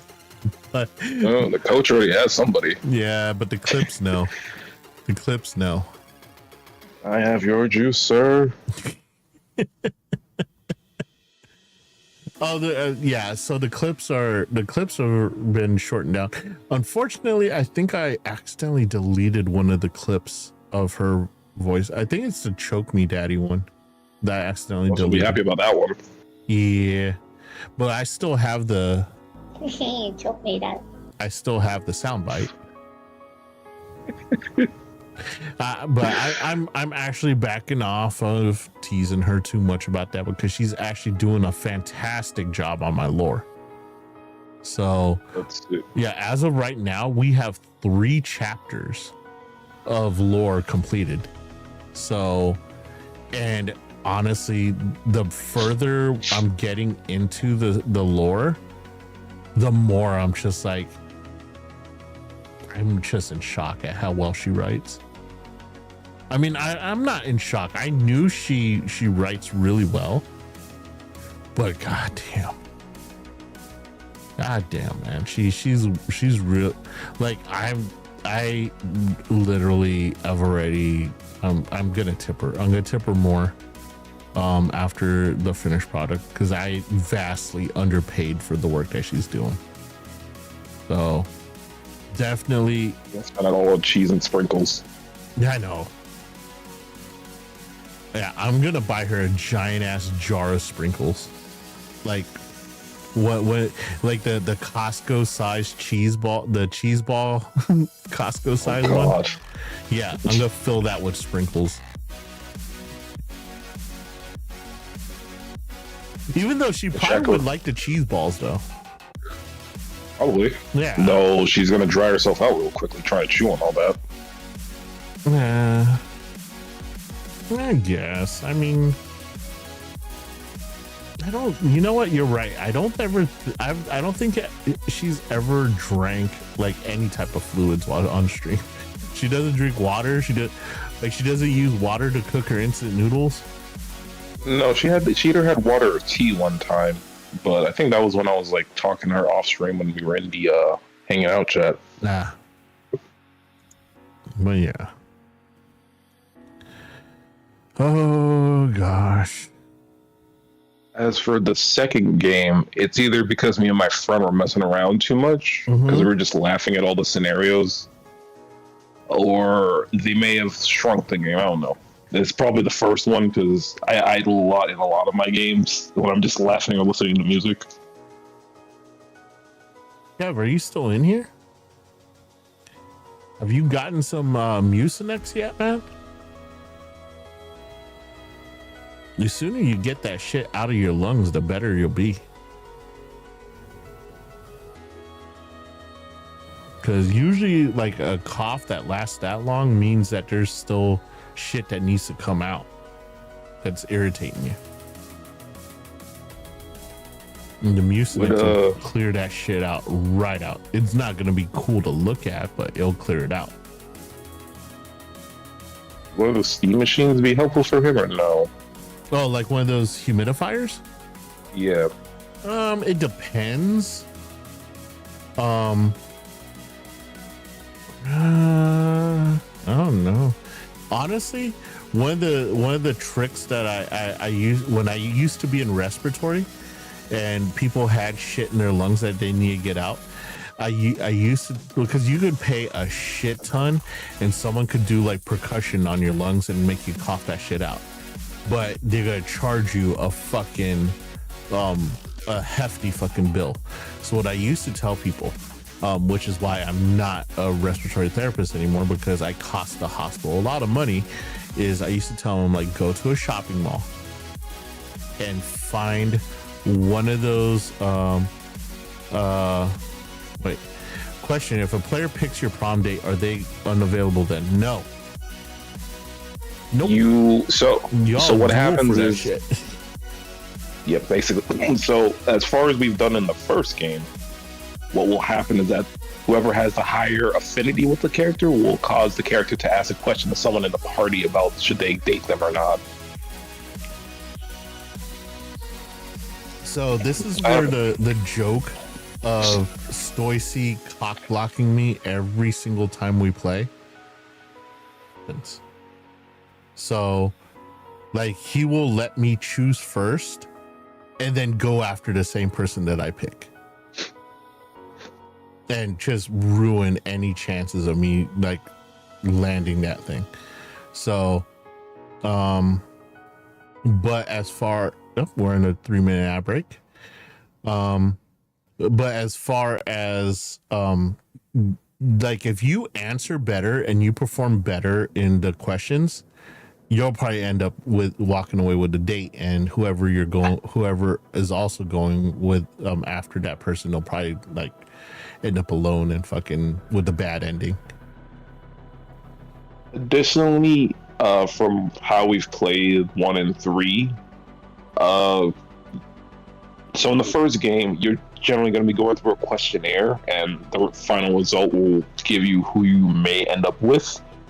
But that's not who you will have to stay with. You can switch it up if you're able to find the person and just keep chatting them up in between each section, and then you can just change partners at that point. It just says, I'm more so mean if a player picks a character to play as them. Yeah, you're locked out of that. Yeah. If someone picks your character, you're locked out of it. The first game has 4 options. The second game has, I think, the most options. Some are unlockable, some of them you have to purchase. Mm-hmm. The third game you definitely have to purchase, and the roster is only at 8. Yeah. And the fourth game that's coming out seems to have 8 or 7 playable characters, 3 or 4 of which are for people who buy the game within the first launch week. So I typically go play by the rule of the newest player to the game gets first choice of who they want to be. So, like, if whoever is the newest player, they get to choose who they want to be first. And then I get the second choice because fuck the rest of you guys. I'm pretty much a fill-in character because I've basically learned how to be a jack of all trades at some point, so might as well do the show. You know, Moore, you're gonna have a role to play in this shit. Even if we have a full party, you already know what your role's gonna be. I'm assuming narrator? Yes. Because you're gonna have to stream that thing in Discord for me to see. Absolutely. Because we all know I have a bad habit of overdoing it when I do the narrator and the voices of all the extra characters plus my own character. Yeah. And I end up sitting out a stream afterwards because my voice is gone. Yeah, probably shouldn't have gotten you that game. Yeah. What Monster Prom? Tavern Talk. Oh God, Tavern Talk fucks my voice up so bad. And I love the game. Like literally, if I played the game without trying to do the voices, I'd probably be all right.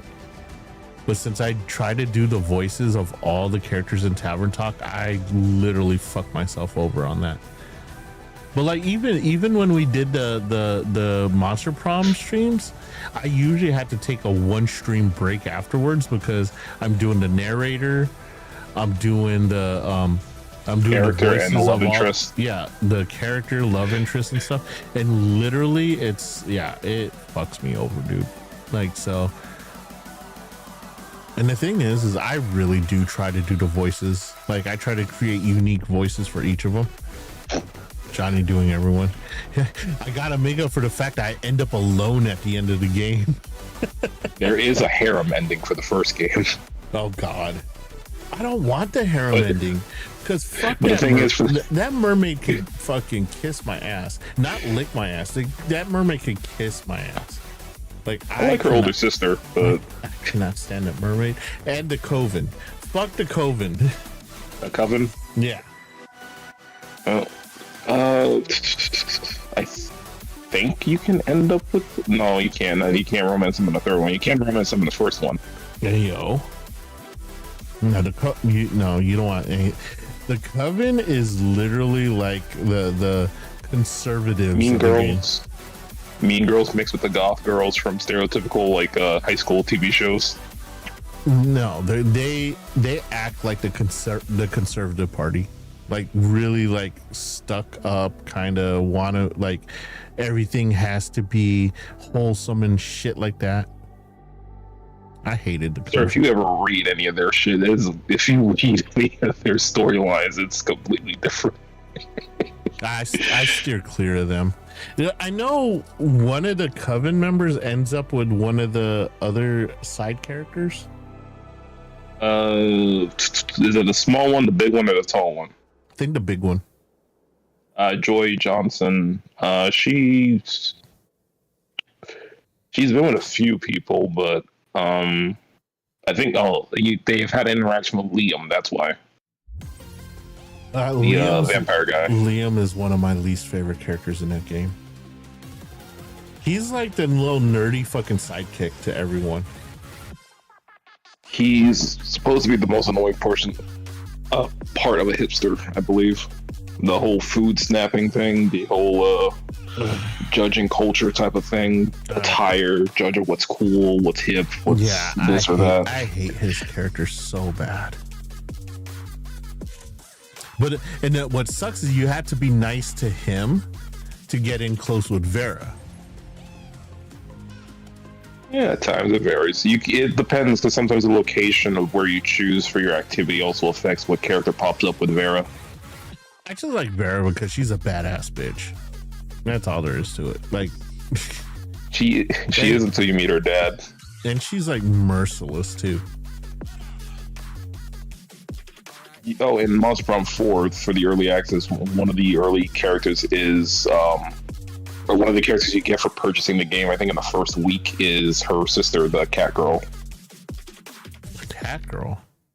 The merchant? That's her sister. Really? That's Vera's sister? Vera was adopted. Yeah, I remember now.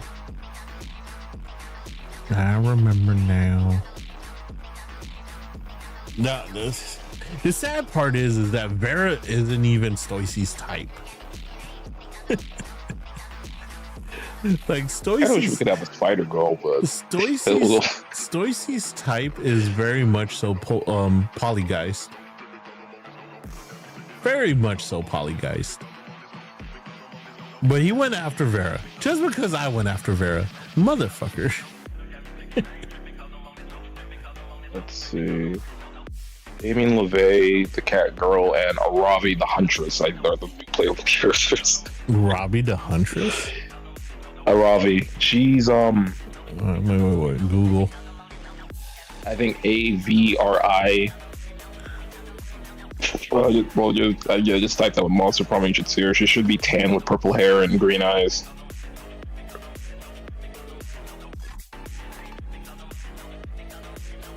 Hopefully I spelled the name right. Aaravi, Mishra. Okay. Let me see.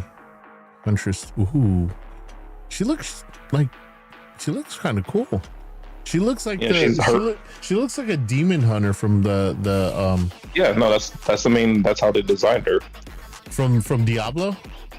Yep, that's her outfit. That's how they designed her. Really, that's cool. Mhm. And in the second game, you can get if you romance her a specific way, you can get a Witcher pose from her. She's kind of cute. She's kind of cute. She got them like very angry eyes. The green too. Ooh. The hell's up with her fucking t-shirt though? Her tank top's all fucking stained up. Blood stains, Monster maybe? blood. That's monster blood. Yeah. Yeah. It's,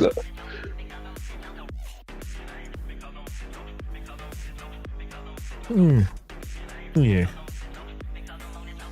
you can romance her in the second game and the third game. The first game, you can romance her, but it has to be in the DLC for second term. Okay, and it's so- like a special ending. My hot take, I was not a fan of the third game. Even though it was fucking outrageous as hell.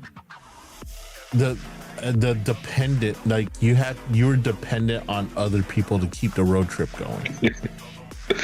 Yeah. And with Stoicy being a fucking heathen, it was damn near impossible to keep to have enough fucking soul to finish the road trip. Like one of us had to be the sacrificial lamb to constantly pick the soul options, and it ended up being me. And of course, the soul options make you boring and dull, so you end up alone. You can get more of those options than I did. So about that. Well, yeah, I mean, I had to, or else our road trip would end. Well, even if it ended, remember, like with Monster Prom, you do get like for like a snap book, like all the endings and actions start like piling up in there. So it's just like a memory book. Yeah, I just wanted to remember we did a round of Monster Prom 3 and it ended like literally 4 stops into it because we ran out of something. Yeah, that's the give and take. Depending on what difficulty you play on, that's how like you lose more and gain more. So I guess if you start on easy, this is the safest bet. Yeah. And what was that name of that one character? The one that's supposed to be a Grim Reaper. He can give you like 1 free reset. Yeah, I just try to keep the game going as long as possible. Like, I think. Oh yeah, that's the other playable character. What is that? The Grim Reaper. He's the 4th playable character for the early purchase. I just, I think our first playthrough with Sophie was our best one. Like, of course, I ended up alone. Sophie ended up going to prom with Scott, and you went to prom by yourself. Like, I didn't even go to prom. Even though I got the worst fucking ending out of the 3 of us, it was still my favorite playthrough. Simply for the fact that we got to see a lot of Scott. And I'd never seen Sophie get so flustered. Oh yeah, she is. Like, she is cruel. Like, she is selling orphanage cruel. No, she is merciless. She is merciless. Yeah, like, I absolutely played the game for ha-has.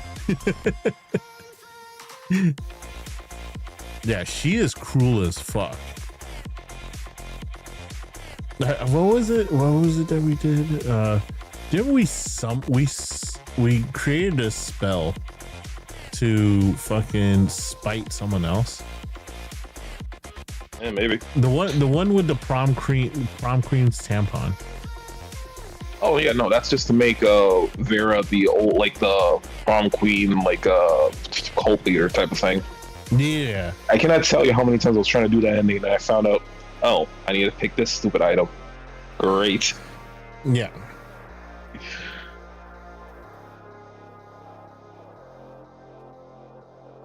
But like the Miranda chick, honestly, I think Miranda's a bigger bitch than Vera. To be honest. Cannot tell you how much I wanted the Monster Prom game that had her versus Vera. Dude, like Vera is all about taking over the world through like finance and freaking Yakuza type tactics, whereas Miranda was just like, I'm gonna rule over everyone because I'm so fucking I own I own the kingdom and all my people are my servants and shit like that. I was just like, all right, I'm done with you. Like, I don't do the whole rich girl thing.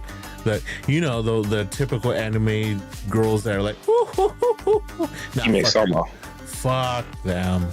No, most of them have like a drill hairstyle too. Yep.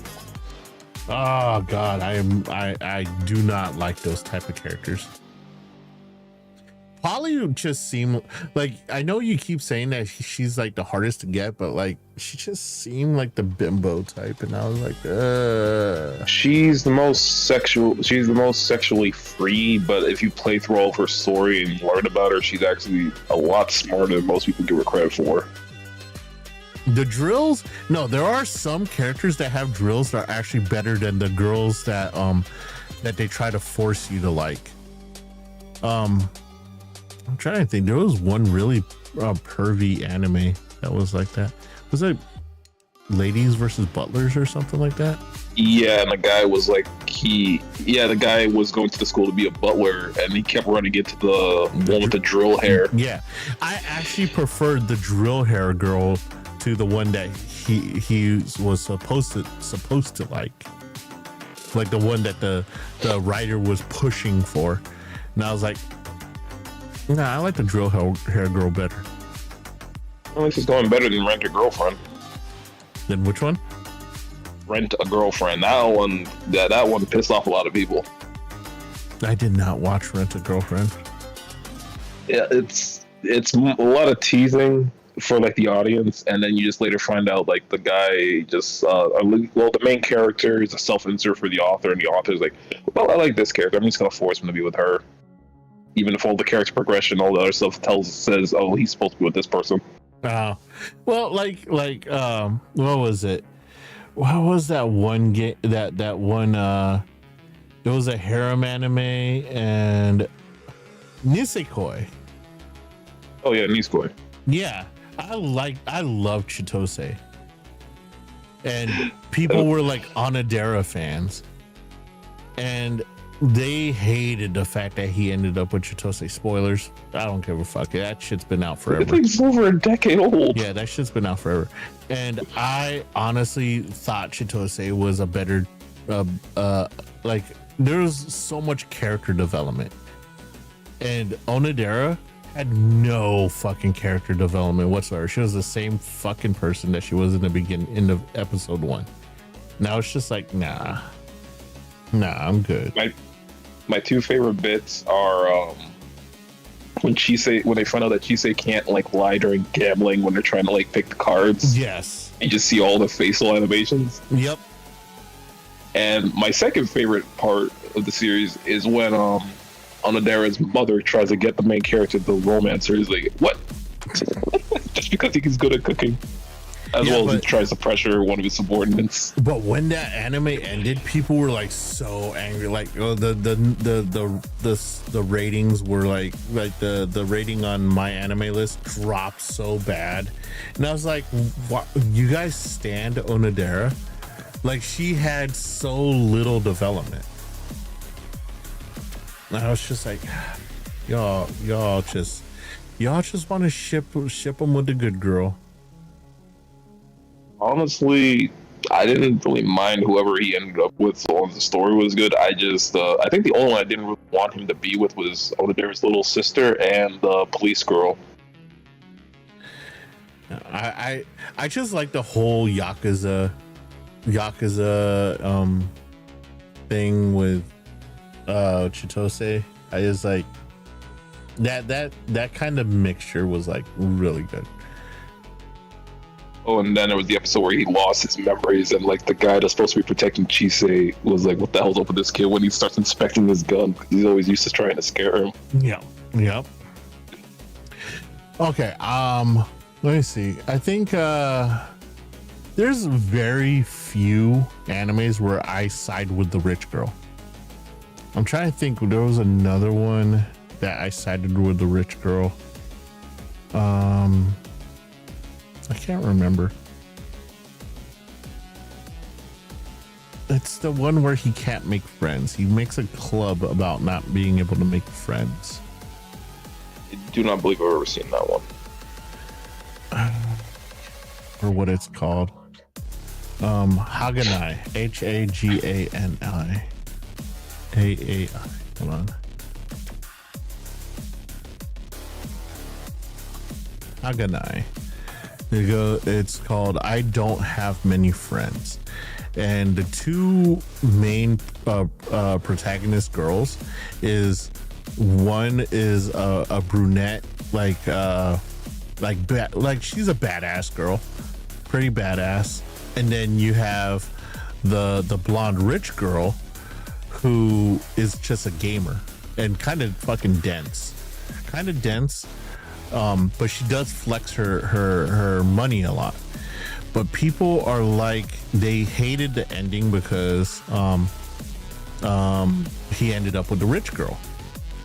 And the thing was that if you really look at it, the childhood friend that was like a badass and all that stuff did a lot of fucking shady ass shit to try and get him. And I'm just like, and people were like, but he's with the rich girl. And why would he go with the rich privileged girl when he could have gone with his old childhood friend? And I'm just like, dude, she fucking manipulated everyone. She was like a manipulative bitch. But like they made YouTube videos about how the ending was so bad and blah blah blah blah blah. This is not how you end a series. And I'm just like, okay, alrighty. You know who? What else? I don't usually side with the yanderes. That's not one. Yeah. Well, hold on. Let me look. What about Future Diary? I did not like Future Diary. I know it's a staple for the yandere genre, but I was not a fan of Future Diary. It was a bit much for me. It was a bit much for me to handle with that one. What is it? They have there was an anime about space earthquakes and stuff like that, and all these little spirits that this guy needs to date in order to release them. Data Live. Never watched it. It's actually pretty funny if you watch it for just stupid fun. It's actually worth a look. But that's one that I sided with the yandere. Even though the yandere wanted nothing to do romantically with the protagonist, I just was like, yo, that's cool. Funny story for me. I was recommended to watch it, saw a really messed up scene. I drilled them about it and they forgot it had that scene in it. Which scene? Which anime are we talking about?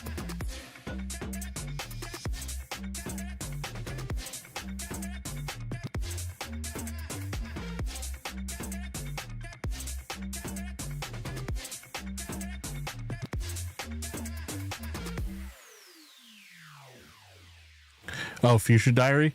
Oh yeah, I did not watch a lot of. I watched a few episodes here and there, and I could not get into it at all. It's a lot to fucking take in. Like I don't know. I can't even tell you that if you had to be in a mindset to get into it, but I never developed that 2 attacking of the lady scene and I broke down. Yeah, I just can't. I it's a lot, and I don't think there's a mindset I could get into to get into Future Diary.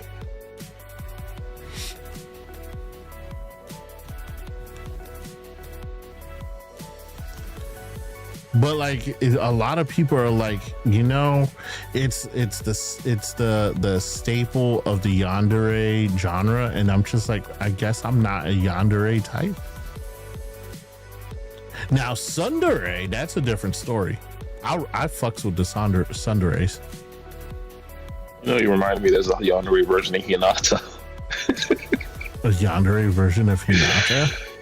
It's from that special where it's from the Naruto special where Toby puts them in like a prototype version of Tsukiyomi.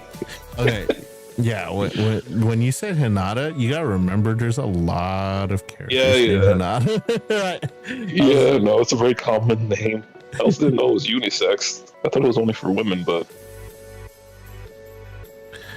just skip to the end is my recommendation, so you see everyone happy and not traumatized ×3. Future Diary. I'm perfectly happy being blissfully ignorant about Future Diary. To be honest, I do know who the yandere is, and I do know that a lot of the images are very memeable. But yeah, yandere is not my flavor. Stay that way. Yeah, yandere is not my flavor. Tsundere is my flavor. Now don't get me wrong, there are overly tsundere people that just annoy the shit out of me, and they turn super sugary sweet way through the season, and then they don't go back to being tsundere. I like Taiga. I love Toradora. Top Tiger. The Palm Top Tiger? Dude, the fact that she walks around with a boken all the time. Fuck yeah. Dude, Taiga is the shit. She's not yandere. She is tsundere. The one that I'm talking about where they... Wait, you said you didn't like... She got soft...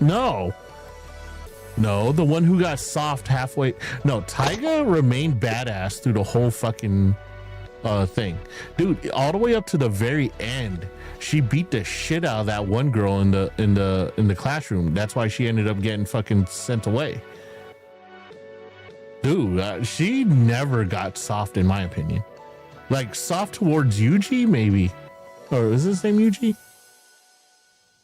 What's the name of I think it's Yuji. I think it's You're Yuji. talking about the guy with like the scary face. Yeah. She may have gotten soft with him, but that's kind of the progression of a tsundere story.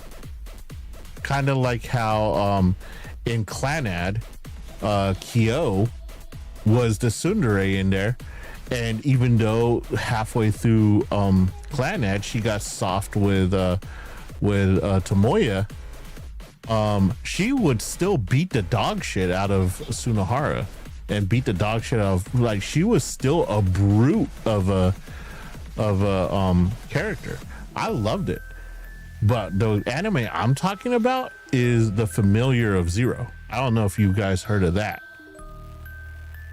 The one where the guy gets randomly summoned and the girl with pink hair is like his master? Yes. And she goes so hard. She goes so hard on the tsundere thing at the beginning of the fucking anime.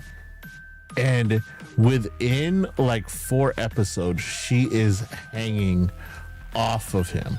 Like literally, and the whole thing focuses on just, she is like, she's mush soft, and I hated it. I hated Familiar of Zero. Care package? Yes. I will take that care package.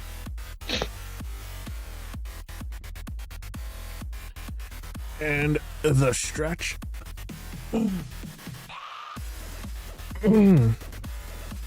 And she had I think she had an annoying ass name too. What was her name?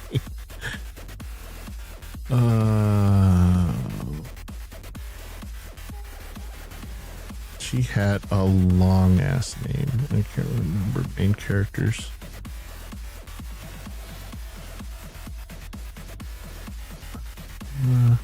So Saito's the guy. Wow, you won't even put what's the main female's name? But it's like, it's so fucking long.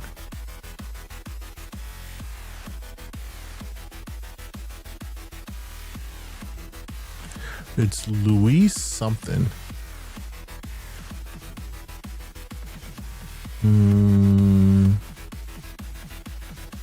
There, Luis de la Valliere. I could not stand how fucking soft she got. Like, she went through like a complete, well, break is done. Back to work I go. Have a good rest of your day at break, man. At work. Later, dude. Fuck you, Kev. What? Wow. Random. Oh, here we go. Viscount. So Saito becomes Viscount Saito Chevalier de Hiraga de Onieres. Dude, what the fuck? How did his name become so long? I think he had to adopt her name or something. I don't know. Or it could just be a pun on how royalty and nobles had extremely long names. Fucking Kev. Remind me of bonk the shit out of him. Vanish.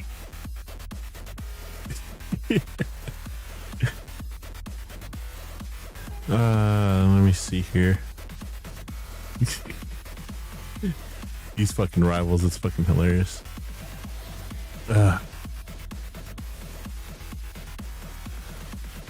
Ow! What? Oh, I'm like, I'll get him for that. I'll get him for that. That's bitch. You know, it's Kev. Kev is very proficient at getting under people's skin. He fucking got you, though. He fucking got you. Swiper, no swiping. Swiper, no swiping. Swiper, no swiping. Yeah, but I don't think I honestly don't think Taiga ever really got soft. Got softer with Yuji, but was still a fucking badass. And honestly, I think she still like uppercut the shit out of him even after even after she got sweet on him.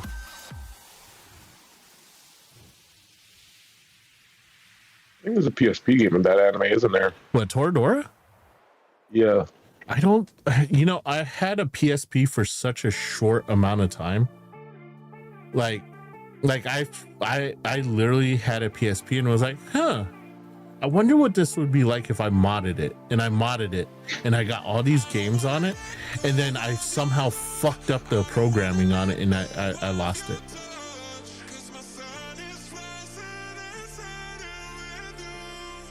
So I did not own a PSP that long.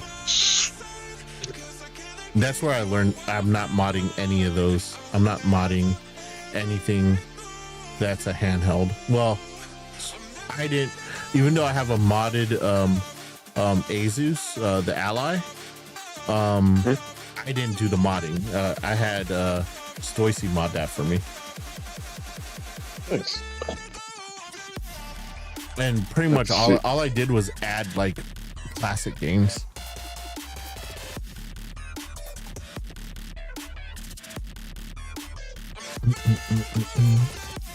What other ones are on here? I know. I can't believe my little sister's this cute. Also was also a PlayStation Portable game as well. I don't do the little sister things. Dear God, man, that's what's that other one? The one where he's like a hentai writer and she's like a hentai artist.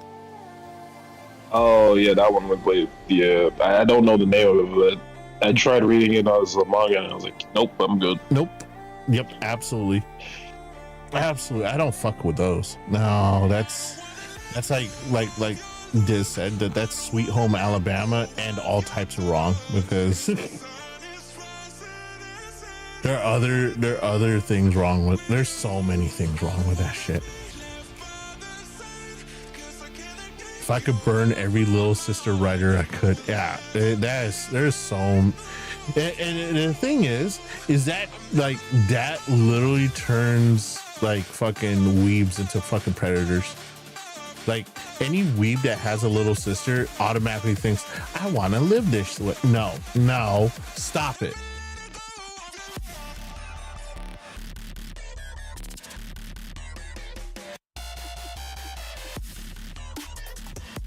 Let me see here.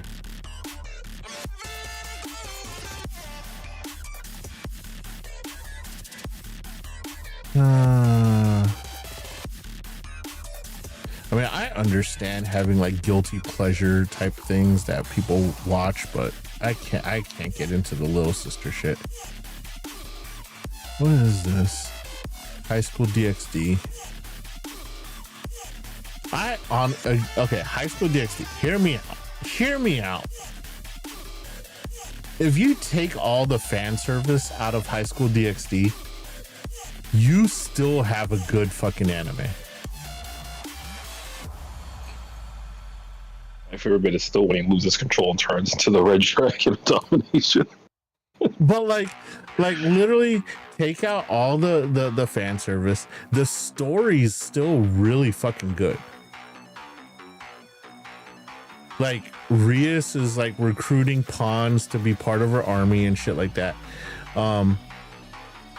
I mean, it was in the era of fan service. You can't be too mad at it. Like, I appreciate the fucking fan service. Rias was a waifu, fucking a waifu that I was proud to have. Like, I loved Rias. I loved Albedo. I thought that they were kind of just very fucking hot and fucking well written characters. But there was one part I had a gripe with. On what? High School DxD, the Shadow Dragon's like gear. The way they hyped it up, it was supposed to be on par with the red and white, but it was just a power bracelet that could suppress you. That was it. Okay, so I'm trying to think of what season I stopped. I never finished High School DxD, but I stopped watching it when they changed the art style. Yeah, that's a good point. Because like the new art style made Rias look very childlike instead of like adult. She still had the adult proportions, but a very childish like demeanor about her. And I was like, okay. I'm like, so the whole queen of the fucking Gremory clan now is not so like, she's not, I don't want to, it's nothing like attractive, but like, so she had that sophisticated look to her. Like, you know, like when like she looked thoughtful like in the beginning, and now she, like when they changed the art style, she looked clueless. Like they reverted to like the big anime dumb looking eyes instead of like the sharper, more intelligent looking eyes. I just was like, okay, and the way she acted changed. Yeah, no, we won't find it attractive, but those motherfucker would. Well, some people they I guess it's just me, because like for me, eyes are fucking important. And when you go from like the very intelligent, very thoughtful, shrewd looking eyes to like the big dumb eyes, I'm just like, okay, that you completely like fucking changed the character. And she acted ditzier. I just didn't like it. I was like, okay, I'm done. And it's not like they changed the side character and I was over with it. She's like one of the main characters and they swapped her. Like there was nothing there was no improvement or downgrade for Issei. He's just gonna be Issei no matter what. Well, I didn't like how they dealt with him when it came to Red Dragon Domination new season. Oh yeah, true that. Like, oh, it wasn't everybody just helping reach out to him and then do all this stuff. No, it's him becoming a grabbing dragon.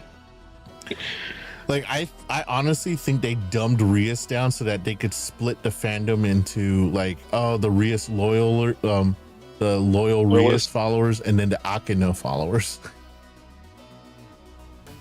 They literally dumbed her down. I hated it. See, I think the only good thing from that most recent season was when Issei fought like one of the people that could attain the crown, that just had a whole bunch of power. I just didn't like when he got the queen ability. He looked like a Bakugan. Truth. Now I'm just clicking through animes. Food Wars. I actually liked it. Never finished it. Huh? I never finished it. You never finished it? No, I think I stopped after season 2 because I was using the pirate website Kiss Anime at the time, and I was trying to catch up on a few other anime. Toriko, but that kind of blew up, and I was like, oh, well, can't finish this shit now. Okay. And then I just... Go ahead. Hear me out. Okay. This, you know what? I'm in the same fucking boat as you. But the main reason why I like it is because a cook is showing up all the pro chefs. That's the main reason why I like it, because Soma's a cook. He's not a chef. He didn't go to chef school. He's a cook. And all these other fucking competitors are all chefs. Like 5-star fucking chefs. And he's just destroying them. And I love that, because not only do I love underdog stories, but as a cook myself, I'm just like, I relate to it. I mean, the fan service off to the side and all that during the foodgasm scenes. I mean, I wish I had that ability to cause someone to foodgasm with my cooking, but the fact that he is such a proficient, he cooks with love and passion, where they cook for fame and whatnot. Exactly. That's why I'm sold on Food Wars. And it sucks because like I need to buy that. I'm gonna buy that shit right off of my throne list. I have the Food Wars cookbook on my throne list, and I need to buy that shit real quick. Blast your clothes off with my cooking? Fuck yeah. Hell, any way I can get around to blasting your clothes off, whether it's by cooking or other methods, I will master it.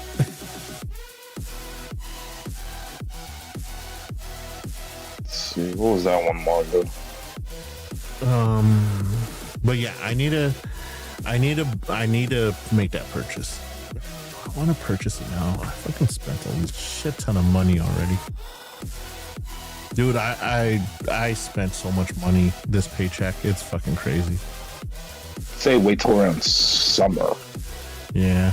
I'll wait till it goes on sale. It's gonna go on sale eventually. It hasn't. I've been waiting for it to go on sale because they usually do, but for some reason that book is not going on sale.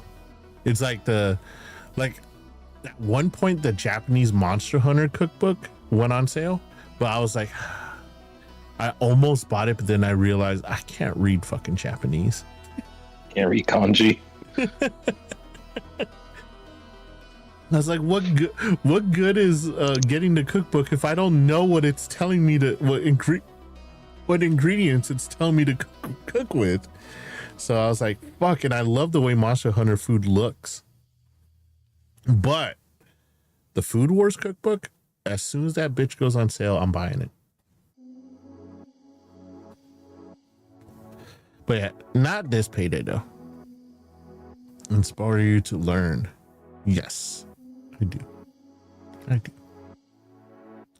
I did try one of the recipes off of there using one of your words, the congealed the rice that he made with the congealed broth that Eggs. melted onto it.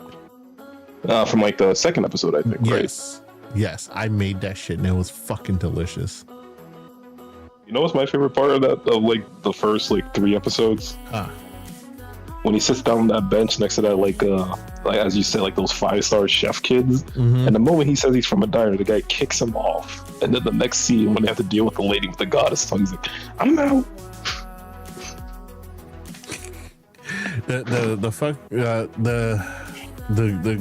I know there's a lot of character progression for Arena.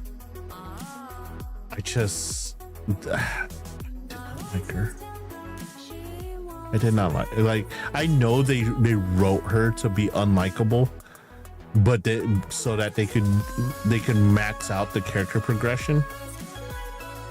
It's just I don't know. I was so put back by her introduction that I was just like, I don't know if there's redemption for this one.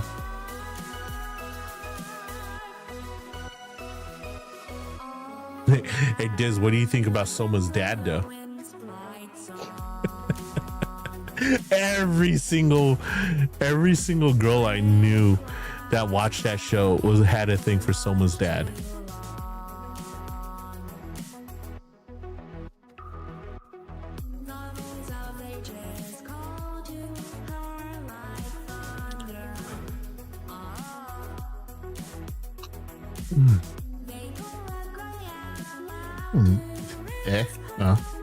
You know.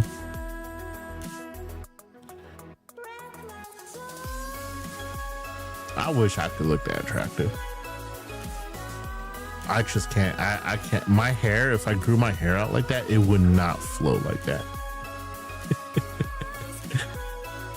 Oh man, I am getting fucking tired. What time is it? About 30 minutes or overtime. Holy shit, we are in overtime. It is 12:30, ladies and gentlemen. We have been going for 5 minutes and 47. 5 hours and 47. Wait, why am I being bonked for? You and Bor talking about anime. I didn't really contribute all that much. Shut up, Bor. God damn it. I didn't. I popped in at the end. Yeah, but you me hot? I mean, it is getting hot here, dude. You know what? You know what's funny is that we had that fucking earthquake yesterday, and I don't want to have an earthquake. I don't know. I thought it was fun. I was like hanging laundry. I was hanging some laundry up because the electricity was out because they were working on the wiring out back. So I had it hanging so it wouldn't stink up, because if you leave laundry in the washer too long, it fucking gets stinky. So I hung that shit up. I think I don't gasm for characters based on looks. I don't know why.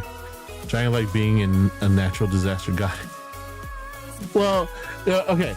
So when I was like hanging up the laundry, because I was like looking out there, and then the earthquake hit, and I was like, holy fuck, what the fuck is that?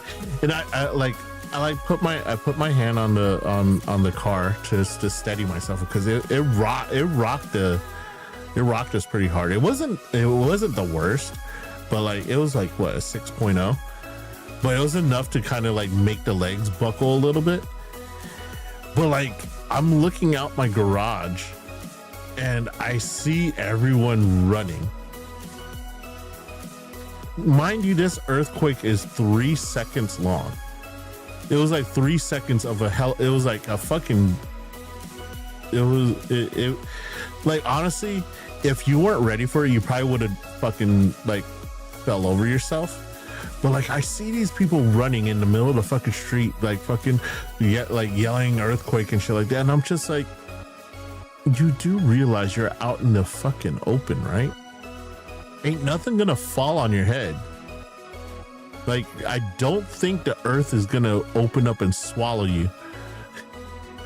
But they're like running. They're running for their fucking lives. And I'm just like sitting there in my garage. I have all this fucking heavy shit on the top of my garage. I could have fallen and fucking hit me. But like, I'm just sitting there. I'm sitting there like my hand on the fucking hood of the car, just looking out my fucking thing going, these fucking morons. And it's like cool. Like the feeling of being in earthquakes actually kind of fucking cool. Because you know, you don't ever really feel like the earth moving, even though it's always fucking moving. You don't ever really feel the earth moving, and the fact that you could kind of feel the ground shaking and it kind of like makes your ankles move with it, I was like, that's fucking cool. It's fucking cool. And then it ended, and I was like, what the fuck? Now, I'm not gonna wish full blown for another one, because watch the next one be like an 8.0 and then fucking just everything collapses, no more streams for me. Yeah, that'd be fucking horrible.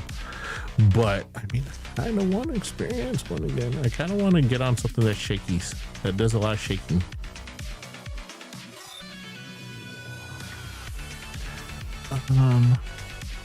Lemmings. What are you apologizing for, this? But calling them lemmings? They were lemmings. No, they weren't. I guess lemmings, but they were just like panicking, and I'm like, okay, what's gonna fall on you? The sky? Like, just, you're perfectly fine. I'm the one that's fucking stupid, sitting in a garage full of fucking shit overhead. I'm just thinking like you in there, and you just had the song from the first Beetlejuice movie going off. Yeah, I know what song you're talking about. It fits. Give Johnny an extreme experience. Got it. Make his knees buckle.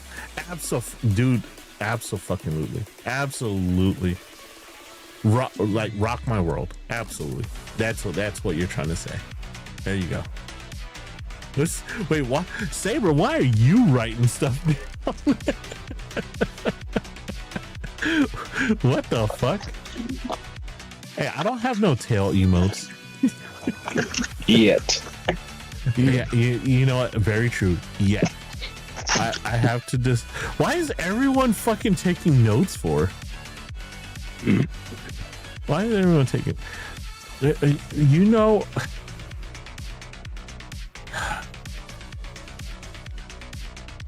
I don't even know what type of tip. Like, I've already been turned into a bear, and bear tails do not wave around like that. So for us to know and for you to find out, well, are we doing a fanfic? Are you guys really gonna go do the fanfic thing? Get turned into a Saiyan or a tiefling. I'm a fucking bear. They've already, the jury has spoken. They've made me into a bear. Alrighty. I'd make it into an owl bear. Owl bear? Do they have tails? Yeah, they do. Just like more of they have tails, but it's the same thing like some birds have those little nubs like bears, and then the tail feathers sprout out. Well, at least he'll have feathers. Shit, watch me make I'm gonna make a bear tail, and it's just gonna be my butt shaking. Like a bear butt with a little nubby tail. Just shaking. I need to write mine still. Also need to write Nosy. Yes. But no rush. You got a long time. You got a lot of time. I ain't going nowhere. Sir, I am a collector of all emotes that I find cute. Is that Mim or is that Vexaria? Let me see here. This one, the first one is Chime and Mileo.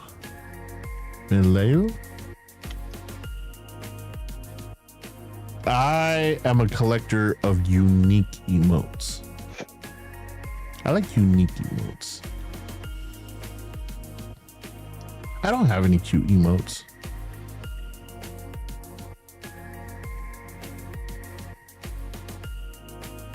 Yet. I got the trauma bell and the wheel of punishment. Meow. That Wheel of Punishment is getting a lot of traction. The what? The Wheel of Punishment is getting a lot of traction. I know, man. That thing spun so many times. You know, okay. It was fucking so you know the Fansly post that I made? Mm-hmm. Because of the Wheel of Punishment. Someone fucking bookmarked it. Someone bookmarked a post. And I'm like, oh dear dude, this is not fucking real, guys. This is not a real post. I do not have a Fansly. Like I saw someone bookmark my post and I was like, dear fucking God. And the funny part is like one of the people that liked the post was my free company leader on Final Fantasy 14. Ended up liking that post, and I'm just like, oh dear fucking God. Oh no. Just start a hands fancy of you holding a controller and just building Legos. Like, I'm almost scared to log into Final Fantasy 14 to find out what type of questions I'm gonna face. So, you have a Fansly, huh? Oh dear God.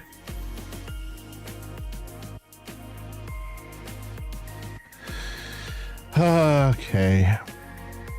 We're running up on the 6-hour mark, which is are they supporting their fellow guilty and future guilty, mind you.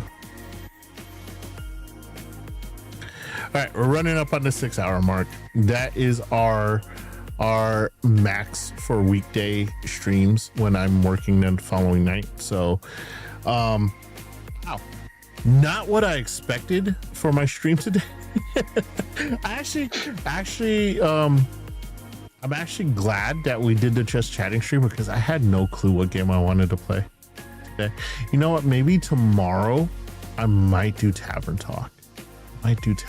Tomorrow. I'm not gonna push the voices. I think the voices that I could do without really straining my voice would probably be like the probably Fate. Is it Fate? What's her name? The elf. I do not remember, honestly. I thought it was like Thistle or something. No. It was like one of those on Tavern Talk characters. Faye, maybe? Or let me see. Journal. So Fable. Okay. I could do Fable's voice without straining. I could. You're not doing the dwarf or the vampire. No, I could do the vampire's voice without straining. Remember, I made him the derpy vampire. Ooh, I want my cloak. Oh. I purposely made him a derpy ass vampire, and I love it. No, I can't do the wolf. I I can't do Carolyn, and I can't do Rhea's voice very well.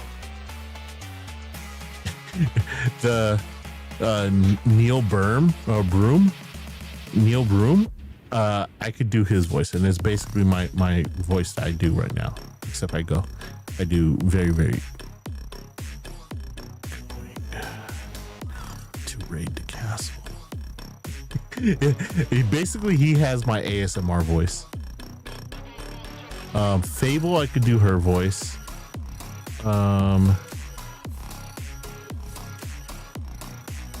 yeah, the vampire, the derpy voice, the dwarf, dear God, the dwarf voice, and the wolf voice, it just fucks my throat up really bad.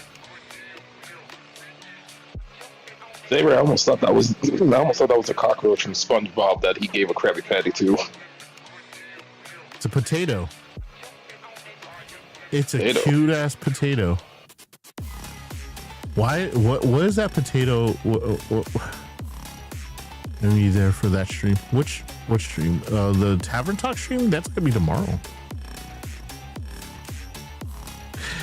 You know, one of these days I'm gonna just do a straight ASMR stream. I'm gonna lose every single viewer if I just go. Hold on, let me see. Let me see. Let's do ASMR. And welcome to the stream. I'm Johnny DeGordo, the Senpai Scuff, your dimension skipping. I am traveling techno alchemist and curator of this here apothecary, gateway to the Fey realm and home of the Fetabites right there in chat. Dude, what if I fucking did that all fucking stream?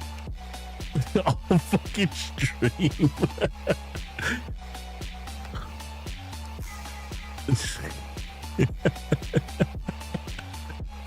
Oh God, we gotta make that a spot in the punishment wheel. Yep, that's going in the punishment wheel.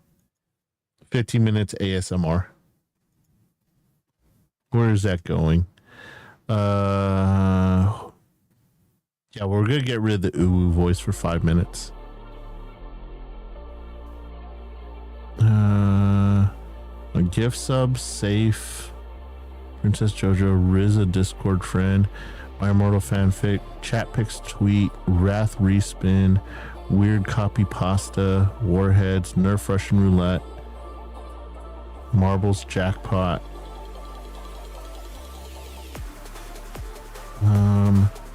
Let me get rid of UwU voice. Let's get rid of the UwU voice for 5 minutes, and we're gonna do ASMR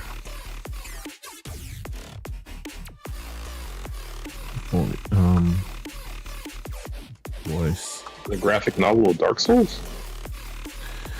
How long will we do the ASMR voice? We'll do 15 minutes.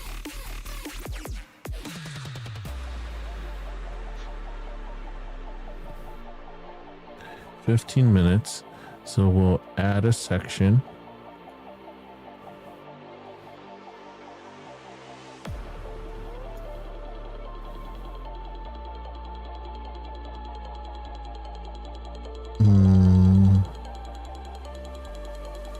There we go. 15 minutes. Okay.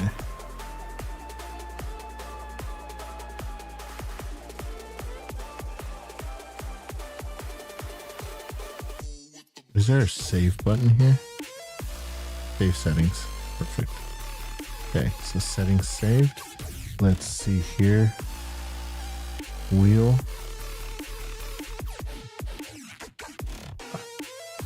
There it is. ASMR section.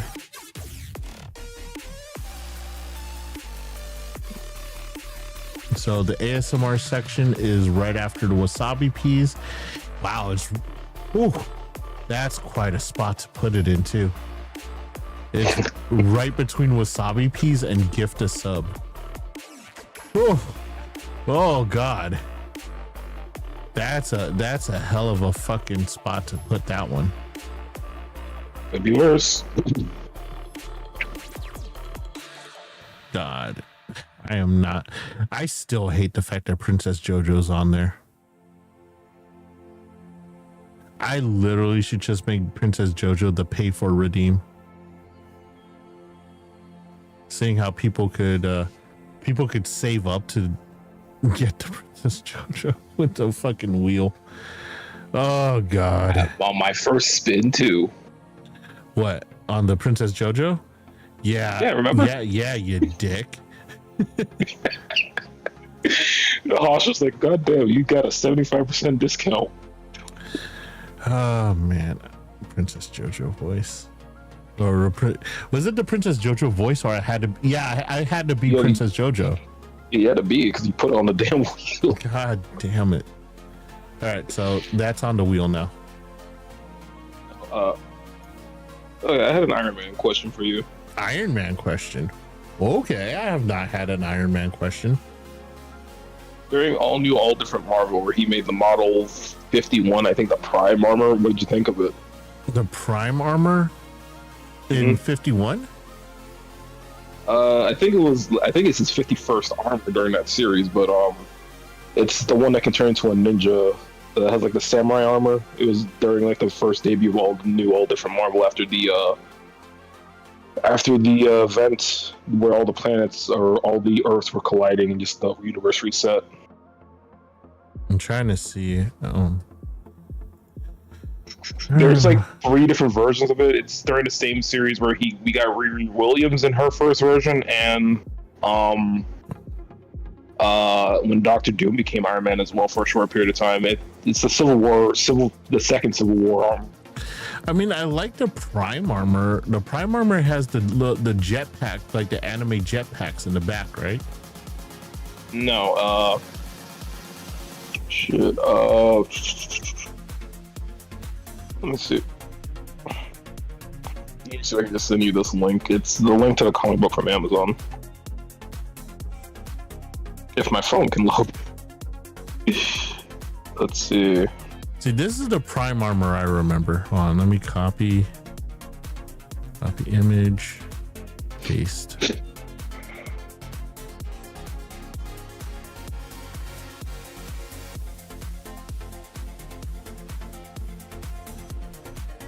Let's see if this opens. Nope. Does not open. Just go to your thing and all the Carlac shit I sent you. I know all that fucking Carlac, man. What are you? Where'd it go?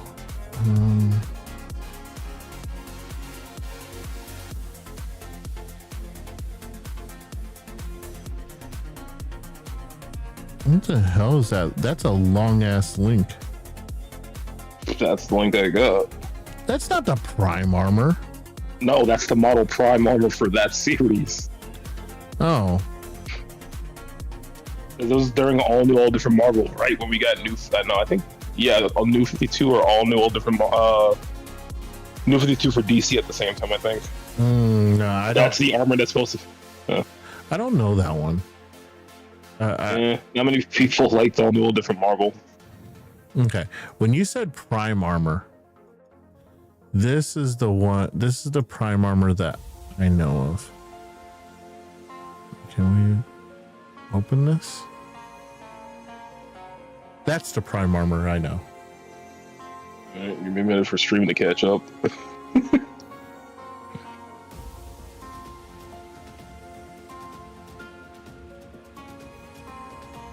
I like this armor. Oh no, it's the same armor. Yeah, it has the jetpacks in the back.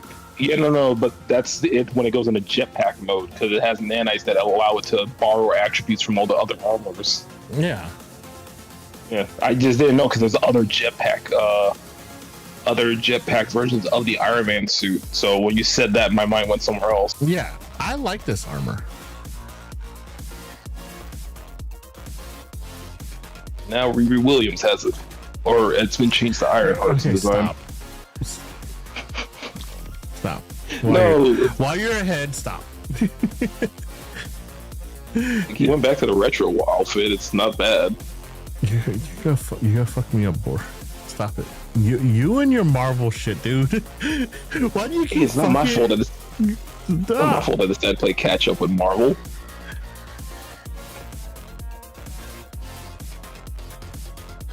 Boy. You're ruining my childhood. Trust me, it could get far worse than that. I know you can. Totally awesome Hulk Amadeus Joe. Okay. On that note, y'all can thank Board. This stream's ending. Let's see. Who do we have to raid out to? Who are we raiding out to, guys? And honestly, it's not Board's fault. We are at 6 hours and 10 minutes. We're at 6 Still hours. waiting for. So like, Still. who are we raiding out to? We got Nostalgic. What is Nostalgic playing? Honkai Star Rail.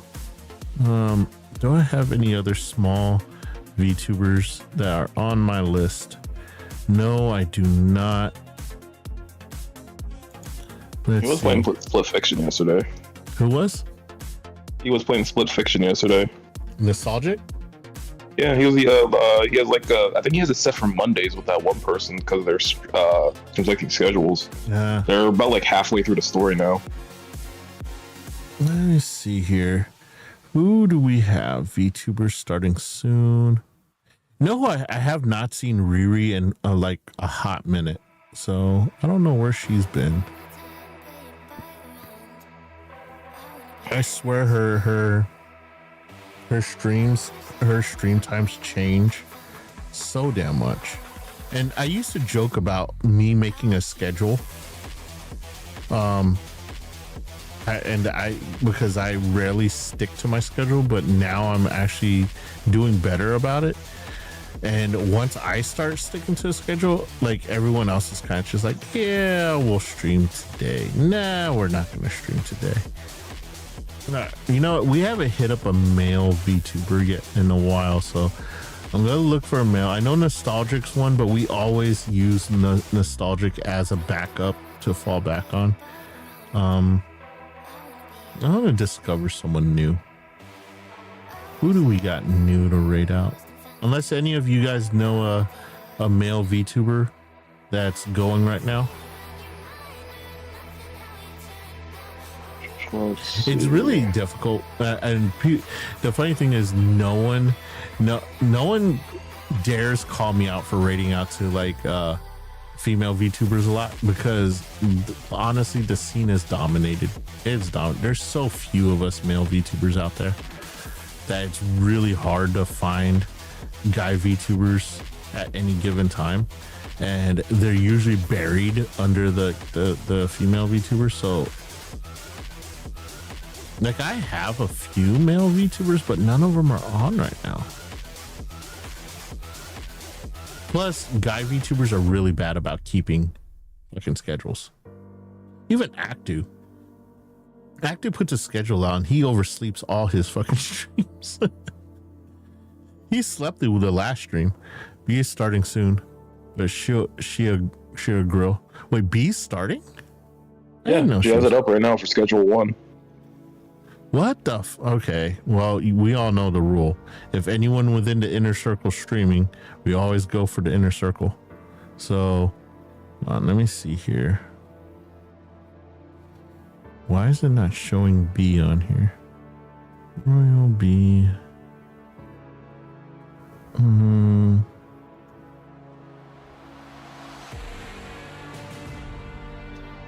There we go. All right. So we're heading over to Miss B.